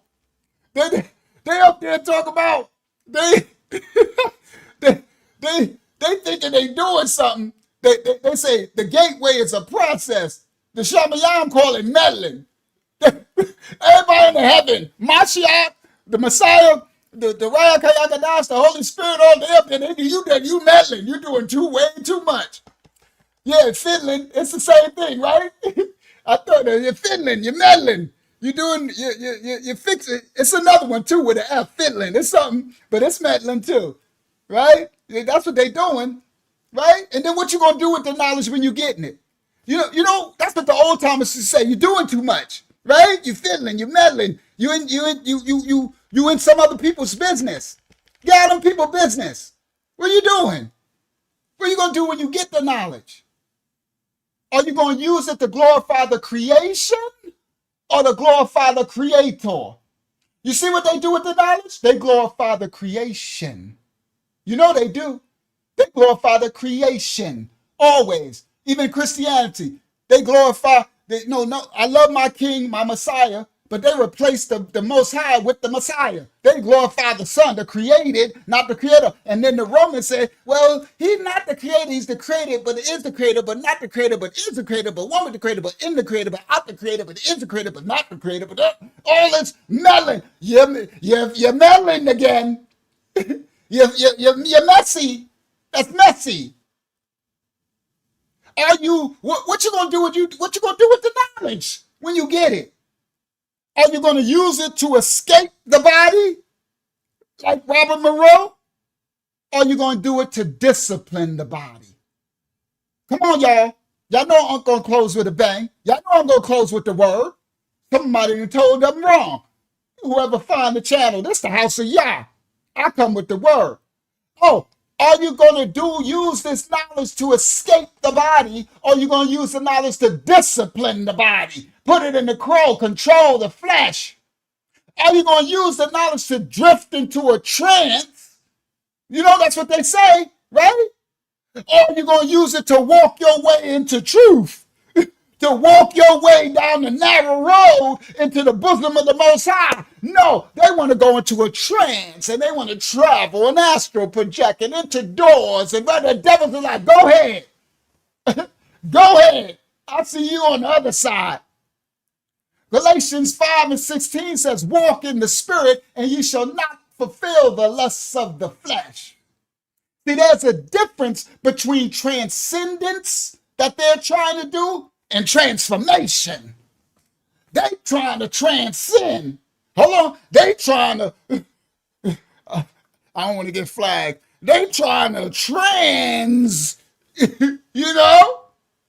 Oh, no. There's a difference between it. Transcendence seeks an escape. Transformation seeks obedience. Transcendence says, I want to go beyond. Transformation says, I want to become one with Yah. Only one of those two leads home. Transcendence leads away.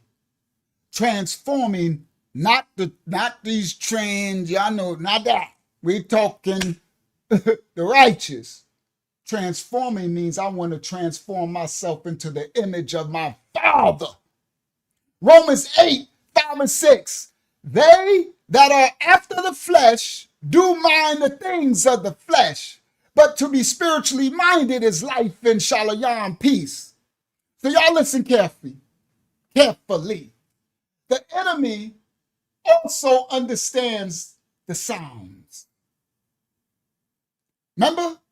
Robert Monroe, all about the heartbeat, the hertz, the sound, the earth's beat. Oh, the adversary, he knows the beat. He got the metronome, he got the drum, he understands the sound. Because he was the minister of music before he became the rebel. Oh, he got the beat. That's why the Ashkenazi convertites own the record labels and own the beat and change the sound. Oh, he know the beat. Somebody told you wrong. You thinking you after the beat. Oh, the beat after you. You better understand. He was the minister of music before he was the fallen. Ezekiel 28 calls him the anointed cherub whose pipes were built for praise. But now he twists the harmonious rhythm of the Most High into hypnosis, into headphones and binaural synchronization of the hemispheres of the brain. Hey, devil, Lord, the devil's a lie. He turns melody into manipulation. He ain't a creator. He's a corrupter. Somebody talk to me. He ain't create nothing. All he does is corrupt. So every tone, every beat that you hear must be tried, tuned, and tested. Does it lift you up? Does it lift you toward the light? Yeah. Does it lift you towards righteousness, or do it lure you into self? 1 John 5 says, little children, keep yourselves from idols. And sound, y'all know, has become an idol. Y'all know the devil's a lie if it ain't. One of the biggest idols today. Everybody after that sound. They that beat, that music, got all our chillins, got all the babies. I need my rag. I'm hot. I'm hot. I was so, y'all can laugh at this. I was so in a rush, I put my sweatpants on backwards. I was rushing to get in here. I'm like, hey, hurry up. I got in here. I said, oh my goodness, my pockets are backwards. I got sweat. I'm sorry, y'all know I'm transparent. I don't care. I was like, oh my goodness. I was like, you know what? Should I just go in the bathroom and then turn them around? Who cares? Everybody can see it. You know, I'm the only one. I'll tell you. I don't care. I'm trying to reach I tried to grab my rag out my pocket. I'm like, why I can't reach my pocket? Oh, because it's backwards. I put my pants on backwards, rushing, trying to hurry up and get in here. I'm like, I'm late. Praise the Most High. See, sound is an idol too. See, the real gateway, everybody, was never a frequency. The real gateway was never a beat. It was always a person. Come on, Abraya. Somebody told them wrong. The real gateway, Robert Monroe. Now he dead. He over in Hades. he didn't open up the. Yeah, he did. He didn't open up unless he repented before he left. Unless he repented. If he didn't, I can tell you where he at. He didn't open up. He didn't open up so many gateways. He didn't astral projected himself right to Hades. Right to one of the levels. You remember he had, 21 levels? I don't know what level you on in that Sheol, but I know it ain't fun. You didn't, right to the, what do you call it, to the absolute Amun-Ra one or whatever. He wasn't after Amun-Ra, but, so let me tell y'all something. The gateway, the real gateway, was never a frequency. It was never a beat. It was always a person. John 10:9. I am the door. I am the door. Daliyat. Who that? Who that say that? Come on, Delilah Shah and Larry, y'all. Who that say that? Who that there? I am the door. Ain't no sound machine, binaural Beats by Dre machine can replace that door. Not that Daliyat. No rhythm can replicate that rest that he gives, Shalayam. See, when you enter through that door, that's when your spirit synchronizes with the heavens, with Yah's heartbeat. That's the Daliyat, the door. But curiosity, the same one that killed the cat, curiosity keep tugging at mankind. Oh, that curiosity is where the mess is. Curiosity killed the cat and enslaved him and drug him back. Right? Curiosity. That's what killed everybody. That's why, like, be still. Where you going? Curiosity be tugging and pulling at mankind. What mankind say? We want to touch the infinite. I want to I want to know this. I want to know that. I want to travel here. I want to do that. You want to touch the infinite. You need to touch repentance. That's what you need to put your hands on. You want revelation without responsibility. See, revelation without righteousness becomes rebellion. Bars, drop it. Y'all listen. They want revelation without responsibility, but revelation without righteousness becomes rebellion. Proverbs 2 says, the Most High giveth wisdom. He keepeth the paths of judgment and preserveth the ways of his righteous saints. So the call is actually clear. Study creation. Worship the Creator. Understand frequencies if you want, but the real goal is to tune your life to faith. Tune your life to obedience. Tune your life on the frequency of righteousness. Tune your life to the Most High. Because one day, every last one of those sound waves will collapse. Every tone will cease to be heard. And only the vibration left will be the sound of the Most High's voice saying, well done, in you I am well pleased. That's the only vibration you should want to hear. That's it. That part. Thessalonians 4. For the Most High himself shall descend from heaven with a shout. That shout gonna drown out every other frequency, Delara Shah. Come on, Abraya. That sound, there will be no more beat. There will be no more beats by Dre. There will be no Molly Percocet. Snackers ain't, itches ain't nothing but holes and icks and all this crappy. It will be none of these beats. It'll be a shout from the Most High. 1 Thessalonians 4:16. For the Most High himself shall descend from the Shamayam, the heaven, with a shout. That's going to drown out every frequency. So until that day, chilling, little chillings of Yah, his Yaladam. That's what children is in original Habariyah, not the Canaanite Hebrew, the original Habariyah tongue. Children of the Most High, until that day, guard your ear gates. Guard your eye gates. They are the temple of your mind. Another fruit, another balm. Listen again. Guard your ear gates. Guard your eye gates. They are the door to your mind. The temple of your mind.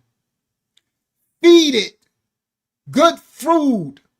Feed it with truth, humility, righteousness, Yara, reverence of the Most High, Ahabayah, love, Shalayam, peace, Amayah, truth. Feed it with truth, not with tones, not with beats.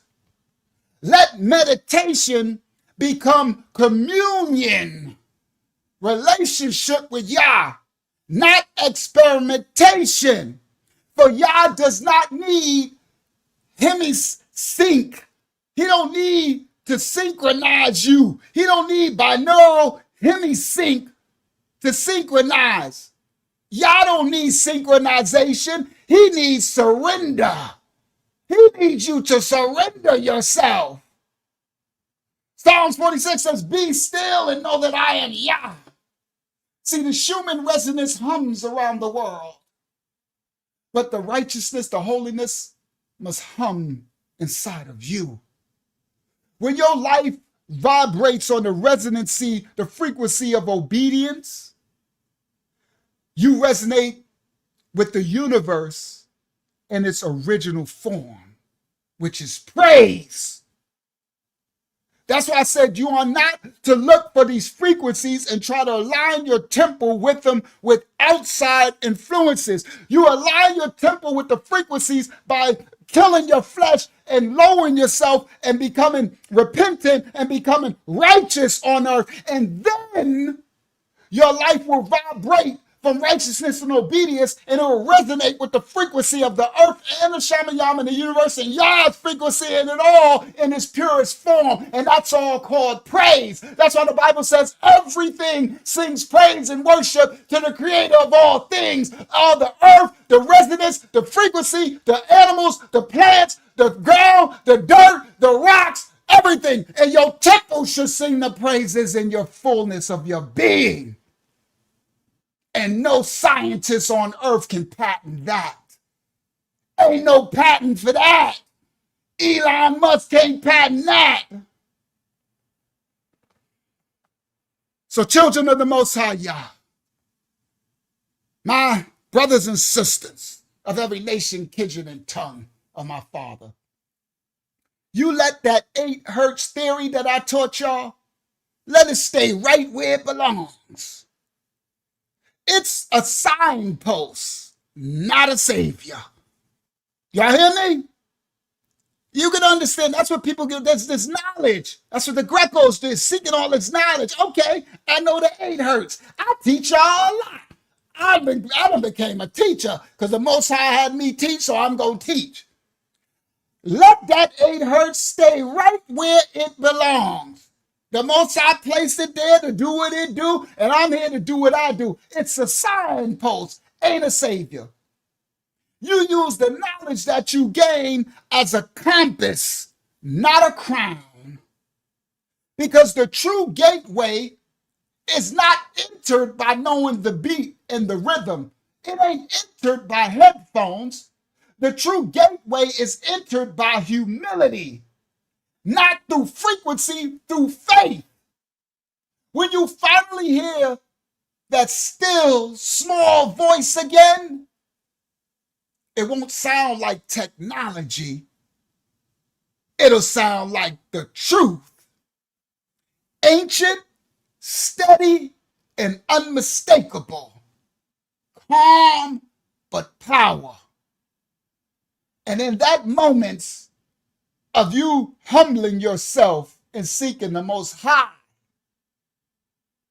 you'll realize that the greatest synchronization was never from brain to brain, but from creation to the creator. This is the real resonance of the righteous.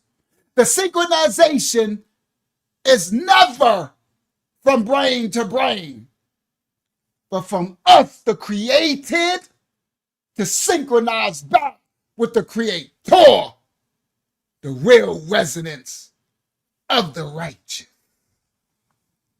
This has been the Gate Child School Experiments.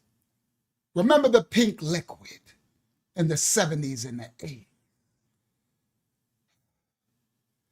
I did a lot of, I still got a whole 3 hours more of it.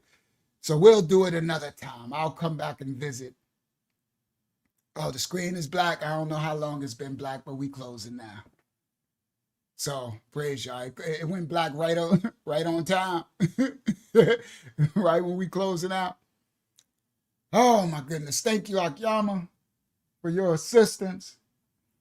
Thank you, Elder Tamayah and young Elder Yasha, for your assistance, your presence.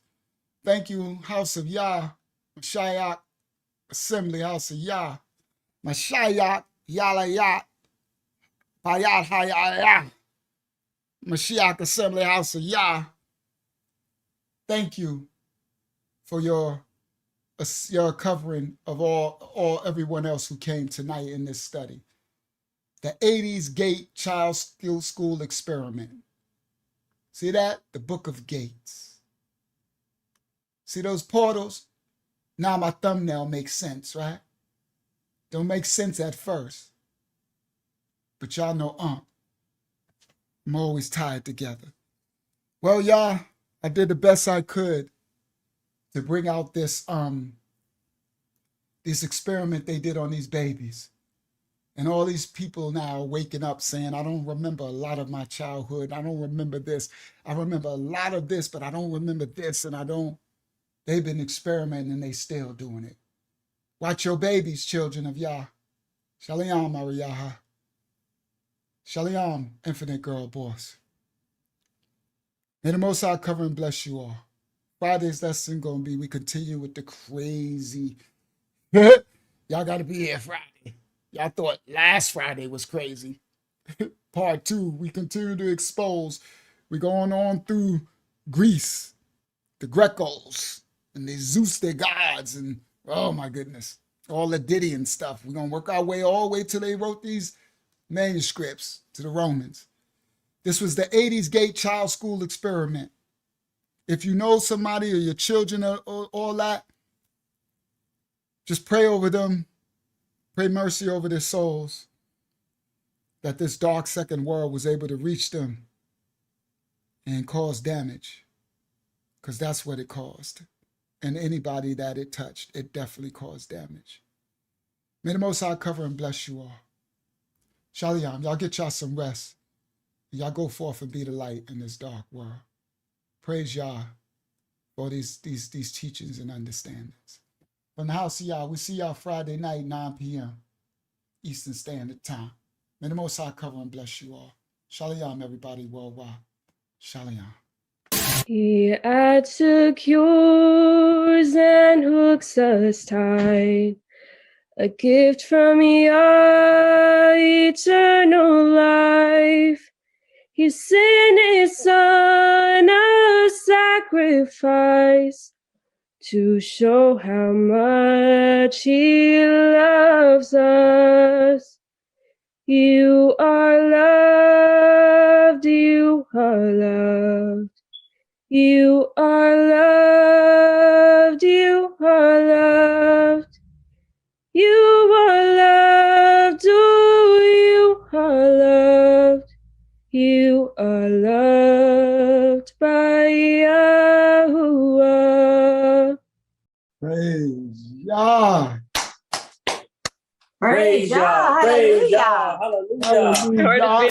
Bible study every Tuesday, 8 p.m. We having a Zoom Bible study. I'm gonna put email me for the link. I'm a lion of the tribe of Judah.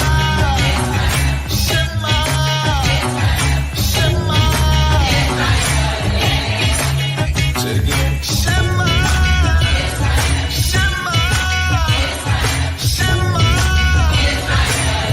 You are the precious chosen people of the Most High.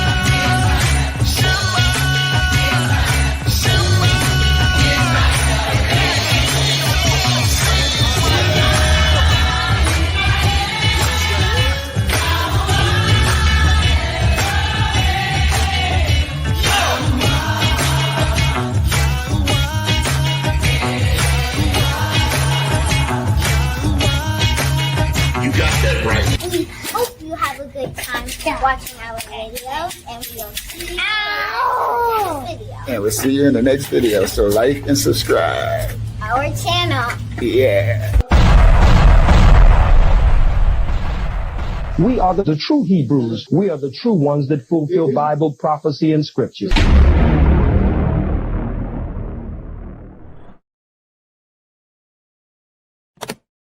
He adds secure.